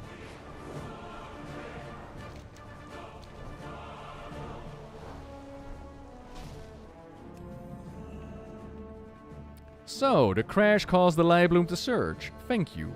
Rest easy and leave this to us. It performs better than a whole lot of people. Okay, yeah, but I'm more talking about our actual people. Okay. That are really bad players in the game that are now actually doing better numbers. I 100% agree with. But my question is more like, are people being outperformed by the one-button rotation? DPS drops like 20% and I'm a bad player. Yeah. I lost like 100k DPS when I tried it because there's a cooldown, like you press it but slow. Yeah, okay. Yeah, fair. Fair. Cool. Hey, Trellian. Jezus, jongen. You came out of the city. Nah, gekhuis. Oh my god. So, hallo. It is the army of Lizzie. Howdy, team. Thank you very, very much for the raid right there. We're bringing all the hugs into my stream. I know a lot of people that are very happy with that. Welcome, everybody coming in. I'm Nobbel. I'm very much into the lore of Warcraft, and today we are checking out the Midnight Alpha. So please do fair warning, spoilers galore. We are going through the main campaign. We're talking about all the things that people watch Alpha streams. I'm going to assume that they are open for spoilers. But if you're not, I'm just going to hold on for the moment, and then just going to give you a chance to run away. Here, I like to talk about the story. try to be interactive with chat, answer questions, all the good stuff. So, yeah. All the hugs, team. Finally, you get some huggies. Hey, as if I never deliver. As if I'm not a kind and warm person that also provides them. No?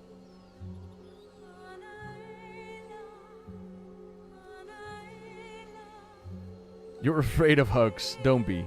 Don't be. It only burns for a second. And then just follow the darkness, okay? Just stay in there. How's your stream, Lizzie? You had a good time? When will you oil up on camera?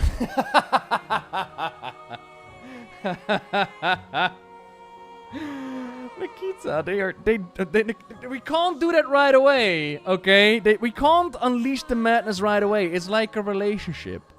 When you get raiders, first you act normal and you behave. You're like, hi, everybody, come in, sit down, and have a drink. It's only later that you unleash the madness. It's only later that you bring out the wrestling oil, okay? You don't do that right away. Not right now. You're doing achievements in retail. Yo, where's the score at? What you got? What you got? Are you doing metas? I'm doing the Shadowlands meta. Oh, fuck. I need to get my order halls going. I need to update my order halls. How much for the oil? No, I'm not giving you a price, Atto, because you're crazy enough to do it. No. No. I mean, at least they know, you know, what's happening. Can you still do the Old Blood Elf intro? I will tell you, you are forced to do the Old Blood Elf intro. If you make a new Blood Elf, you're still dumped into the old character, or into the old area. Howdy Mo! And if you want to do it on another character, so what they've done is, they've made this area connected to the mainland. So you don't have a portal that you need to go through. But if you have reasons to go to the old area, right now there's like a mini portal next to it. You jump through it, you time travel basically. 28k points. Oh, let's go. Done all the meta achievements so far. You're done with Shadowlands meta. Oh my god, I am so jealous. I need to do all the major Covenant events and like all instead of Mortis and shit. Oh, okay. Okay. I'm a little bit jealous. But cool. I mean, yeah, achievements. Getting achievements is just so much fun. So much fun. Like, for those that are playing retail right now, you're like, okay, what am I going to be doing? Go get some achievements. Not just for the points, because it's like a competition, but also for housing and for furniture. A lot of the achievements are going to give you rewards for it. And there is going to be a War Within meta as well. For those that are curious. Oh god, what was it called again? I think it's in, right?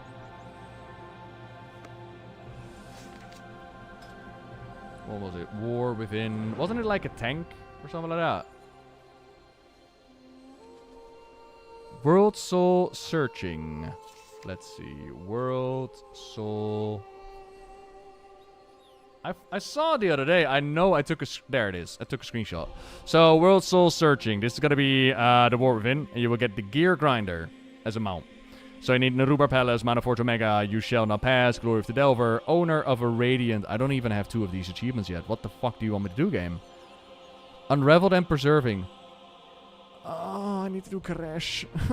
Oh, wait, this is not a copied character. Wait, maybe I don't need to do Koresh. It's not a copied character at all. It's okay, it's fine. Actually, why do I have so many achievements? Is it... Oh! Oh, so what happened was, I was able to copy over the character yesterday. And I'm guessing because achievements are account-wide, it still counts even though it was on a different realm. Oh, that's not too bad then. That's nice. And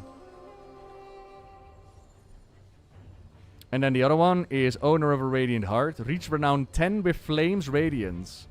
That's that... Oh, God. That's that invasion in Hollowfall, isn't it? Ooh! Okay. Okay, I can do that. That's not a biggie. I can do that. That's better than Shadowlands. That's very better than Shadowlands. Way better. That's fine. Okay. So, that is enough of a pause, I would say. Welcome, everybody coming in. If you're here, I'm going to assume that you're all down for delicious spoilers. Oh no. Oh no. Uh-oh. Hang on. 2 seconds, please, everybody, because I can't leave the Battle.net. If I leave the Battle.net... I might lose the beta. Hang on. Hang on. Hold. Don't panic. We're fine. Don't panic quite yet. It's just a little bit dark right now.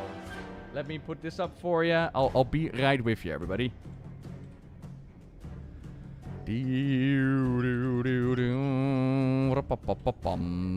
Quick, somebody tell a joke. Knock, knock, who's there? It's me. We shall ask the questions.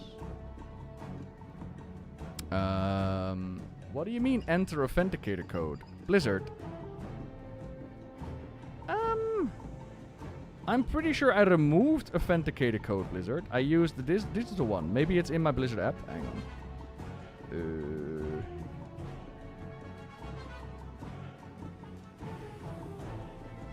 Wait, does the Battle.net app actually generate a code for you or not? I don't think it does, right?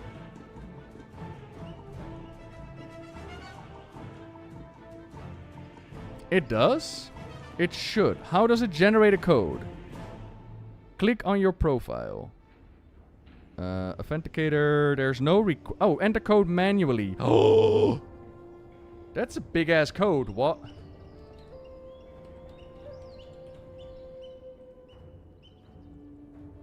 Oh, chat, you are the best. Oh, man. When you try so hard, but you don't succeed. La la la la la la la la da, da. Oh man, we were so close. The servers are down. Oh man, why you do this?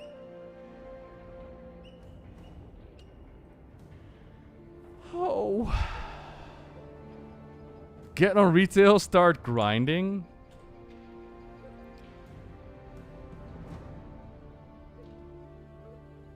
I mean, I'm kind of guessing that's gonna be the path, ain't it? Well, poop.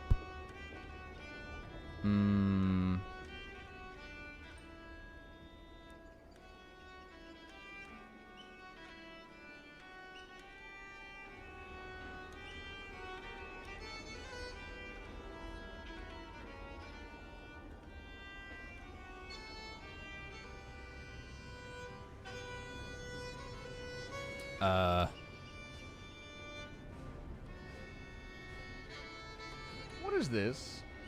Where is this? Where did I get this account from? Where did all my characters go? Oh, this is a US account. USA! USA! It's not the one I was looking for, though. Oh, you can't even see what I'm doing. Good. You're not supposed to see anyways. Wait, did they kill EU realms? What happened? I lost my The War Within beta. Yeah, same. Yeah. It's no longer on my list either.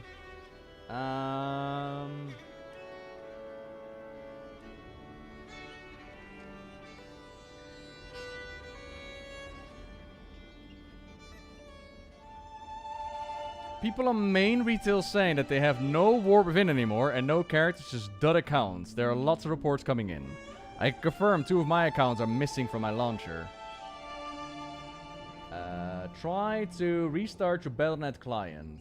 Lots of folks have accounts missing. Ow. Blizzard is aware of it and they're working on it. Ah, dope. Okay. So, Engram, thank you very much for the 3 months. Hello. They put up a notice from the client. Damn. They took away our EU accounts. Damn.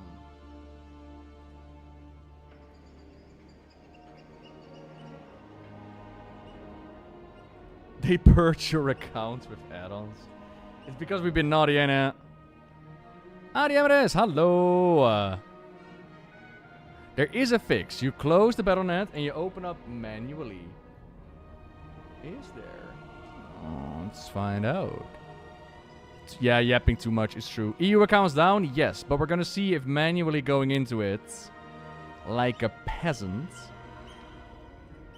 is gonna fix it. Let's find out. I mean, that still opens up Battle.net. I just want you to open up the game. Just open up WoW. Wow. Okay. And once my details again. Don't look, chap. Okay. Don't look. It's my details. Anyways, as we just got kicked out of... I mean, it was a matter of time anyways with the DC. I was surprised how stable the alpha has been. But so far, like the Midnight campaign, it seems to be just, you know, chill. More of what they've been working on. It's alright.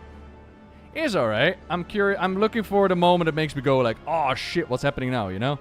And every time we get to that moment where we just were, it kicks me out. If they reset the realms again, I'm gonna be sad. But oh well, that's part of the alpha, ain't it? Okay, retrieving realm list, logging into game server. Hang on, it's actually the fix. Nope, that's stupid. Why does it automatically put me in the US though? How weird, how bizarre. Like if I open up the game manually, it puts me in United States, Oceanic, Latin America, and Brazil realms.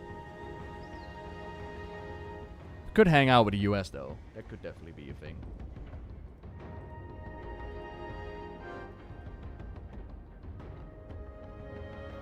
I remember the hype during your Legion beta videos. Question was insane. Oh, come on. Legion was... I'm actually looking forward to Legion remakes, no lie. No lie. Legion just was something else. Open your config WTF file and change it from US to EU. Hang on. Maybe it's in the launch options as well.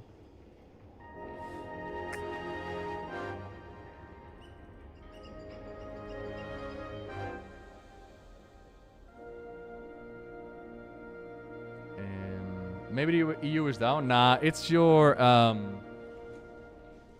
it's the accounts. It's a known problem.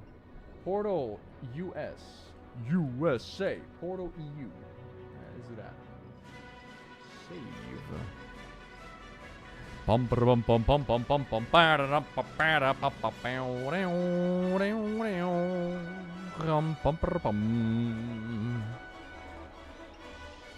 But Legion just was See, it was a really cool time as well because let me humble brag for the moment. With Legion, I was at BlizzCon and we got like a tour of the office and shit. And I remember them giving us the tour and talking about, you know, we might have chewed a little bit too much, you know, a little bit too much on our plate, but it's worth it. And they all look so fucking stressed. But they were trying so fucking hard, and it's really cool to see. You're all actually legends. I hope you realize that. You fixed it. You fixed it. I hope you're proud of yourselves, because you fixed it. It's not the beta, mind you, but at the very least, you fixed it.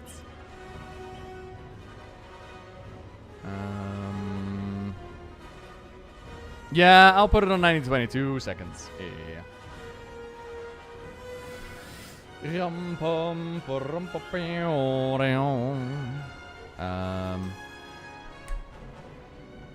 Yes.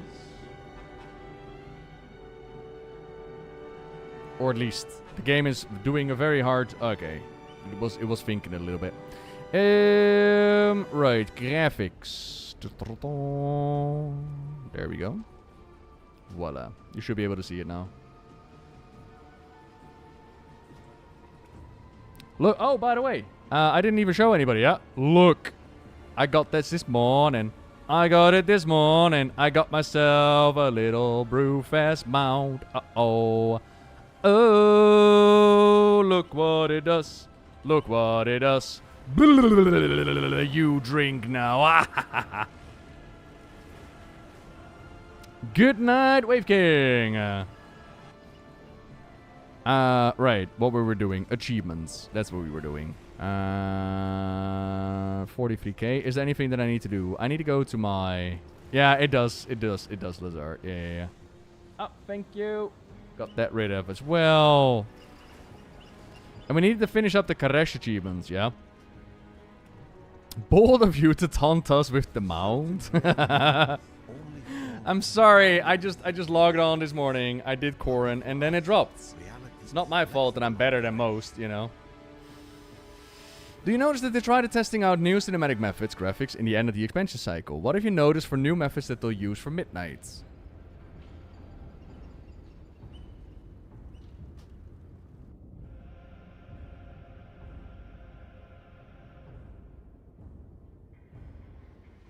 Trying to think if I've noticed anything. None is... I mean, besides visually making things really stunning in the open world, like similar to what they've done with Argus, where it's like, you know, there's a beam in the sky.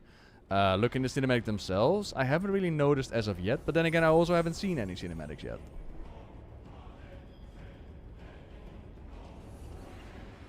Oh, yeah. Unraveled and Preserving is the Karesh one. Cool. I'm actually hoping that just the beta realms are going to go up again in like 10 minutes. But other than that, I need to put up Haven. I'm hoping that that's the Necrolord base. I need to set up so that my order hall is actually updating their bases, and then I can work on more Shadowlands stuff. It's... Oh, that's not... That's Zerov Mortis. Why is my Hearthstone set to Zerov Mortis? That seems weird. Like for me, the thing with Shadowlands is when I took a break of the game. So certain things, like the Venfir Court or the Maldraxxus stitching thing, I have done nothing. Nothing. So I need to start at square one. I haven't even updated those buildings yet. So the other day I looked at the buildings. I was like, oh shit, I need anima for this. What the fuck? And I was like, okay, how do I get anima? And internet told me, like, go to Zerov Mortis. That's the best way to farm it. Now, thankfully, Fiamma told me, like, yeah, they added not a lot of catch-up, but some catch-up. You can buy anima orbs from the vendor in Oribos, and it makes your anima warbound. Meaning that you can on whatever character has the anima, they can buy it, and it becomes like warbound containers. And I was like, oh, you saved me so much time. Still gonna be a pain in the ass, don't get me wrong, because apparently the stitching is like random, but it doesn't have to be today, right? I don't have to finish it today. Logging in manually works for EU. Put me in US first, but changed it to EU portal in the config log.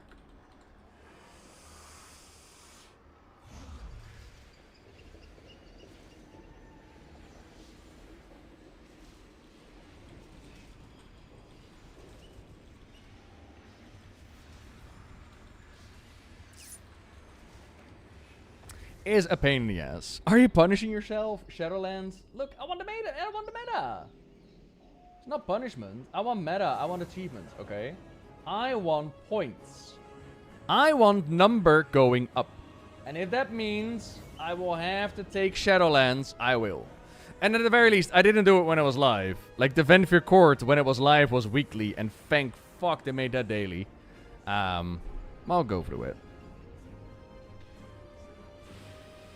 I hope Sylvanas comes back. She's like, I saved every soul. I'm back now. If I had to make a guess for Sylvanas, Illyria is going to fall to darkness. And Sylvanas is going to show up and she's going to do the bibbidi-bobbidi-boo, I save you from the void. Now, this in relation to the void fearing something in the maw, fearing something of death, combined with like the Windrunner comic. I think that's going to be Sylvanas. The idea of Sylvanas, like, I don't know, like, in the role of leadership, Sylvanas has gone far, man. Sylvanas has gone far, so I don't know if you can actually make her a leadership character again, but something in the sense of, I will save you, sister, I will sacrifice myself for you, maybe, right? Maybe. Okay, so we need, oh god, we need 12.5 on this one. Ugh. Woof.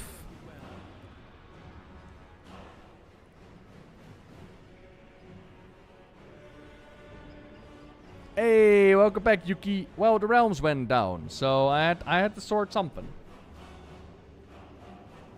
Anything in relation to the Shadowlands, people are just gonna hate. I don't know. I think the brokers in Karesh, that connection with the videos, I think people accepted that. I think that was well received. Venari, definitely a bonus. Like, not everything of the Shadowlands was dog shit, just a lot. Nah, Nobbel, be nice. Just a lot. The Nephrys was cool, yeah. Okay, I'm gonna say it. I like the first ones. And I like the cosmic charts and just, you know. What did I want to do? I needed to see where my anima was. How do I see all warband transferable? No, because anima is not warband transferable. So I have an add-on Alcoholic, right? Does it work? No. Dang it. It's a little bit broken. Whoops.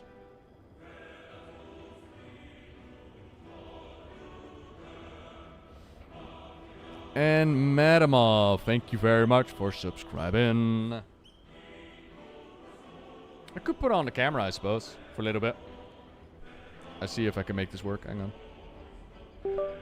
Oh, now I definitely need to put on the camera. Hi, Gloschke! Oi! My pleasure, Lockton. Let's see. Stream.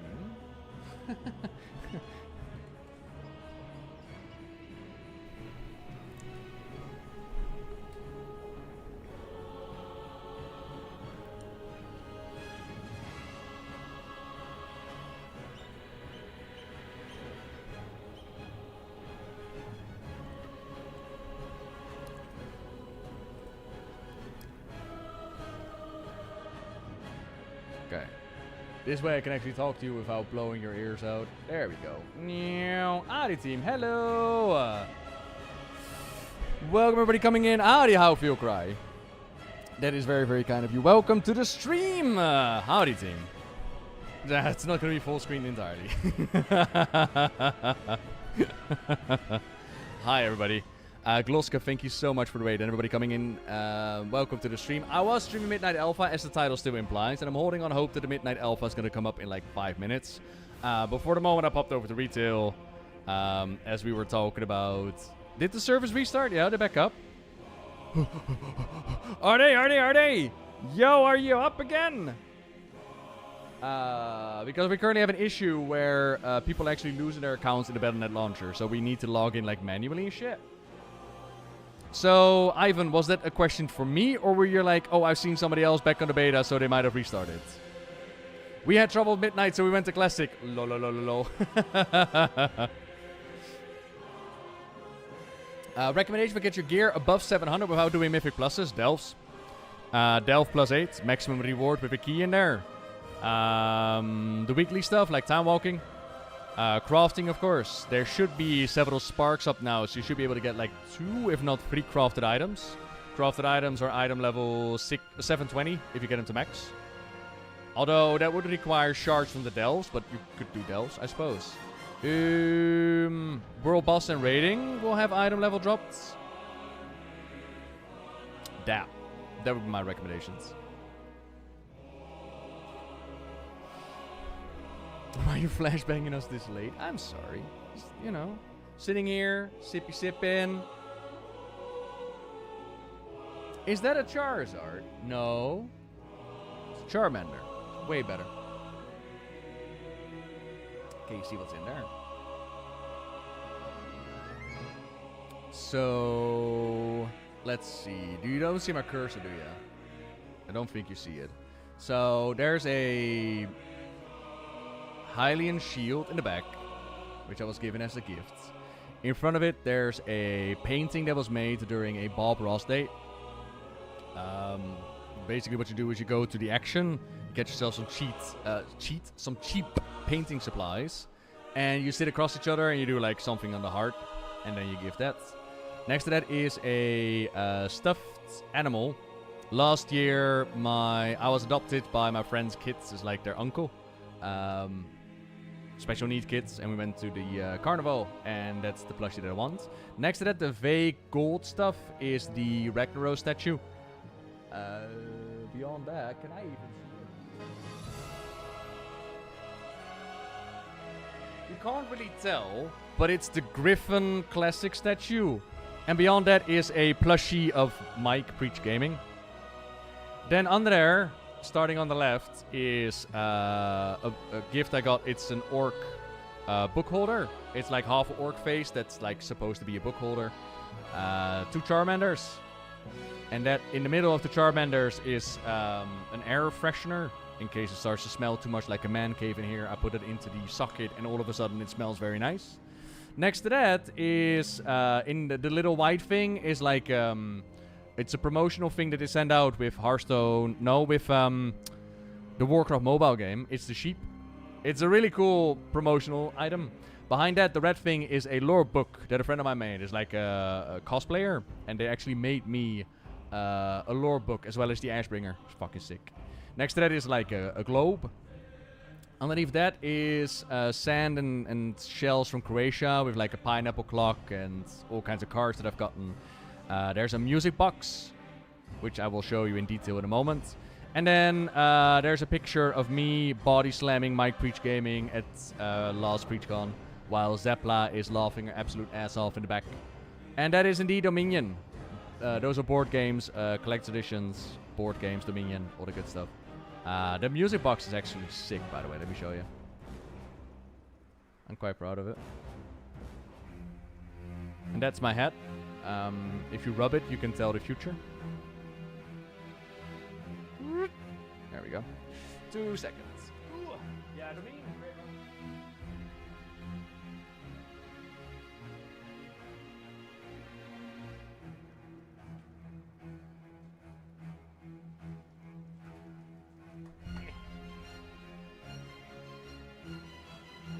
So, this one is a promotional item that they did like years ago. This was my character at the time that they put in the globe. And this was with WoW, with Blizzard, and like a company that would make these statues. And so the giveaway was, I had like 2 viewers that were given a code and they were gonna get this as a statue as well. It took like 6 months to a year until they finally got it. This never went anywhere. Like this collaboration with that company went awful. But it's really cool to have. And then this was given to me by a friend. So what they've done is, this is a music box. They got this on Etsy, and this is my character. Can I... Hang on.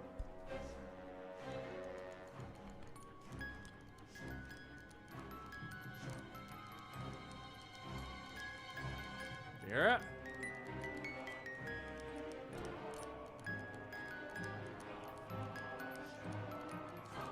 Anyway, it's a music box. Which is really, really cool. Yeah, one of the favorites. Yeah. So that's my bookcase behind me. I've been thinking about it yesterday, because I can hear myself. My room is pretty empty, so when I make a bit more noise, it becomes very echoey. And I like to be a bit bombastic. And I'm thinking about how can I make the room fuller with stuff without cluttering it. I need to figure out a bit of the sound isolation situation.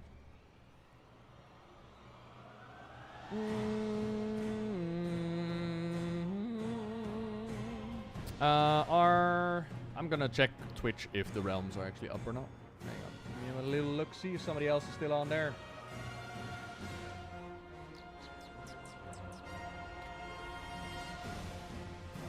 The Arena World Championship. Ooh. I mean, Tauli is not in there. So if Tauli is not in there, I'm going to assume that the realms are down. Like, completely. I see Automatic Jack waiting on the login as well. Tauli is checking out Wowhead. That's actually not a bad idea.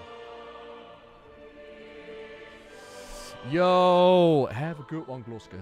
Thank you very much again. Have fun, by the way, when you're going over there.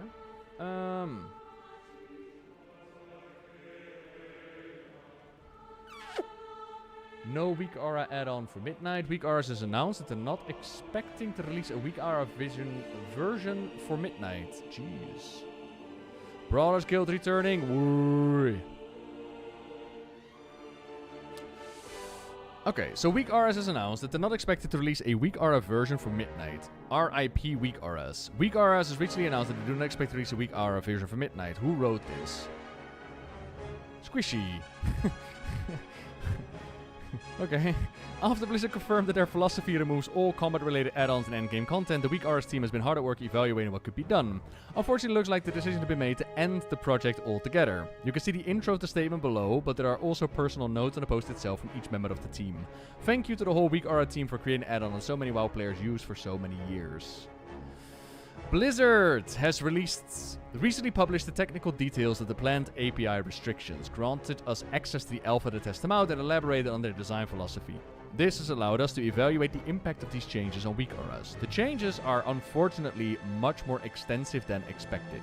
It is important to note that these changes are not final and will evolve over the course of the alpha. However, given Blizzard's stated philosophy, it seems highly unlikely that the core restrictions will be meaningfully reversed. We will continue to support weak auras for Classic. The restrictions are so severe that core functionality such as conditioners or actions or having multiple triggers in one aura or a cloning trigger would become impossible. Producing a stripped down version of weak aura without these features would require several months of refactoring. The result would be barely recognizable version. Given that, we have made the difficult decision not to create a weak aura version for Midnight. These changes obviously do not affect just weak auras. While we can't speak for other add-on developers, we know that many combat-related add-ons, such as nameplates, damage meters, and unit frames, will face similar challenges and may take the same approach. Also, these changes don't just affect combat-related add-ons, but also severely limit, for example, chat add-ons. Regrettably, Blizzard has downplayed both the scope and timing of these changes in past statements.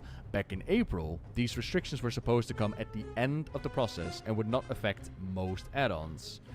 And I think that Ian has said in an interview, I think that some of that get back to us knowing that we need to really ease into this. That any world where we just kind of rip the band-aid off and say, alright, have fun, we are in a new world, as opposed to, you know, building up more built-in functionality, starting to have clearer visuals, simplify some mechanics. Well, the plan now is to rip the band-aid off, so that does not leave us with much more choice other than closing shop. We would like to thank each and every one of you for continued support over the many years. We would not be here without you. We also want to thank you to many other contributors we had over the years, as well as our Discord crew that keep us helping our users around the clock. This has been a very tough situation for us. We are sad, we are mad, we are a lot of feelings. We just hope Blizzard reconsidered a few things, and we can keep this going. The Weak Aura team. Huh. What would make us reconsider? The ability to compute new secrets? To go in technical details a bit, combat state APIs no longer directly return information add-ons can use. Huh.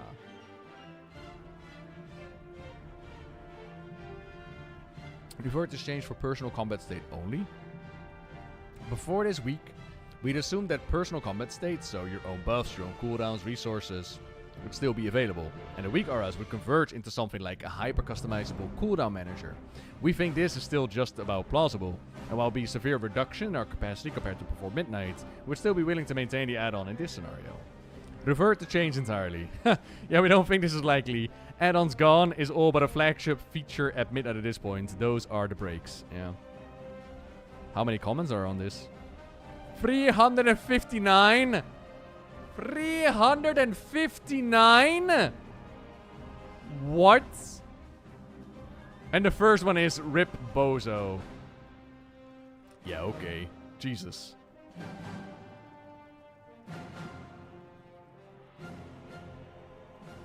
So, yeah. They're,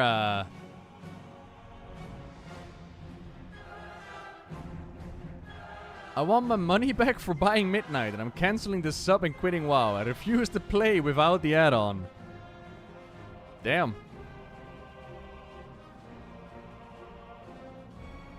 After many years of subscribe, it's probably the time to find another game to spend time and money on. Blizzard will never be able to have 10% of the power of weak auras. Unless the game becomes totally casual and it's as bad as nerfing add-ons, be quite unplayable high content. Ha.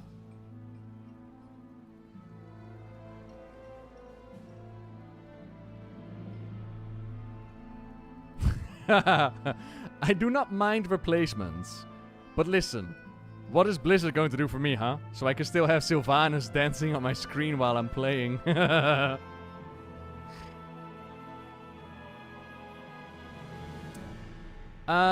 So, I mean, it's not, I'd argue that it's not a simple, you are right or you are wrong. There are many different people that play WoW many different ways. And everybody will have their own taste when it comes to something like weak auras and deadly boss mods. Imagine playing WoW for 20 years with weak auras. And that's how you like to play. That's how you like to customize it. And now you're being told like you're ripping it out. I can understand that there are people out there that are like, you know what? This is not my game anymore. I want to play WoW with weak auras or I'm out. Could definitely be a thing, right? And I've spoken about it before. Me personally, I'm a big fan of getting rid of the idea of you need add-ons to play WoW. I'm hopeful that Blizzard is going to incorporate the features that a weak aura would provide in their game baseline. But I'm also not dumb. I played this game for a very long time. I know exactly how Blizzard development works. So I know that is a pipe dream. It's not going to be good from the start.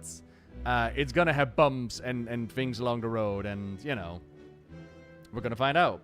Am I done with Alpha for today? I'm not, but Alpha's done with me because the realms are down. So as soon as the realms are up, I am more than happy to jump back in. But there is no Alpha up right now. Unless you're telling me it is, then I'd be more than happy to jump into.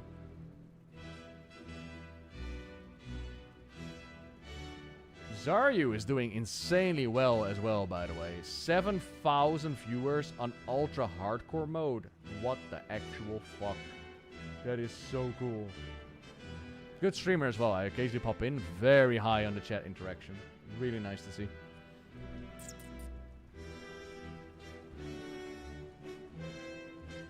Final Fantasy XIV does a good job making fights about mods. So, we spoke about this before as well. But to reiterate what we've spoken about, they've acknowledged in interviews that WoW has been designed with weak auras in mind.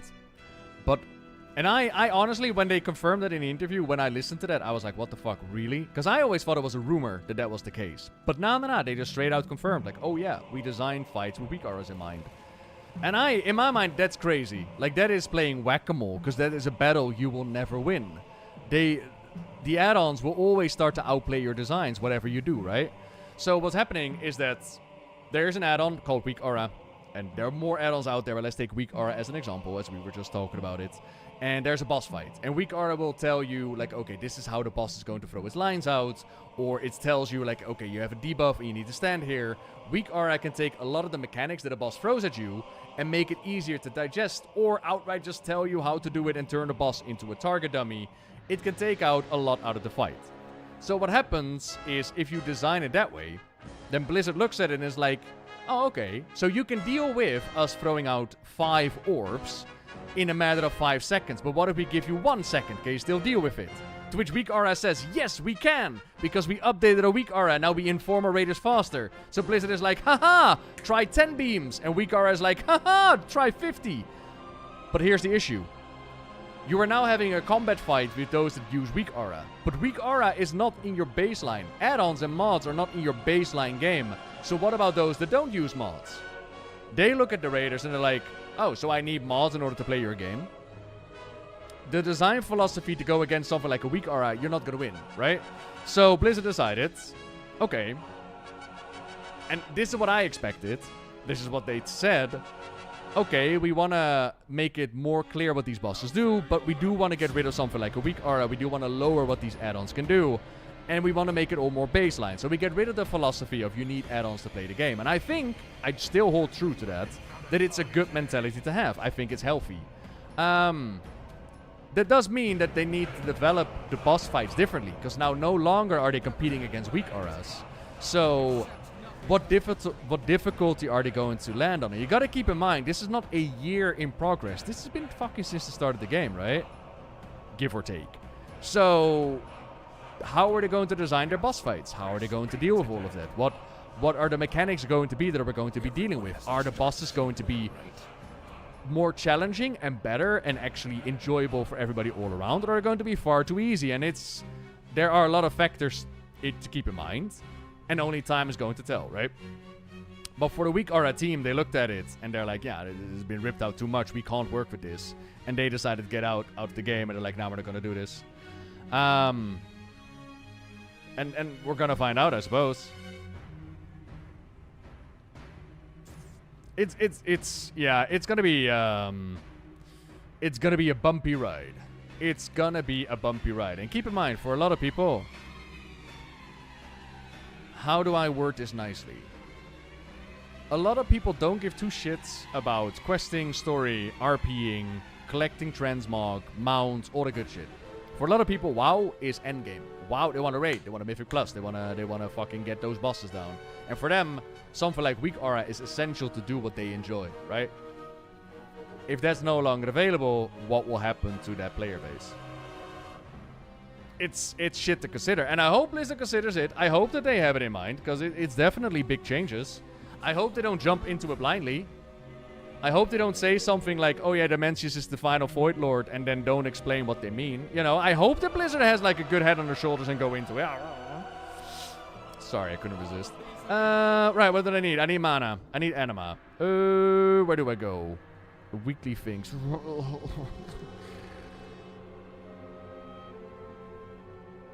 I'm gonna defeat a powerful foe in Meldraxxus. It's gonna be great. Dimmy boy alone already?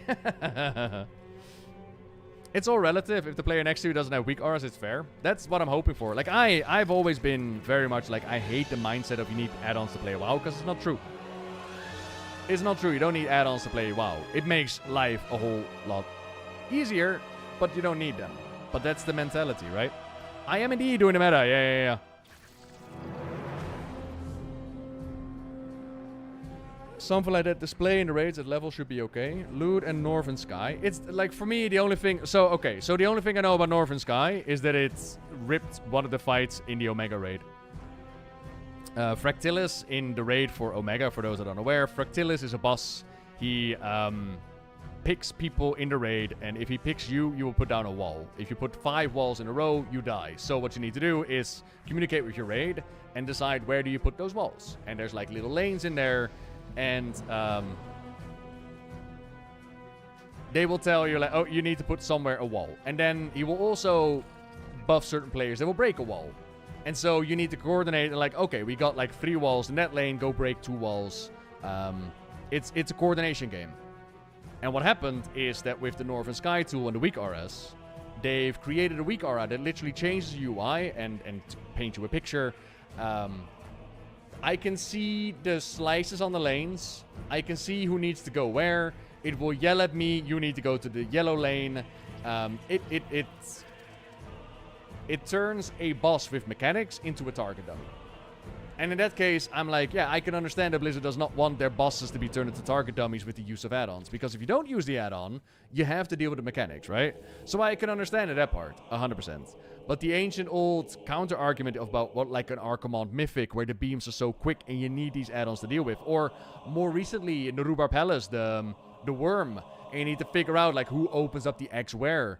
Without a weak aura, a Mythic, that was apparently impossible. And it's like, so as long as fights like that exist, weak aura should not be closed down. So hopefully those fights are not going to exist, right? We're going to find out.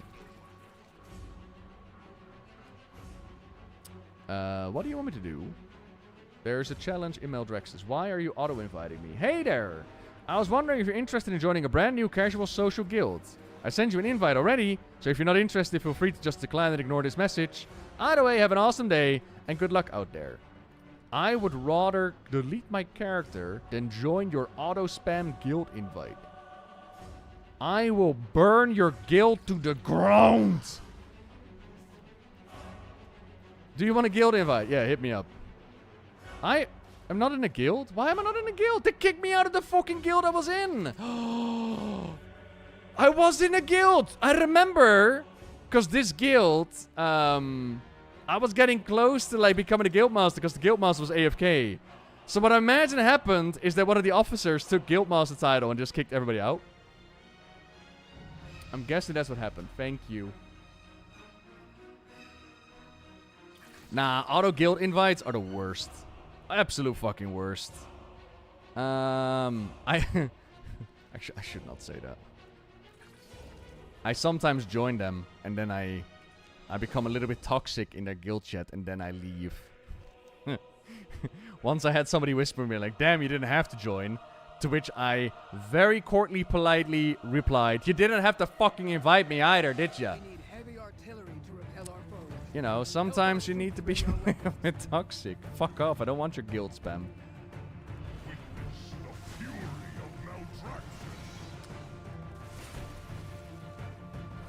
Here, you're just casually farming your mount, and it's like, hey, want to join my guild? No, I don't want to join your fucking guild. What do you tell them? I tell them not such nice things.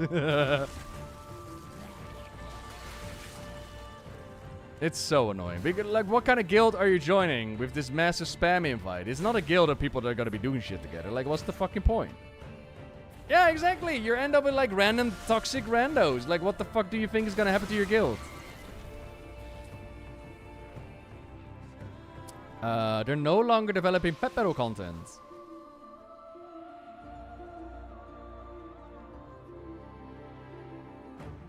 What do you mean? Are we no longer getting new pet tamers in the world? What?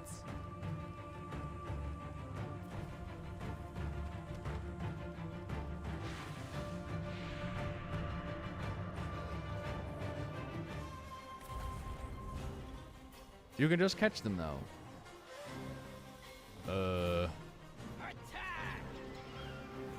You made it so you... Wait, what? Wait, whoa, what? Do you mean you no longer need to pet battle? You could just click on the pet and then you can catch him? There's no pet battling in Midnight. Too low engagement. Oh. I mean... Not gonna lie, fair. I haven't even done the pet battle dungeons as of yet, but... I didn't expect pet battles to take that much. Do the pets still battle? Like, I'm so confused. Like, the pets still battle, don't they? Like, you can still do pet battles with other characters. They still have abilities. Or are the new pets just cosmetic? Sweet dreams, Kissy. The new battle pets don't have abilities. What's the point in catching them?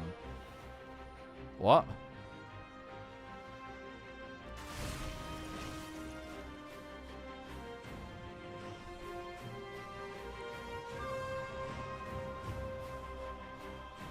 They are Labubu's. They are Labubu's. Oh, okay. I mean, it is kind of the vibe that you're getting though. Like stuff with archaeology and fishing not getting updates either. It's all cutting at the fat, ain't it? And it's pretty fucking clear why they're cutting at the fat. So, you know. Yeah, all right. They're back to being Labubu's, huh? Shame that. Like, I'm not gonna sit here and be like, oh my god, pet battles. Fuck, I'll miss that. Because I personally felt that pet battles should have deserved more attention. Like, they introduced pet battles and did fuck all with it. And it's, you know, it's not that great. It had potential, but they didn't ever live up to it. So I'm not gonna sit here and be like, oh no, I didn't do pet battles. But at the same time, I know there are a lot of collectors that really like pet battles. Huh. If you could interview Eternus, would you do it? The Infinite Dragon? Yes. And can I be your Labubu? In a heartbeat, Otto. I will embrace the Labubu craze just for you. Yeah, hit me up for a link. Yes, please. Permits. Is that a 0? I hope that's a 0. Oh, I was almost there. Thank you. I still get the link, though. Thank you.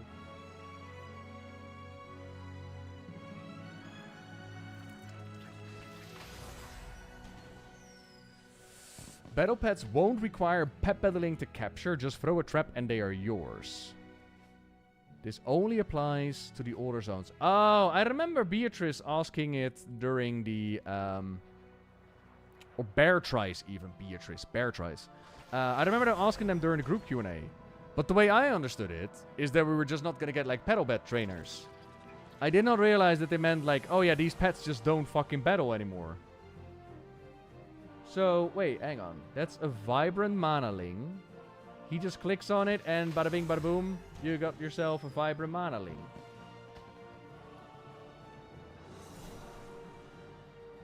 Huh. Okay.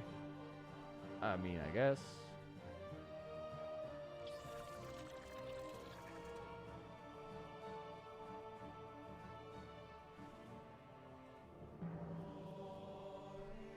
Yeah, has no abilities. Yeah. Huh.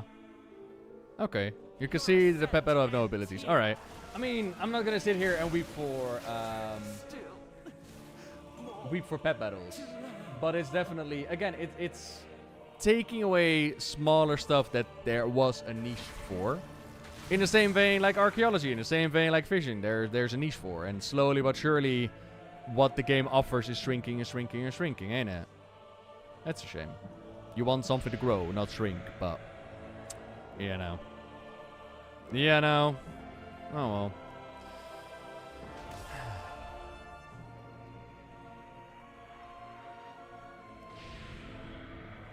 It could just not have been implemented yet.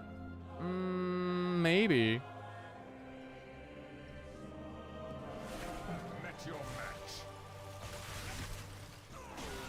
If Karesh is any indication, they're also getting rid of sky races. So, fun fact on that one. There are sky races on Karesh. It's just locked behind the massive Ecodome questline. You need to unlock them. They're just not part of the baseline. If you do the Ecodome quest, you will get dragon riding on Karesh. Yeah.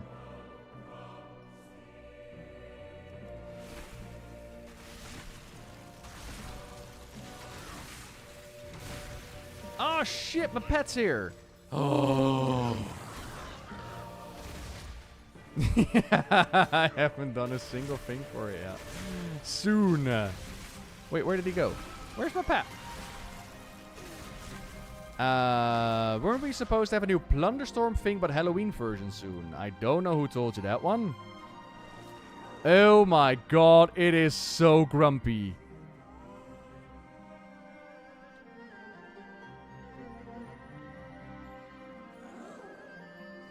Okay.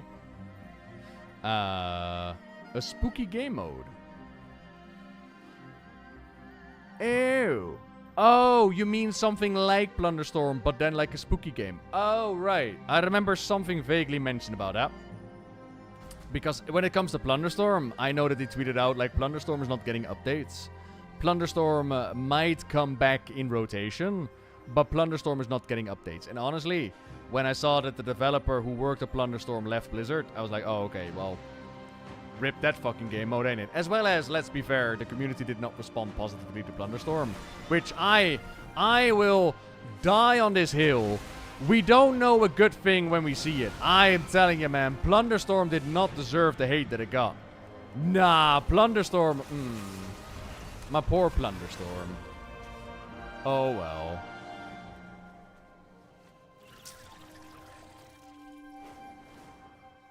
I thought the community loved it. No. I mean, I'm certain parts of community, certain parts of community. So what happened with Plunderstorm is that the first iteration of Plunderstorm, they added a lot of collecting to it. And so collectors felt that they were required to play Plunderstorm in order to get the rewards. And in order to play Plunderstorm, you have to get good and fight against other people. And people are like, oh my god, I need to play against other players. I don't want to do that, Blizzard. You're putting a gun against my head right now. I've literally read tweets from people like, oh my god, you're putting a gun against my head that I need to play Plunderstorm. It's a bit much, ain't it? So, obviously, it is Twitter. It's people on Twitter. So, eventually what happened, and I thought that this was actually, like, such a cool showcase of community free will. There became the cult of the storm. Meaning that people figured out that if you just do the quest that they give you when you drop and just sacrifice yourself to the storm, not only do you get maximum rewards, you also dick over everybody else because you don't give them your plunder and your abilities. They had such a hate boner for Plunderstorm that they decided to sacrifice themselves to the storm just to dick over other people. And they were reveling in it. They were going like, ha ha ha, I killed myself in the storm. I was like, yeah, okay, cool. Congrats. So, yeah. Now, admittingly, there was one thing that Blizzard fucked up. And I will say that that was on Blizzard's end. The announcement for Plunderstorm was left open-ended. All they did was show a little pirate flag. And that was their promotion. And then for like a month, they didn't say anything else. So what happens when you tell people like, oh, there's something coming. It's just, what happens if you show people a little pirate flag and that's it? People start speculating, and they start wondering, and they start going like, huh, I wonder what happens. And eventually, you end up with the idea of Blizzard will personally drop a pirate ship in front of your house, where many wenches and maidens and beer will flow from, and they will celebrate, and they will party, and make the bestest game ever, and they will never be able to live up to that hype. And that's exactly what happened, because it was just Blunderstorm. People are like, what, is it Blunderstorm? What the fuck? Blizzard should have been more clear in their communication, like, this is what we're doing, instead of letting the community just go hammy on it. In the same vein, and they learned their lesson, because they did like an icon when it comes to player housing, and they put the icon on a roadmap for midnight, and when I saw that icon, I was like, you know, that's a Hearthstone, that's player housing, but the speculation people had around it, they were like, no, look, it's like a root. It means that the Druzvar are gonna become an allied race, and blah, blah, blah. I was like, what the fuck, man? The internet is such a beast. It's so interesting to see how people react to certain things. Like, honestly. Yeah. Oh, yeah, the icon was used for in the real-life group as well. Oh, God, I remember. I forgot about that. Yeah. Did y'all see, by the way, the John Cena dance added to Fortnite? Oh, God, man. Wild times, I swear.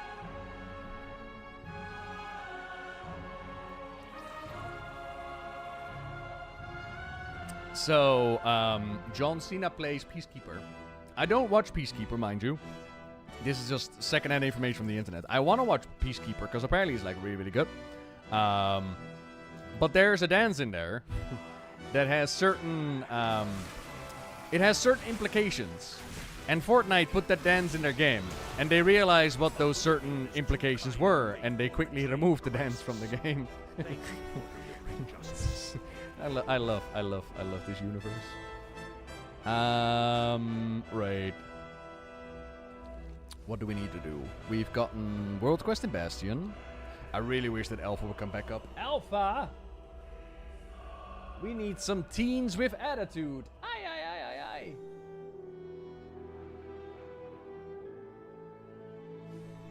Where's Towley? I'm keeping an eye on Towley. Like, if somebody is gonna get into that beta and hit Alpha, it's fucking Towley, man. Towley is doing Brewfest. Oh, that's not a good sign. That if my man Towley is in Brewfest, that is not a good time. Not a good sign, even. Saku, 115 attempts on the Brewfest mount. I am pretty sure that you only have one chance per day per account, right? Like, you can't farm the Brewfest mount on your alts? Or are you doing it on multiple accounts?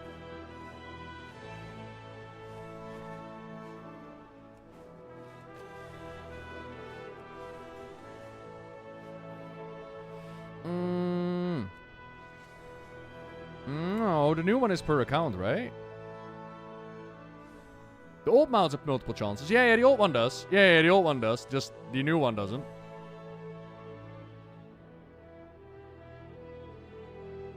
I mean, if you're going for the old ones, if you're going for like the RAM or for the Kodo, you're fine. But if you're going for the, whatchamacallit? The Brewfest Bomber, you have one chance per day. There is a way to get more chances per day. You can do trial accounts, get those to level 10, take them in there. But it's an effort. It's an effort to get like 4 trial accounts up and running in it. It's not in the box from the daily. Yeah.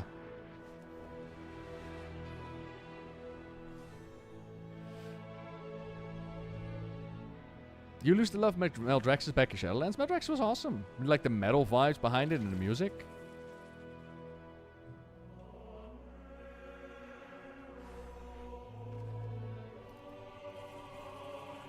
Speak up, soldier. I need to go to Bastion. Yeah, I'm gonna change the stream title team. I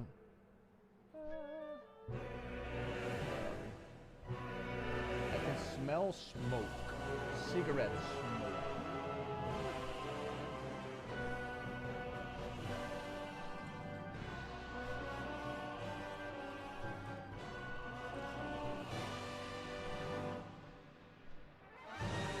There we go. Voila.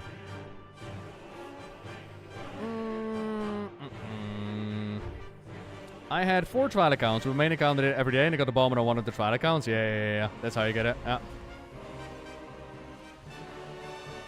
The daily box for the Brewfest Dungeon boss is once per day per account to have chance to have the new mount. But you can still have several chances per alt to get the old mounts. There you go. Where's my hair? My hair left me. At an early age as well. I was like... I still blame the huge amounts of shampoo that I put in my head, which is obviously dumb because it's just genetics. But when I was a wee lad, I would... Okay. Story time. In the Netherlands, we used to have like commercial... And they put like the shampoo bottles in like half a circle to make their logo. And I imitated that as a young child and used like older shampoos in my hair. I still like to blame that. And then I used gel to like put my hair back. If you ever seen Elvis Presley, that's what my hair looked like. Gel back, as tight as I could. Big like blobs of gel in there, like, oh yeah. And then eventually, eventually the hair just started to go away. And now... if I let it grow, I'll still get it on the sides, right? It's still here. But on here, it's like the George Costanza. It's like, it's gone, baby. Now, thankfully, I do think that I pull it off. But the looks that you get when you walk somewhere with just like a full-on hair gone. Because in the Netherlands, I don't know if it's worldwide, but in the Netherlands, people that don't have hair anymore, they sometimes are part of a certain group of people. And, you know... I play video games, I'm already pale, and I also go to the gym, and I'm bald, and sometimes I get looks from people, I'm like, trust me, I won't hurt you. I've literally had, once upon a time, I was walking down the street, and somebody just, they were walking in front of me, right?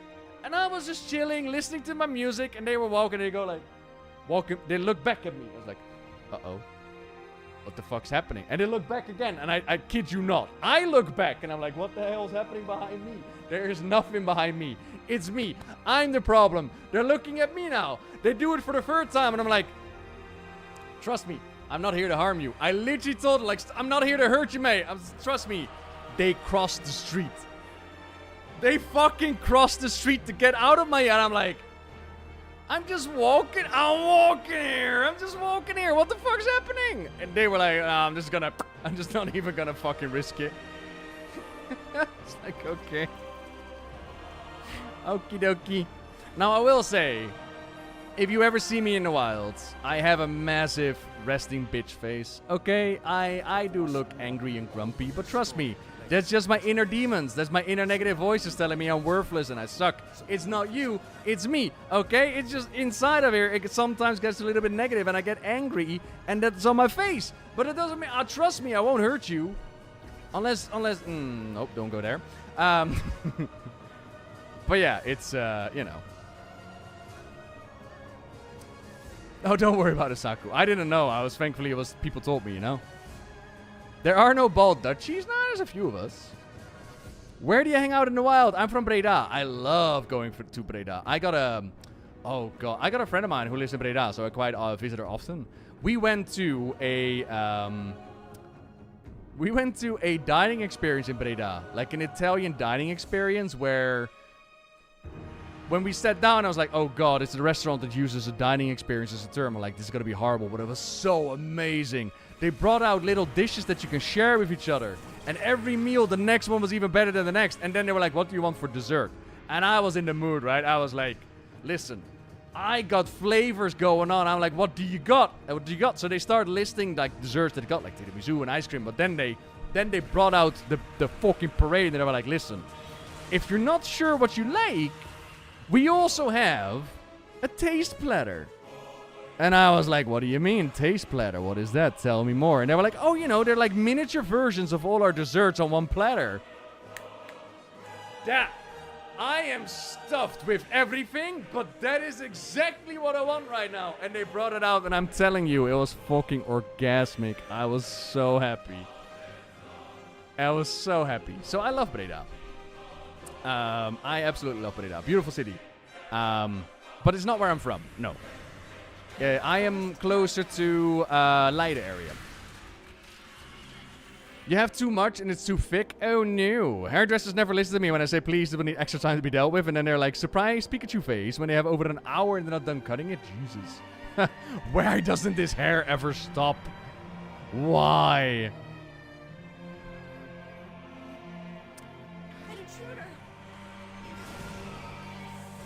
Why can I never get over bottom tier arena? You can do it, Elodie Rogue. You can do it, baby. Always. You can't say I'm not here to harm you. It makes you more sus. What else am I supposed to say? Hallo. Goedemorgen. Goedemiddag. Hallo. Look, what else am I supposed to say?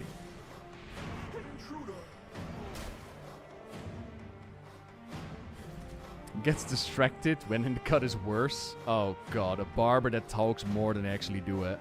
I remember going to the barber. They were the worst. I mean, going to the barber in a general sense, especially when you have like people constantly doing different people doing your hair, getting your own barber, knowing where you're going is such. You need to have that security, and you need to have that feeling like I trust you with my hair. I know what you're doing. Not the rando that's like, oh yeah, the intern, by the way, needs to practice today. And you're like, oh, okay. I mean, if you say so. I do have an important appointment. It doesn't matter. They got this. Don't worry about it. Oh, perma bitch face. All right.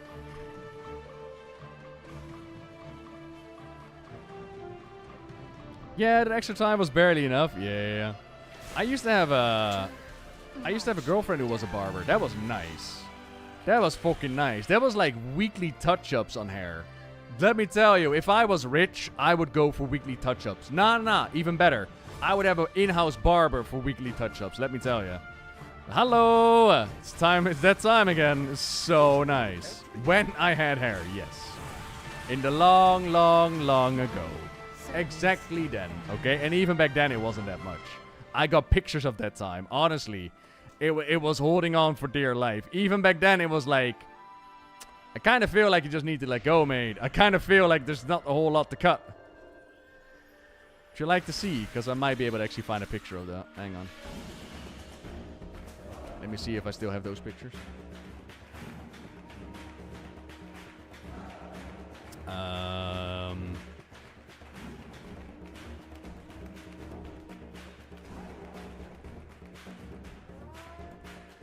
Those are training pictures. It is... Oh, camera old, I think. Random? Oh god, they are random. They're not as old as I was looking for, though. Oh god, they're nudes. No, don't do it.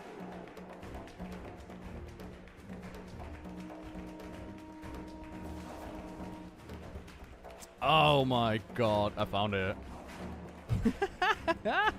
Jesus Christ. Okay, hang on. I found the picture. Picture time, everybody.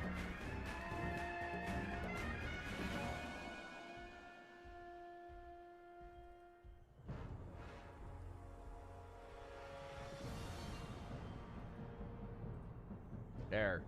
That's the amount of hair that was still there, okay? That was the amount we were working with. It wasn't a whole lot anymore. Look at that poor man. Yeah,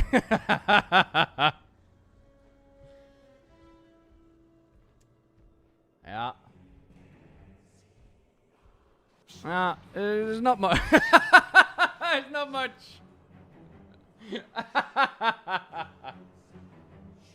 Yeah, it's not much to work with. I agree.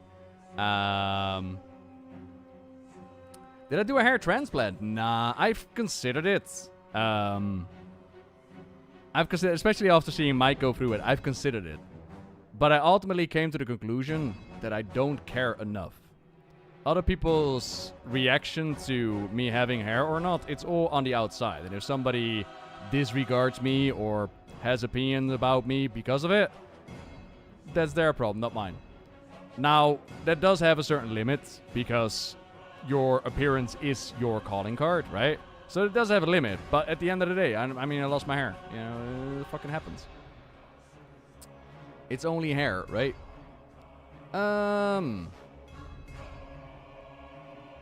trying to find a picture of, the hair that I actually rocked when I still had hair.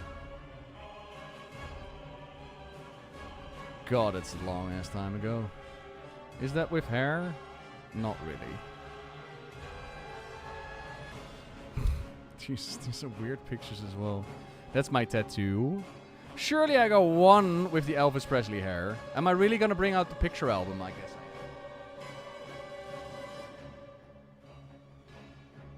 Oh, skinheads, Dezo. You call them skinheads.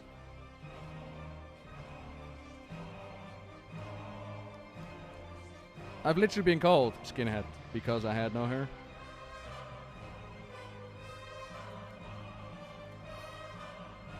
And that picture is too dark. Oh, look at old Nobbel. I mean. Oh, there we go. All right, this is about as much as we are. All right, this is about as much as we can do in the hair department, yeah.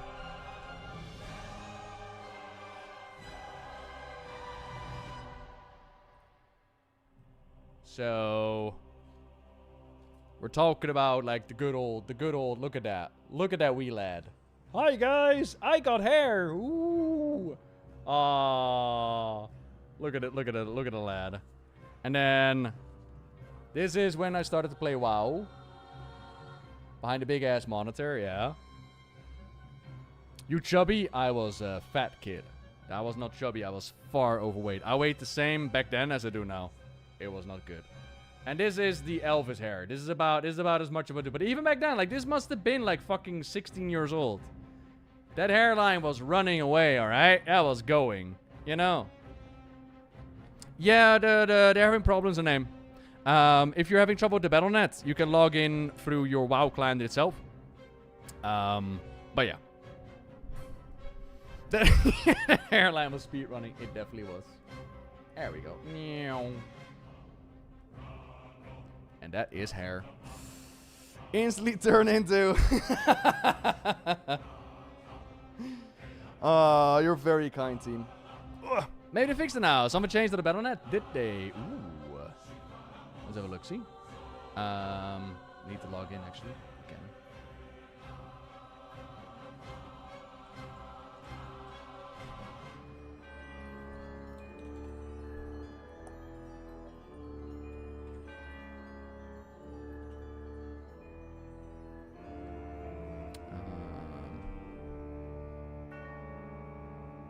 Well, you're very kind, Velvet. That's very, very kind of you. There we go. Oh, if you get loaded into the US server, GDI, you need to go into your configuration file. And there's a thing called... If you Control F in US, you will find it. It's state or like something, and you need to change that to EU. So you go to your configuration file in Notepad, and you change that US state to EU state. And then you go into your EU game. But if I look at my launcher, the launcher seems to be fixed on my end. So try rebooting the launcher first before you go all that kind of stuff. Chest hair going, and don't look like a plucked chicken. Yuki, you are gorgeous as well. Everybody has something. And let me tell you, I have met the most gorgeous people in the world. And even they have their own insecurities and their own things that they look at. We all look at ourselves with a hyper focus. We are all our own worst critic. And we all create the universe like these mirrors that are looking at us. And if you have a negative voice about yourself, you're going to imagine that people feel like a negative way about you. But rotate it around. How many people that you run into the street do you think negatively about? If it's a lot, work on yourself. And if it's little, realize that that is exactly true for other people that you care about. They don't care about you. You are who you are. You are your own person. You are your own individual. Enjoy who the fuck you are. It's not always easy, as I say right now, but it is where to strive for. And always strive to be better than you were yesterday, but also find acceptance and love for who you are right now. I need help! Surrender or be destroyed.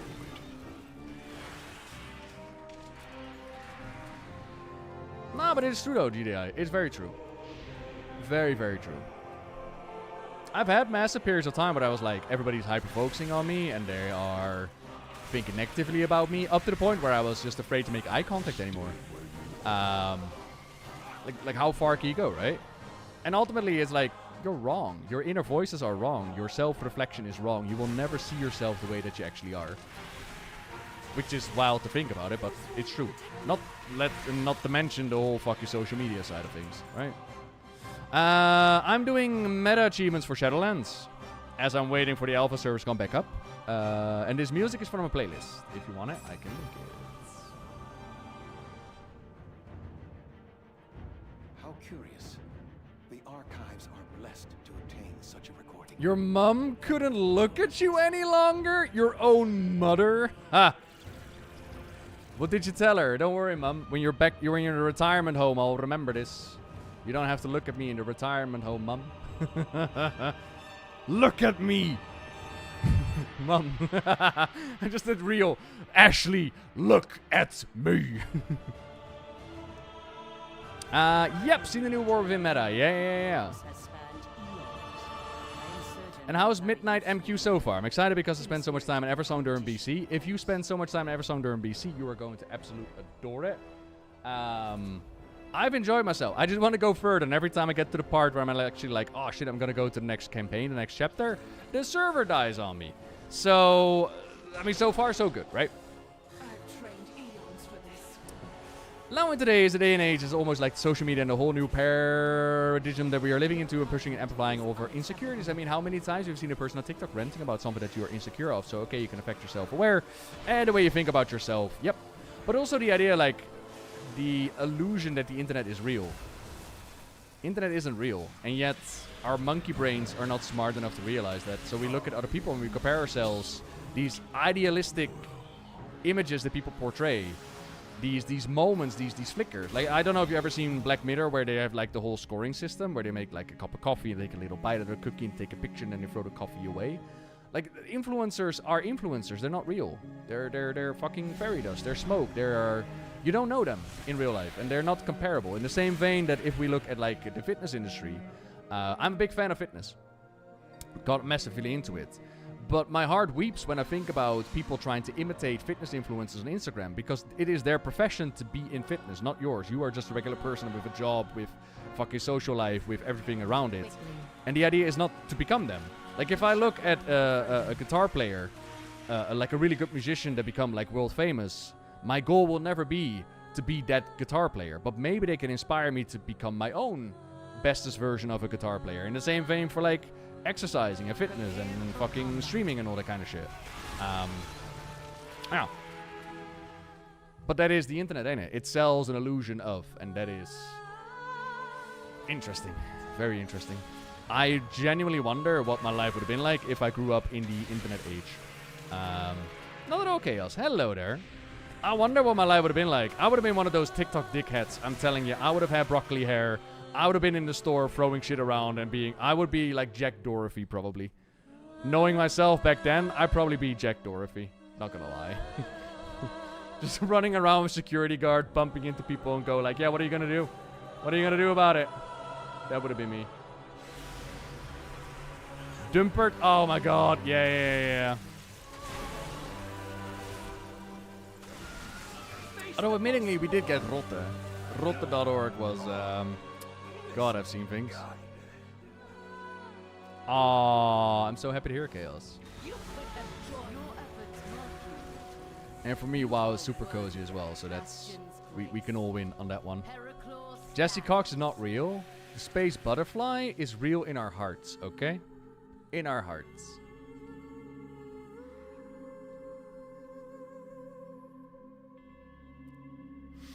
Missed the time where there were no guides for video games and I had to figure stuff out with my friends. Listen.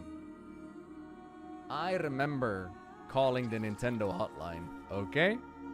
Welcome to the Nintendo hotline. And then you spoke to a representative and this was from Mario 64. I am not kidding you.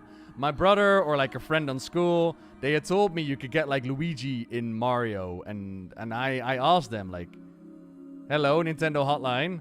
How do I get Luigi in Mario 64? Do I run around the fountain 50,000 times? Do I need to get certain stars? Do I need to jump? My friend in high school told me like blah, blah, blah. And they were like, unfortunately, Luigi is not available in Mario 64. It's like, oh. Oh, okay. Fucking Nintendo hotline. Cloud Strider, Amulet, okay. Got him. I mean, yeah, that's how it went, I know.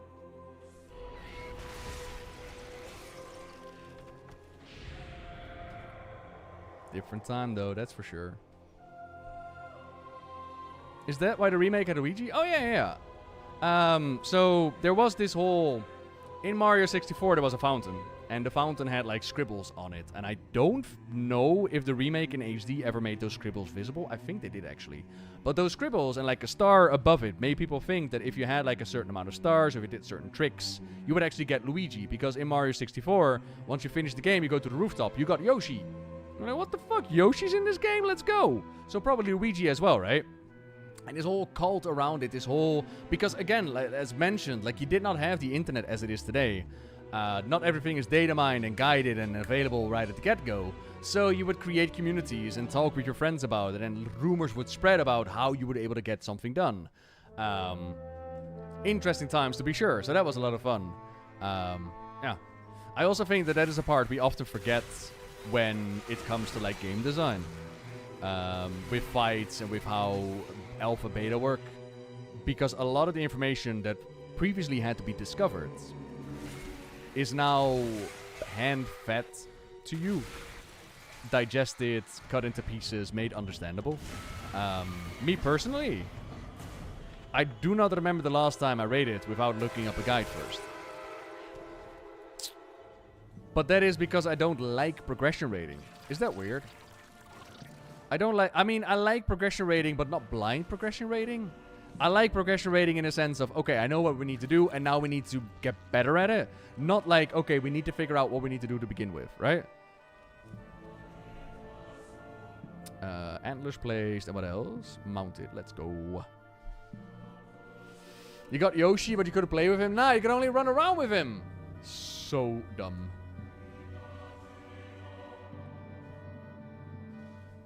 Really went in blind? Hell yeah. I mean, even, I got a friend of mine who is, like, very much into, oh yeah, I want to go into content blind. And then I look at them and they're like, you're using deadly boss mods. What do you mean you like to go into content blind? You realize that with deadly boss mods installed, you don't go in blind, yes? Wow. I am not a paladin, am I? No. An Animal Crossing that a character would actually die and started crying? Aww. Cute. Your realm is back. Hang on, let me check.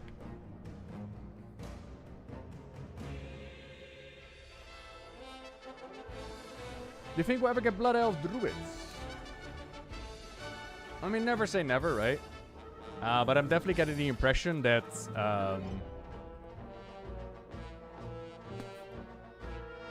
So, I did an interview yesterday. If you haven't checked it out yet, it's up on the YouTube channel where I asked, like, a bunch of questions. And I asked them, with the exception of Druids, because Druids get, like, their own forms. Like, what about the class race combos?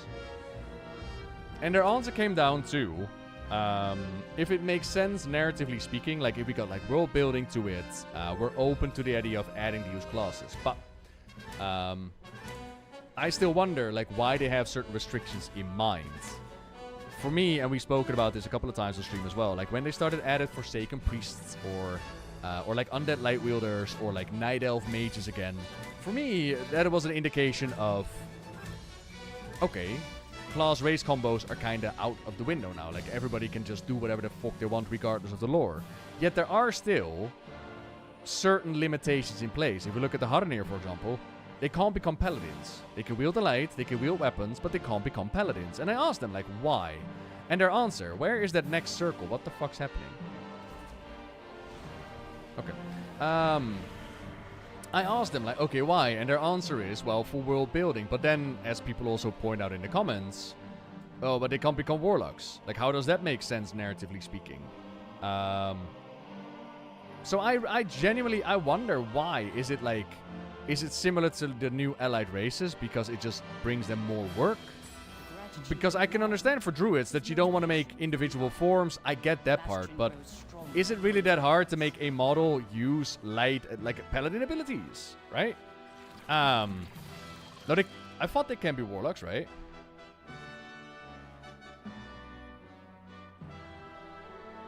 Hardenir, warlock. It can be warlocks, right? Yeah. So Haranir can become warlocks. So the question was like, okay, how come a Haranir connected to druidism, to the light, how the fuck can they wield the fel and become warlocks? How did that work? Because their answer to not becoming paladins is that it's not part of their culture. Yeah, except the mount. So that's why I'm so confused why these limitations are in place. And I always thought that the limitations were in place because of this ancient alliance versus horde, like shaman versus paladin thing. But that's been becoming fluid over the years. So why are we still holding on to these restrictions when it comes to paladins and shamans? And I generally thought it was like an old design philosophy. And their answer was more in the direction of, nah, it's world building. It's like, oh, okay. But in the same vein, I also asked them, we're gonna get like a recruitment quest for the Void Elf Demon Hunters. And one of the things that I wondered about for the Void Elf Demon Hunters is why are they going to sacrifice their eyeballs? For those not in the know, the ones that came after Illidan took out their eyeballs because they saw the same visions that Illidan saw. Like this massive army of the Legion, unconquerable, like, oh my god, we're gonna lose.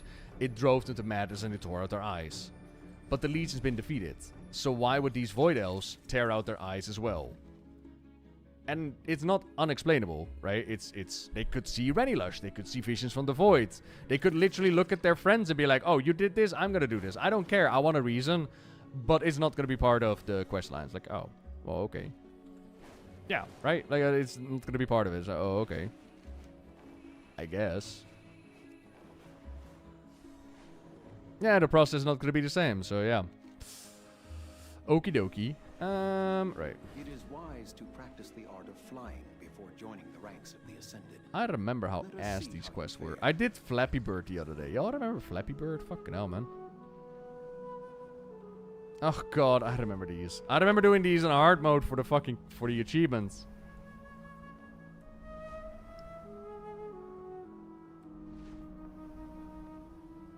Whoa.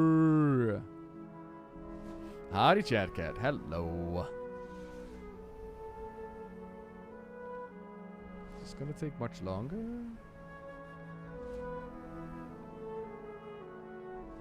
Flappy Bird was the shit? Yeah, you play Flappy Bird. I love how that developer was like, nope, this is too popular, you're all moaning too much. I'm taking this down. Go away with all your billions of monies, I am not interested.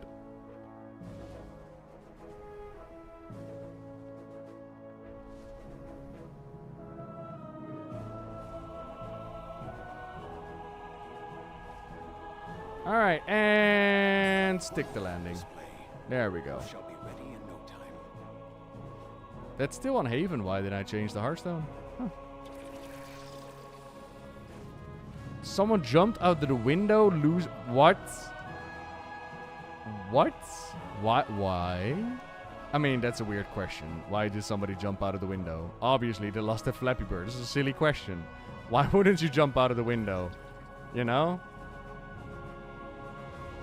Nothing really. There's a billion Flappy Bird clones out there. You and Kazan Library is what got me really interested in WoW playing. Its story is sick. Yo, so happy to hear, chat. That's what we're here for, baby! Oh, I'm so hoping that the World Soul Saga is gonna deliver, man. I'm really, really hoping. And why don't we just unleash Sargeras onto Zolotov? Doesn't he hate the Void more than us? Because Sargeras has shown that his methods are a little bit extreme. So, imagine that you have, like, I don't know, you have some weed between your tiles, like the weed that you don't like. And you're like, I want to get rid of it.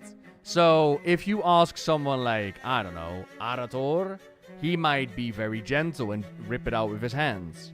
If you ask someone like Terrellian in the Army of the Light, they might be a little bit more zealous. They might come in with some weed poison and start, you know, poisoning your entire lawn. But if you ask Sargeras, Sargeras is gonna stick a sword in it, rip open your world, and make sure that there is no world left for the weeds to grow on. So, you know, pick your poisons, really. After the World Soul Saga, I genuinely wonder if they even thought about what comes after. Or if they were like, you know what, let's just finish these three and then we'll see where we're at. I don't know, man. Time skip? WoW 2? I don't know.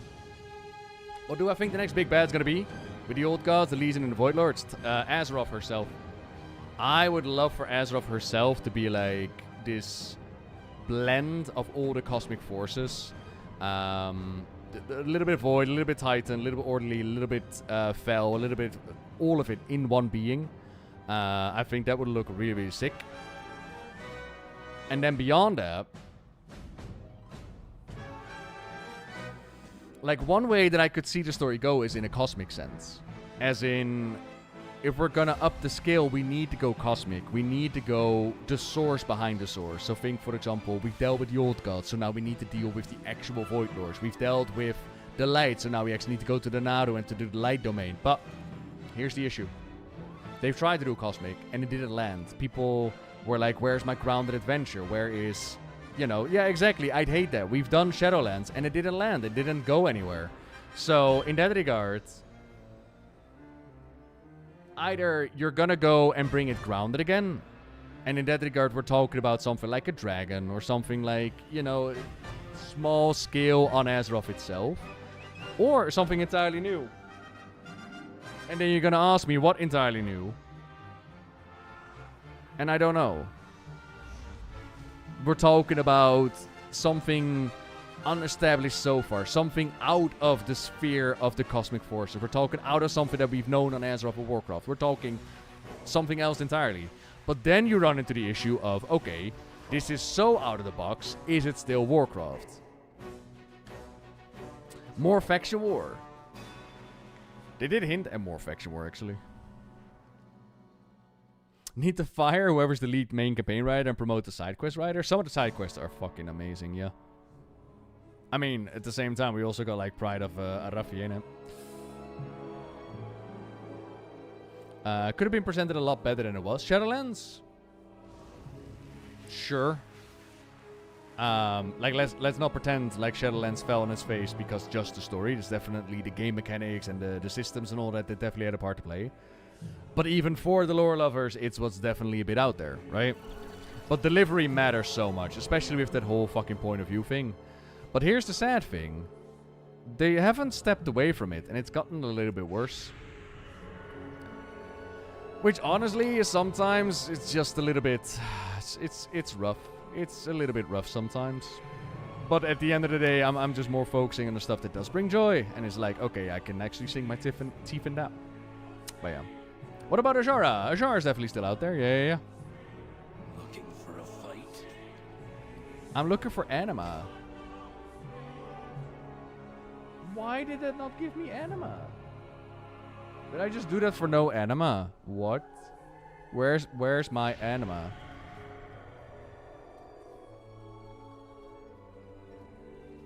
Grab a weapon and get in line.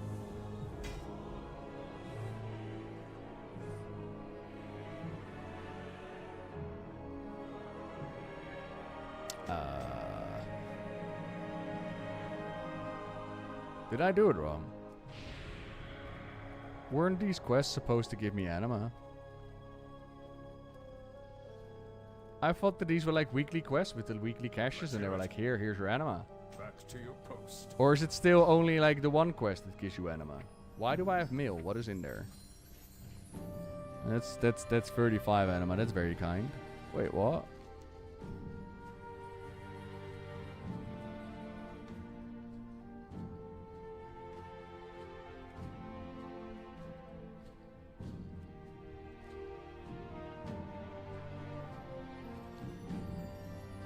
The emissary caches only have offerings. Where do you get anima? What? My arsenal is yours. Deposit anima. I deposit a total of 1 point something K. I still need 500 anima. Yeah, Zerath Mortar chests give anima. These give 500. What are those? What are those? They are world bosses. Can I kill world bosses by myself? Maybe. The raids give plenty as well. So, wasn't there like replenishing the reservoir that gave you like a bunch of anima? Or am I crazy? Because this gives gold. That's nice. I thought that they gave like shit ton of anima. Huh. Alright, going to Bastion. Thank you, I thank you. I like my Mawalker weapon as well.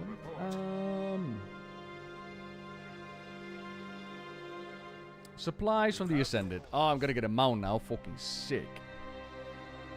It collected 2k anima and gave 6100 gold. Okay, sweet. A big time skip? Yes, but a time skip with meaning. So what they've done between, what was it, Shadowlands and Dragonflight, they gave us a time skip as well, but a time skip in which nothing happened. And it's created a couple of issues, because the characters are still the same, and like very little development happened to those characters. If we're doing a time skip, I want one that's meaningful, ain't it?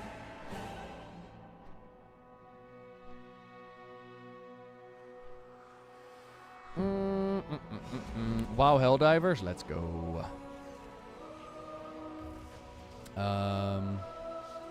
When Liadrin was calling for help at the Sunwell in the Midnight Cinematic, I expected Yirla and her army of the light to show up. Honestly, that would have been so sick. Yo, try! Play more WoW, okay, darling? Try! I will try. For you, try. I hope life is treating you kind, mate. Hope you're doing good. And thank you for 102 fucking hell. And then there's Passive Seeker, and we got like a fucking hype train going. Thank you very much for subscribing as well. Welcome, welcome. Yeah, when it comes to like the army that summoned in, I thought that we were doing the Arathi army, the Arathi Empire, because there's like this ancient connection between the High Elves and the Human Empire, the 14th of Arator, like the origin. And I thought like, oh shit, history's gonna repeat itself. The humans and elves are gonna unite and they're gonna kick ass, right? But no, it was just the Army of the Lights. Like, oh, okay. But the Yirl Zealous army, I still feel that deserves a spot in this whole Renilush. Like, if we're gonna do the biggest of the voids, then we're the biggest of the lights, right?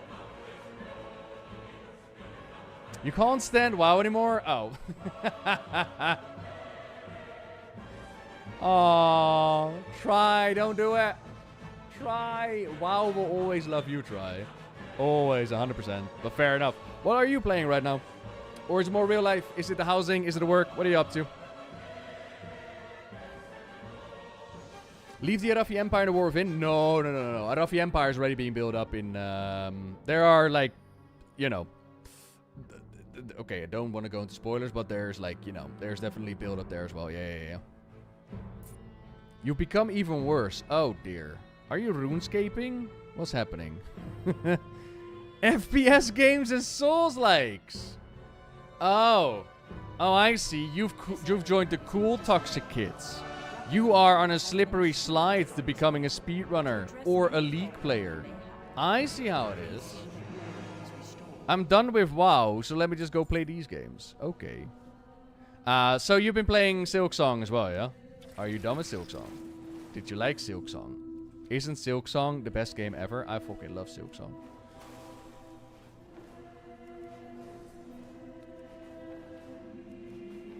Jesus, it's past midnight. Okay, cool. You are... Hell yeah.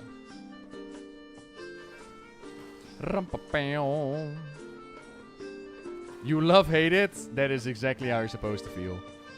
Or at least that is exactly how I felt as well. I was watching a review by Yahtzee, who was like, I quit Silksong. And in that review, he mentioned the exact emotions that I had as well at the exact same times. Except for me, Silksong hit my stubborn button, which meant that I couldn't give up. Because every time I've literally uninstalled that game. I uninstalled the game and I was like, I'm done with this. And then there was a voice in the back of my mind that went like, yeah, but you already spent 80 hours on it. At this point, you might as well finish, right? It's like the whole cost fallacy, and it's like, now you might as well... What's the worst that can happen? And then Silksong was like, oh, bet, I got worse for you. It was like, oh, okay. After the fact, I'm like, oh, that was actually kind of easy. But in it, when you're in it, it's like, no thank you. So, but I, like I said, for me, Silksong is the perfect DLC to Hollow Knight. And I don't need it to be easy. I enjoyed it, but it's just like, you know, it's there. Velvet added biddies to the hype train as well. Thank you. Why start where you can't finish? Yeah, like at some point I was literally like, I don't know if I can do this. it got to the part where I was like, I don't know if I'm good enough at video games to actually do this fight and to do this game. But then I realized, like, oh, it's like Elden Ring. I was like, oh, well, that makes sense. So then I eventually got through it. MGV squared. Gifting a subby to Restic. Adding more and more to the hype train. You are all very, very kind to me. Honestly, thank you so much for joining me as well. Just keeping the chat active and having questions for me that we could talk about. I'm a bit bummed that fucking Alpha went down again, but that is Alpha for you. I'm just crossing my fingers that we're not going to get another reset, but if we do, I'll just blast through it again. And we'll get it done. We'll get there. Another expansion in Shadowlands, some new realms. Not sure how they work it, but I love the idea. Very Plains of Power-S from EQ.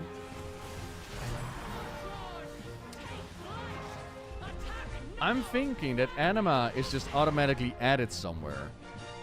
Oh, it's... Oh, right. It's an item added there. Okay, cool. Cool. Yeah. Like, I would be very surprised if Blizzard ever goes anywhere near Shadowlands ever again. They take a concept from it, but nah, I don't think they want to repeat what they've done there. Can't play it anymore. Who knows when they get hard stuck in gold or whatever they might return. I mean, it's only a game. And when it comes to video games, there's only so much free time that somebody has, and you don't have to play WoW. Hell, I don't play WoW sometimes, and then I'll play Silksong. And actually beat it before you, so come at me, Mr. Soul Games. Ha ha! I'm actually playing Hades 2 at the moment as well, but not at the moment, because right now is like busy work times with the alpha, but I was in the middle of playing Hades 2. Oh my fucking god, they've done so well. Oh, if you like Hades 1, go play Hades 2. It's so good. More Jardin showing up at midnight. Ooh, I would love it. I like the Jardin. But, I have my doubts. AC6? No, because someone told me my mind couldn't rest until 100%. Woof. Woof. It's, it helped me quit smoking, this stubborn button, but it wasn't exactly good for productivity. Nah. How about me? Do you think Nizaf is showing up at midnight? I love your Twitter account, by the way, real Nizaf. Well, in that regard, I have some really bad news, but I don't know if you're ready to get your heart crushed, so I'm just gonna say yes. Yes, I mean, we're talking about Renilush, baby. We are talking about the biggest battle that the Light and the Void have ever seen, and it's playing out right here, right now on Azeroth, coming to you on pay-per-view TV.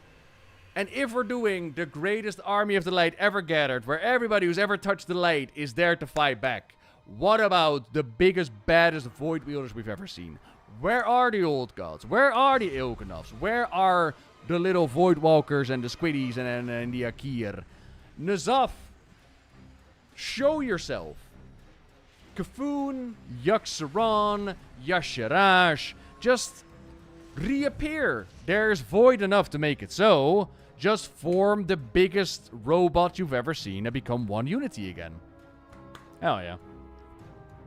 So for me, with the Early Access try, I played Early Access and I couldn't get into it. I was like, oh no, do I not like Hades 2? I was like, oh no. What the fuck? But now with full access, with the full game out, I'm like, oh thank fuck, they made it so much better than Early Access. So, yeah.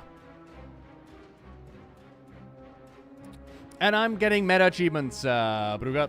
As the alpha went down, I was like, okay, I'm getting meta achievements. And for the meta achievements, something really cool that I really like, sarcasm, I need to do the main events that each Covenant had. So I need to do Stitches, and I need to do like the Court of the Venfir, and I need to do like the Bastion champion thing. But the thing is, I never did it back in Shadowlands. And I never even upgraded the buildings. So now I need to get like anima to upgrade the buildings and yeah, stuff like that. And then we need to wait 12 hours in updating it, so because, you know, arbitrary time lock-ins. No! No, it's the wrong upgrade! Ah! No, why? Why? I take it back, Blizzard! Blizzard, I take it back! Give me back my anima! Oh. Oh, I hate Shadowlands so much. It's such a good spell.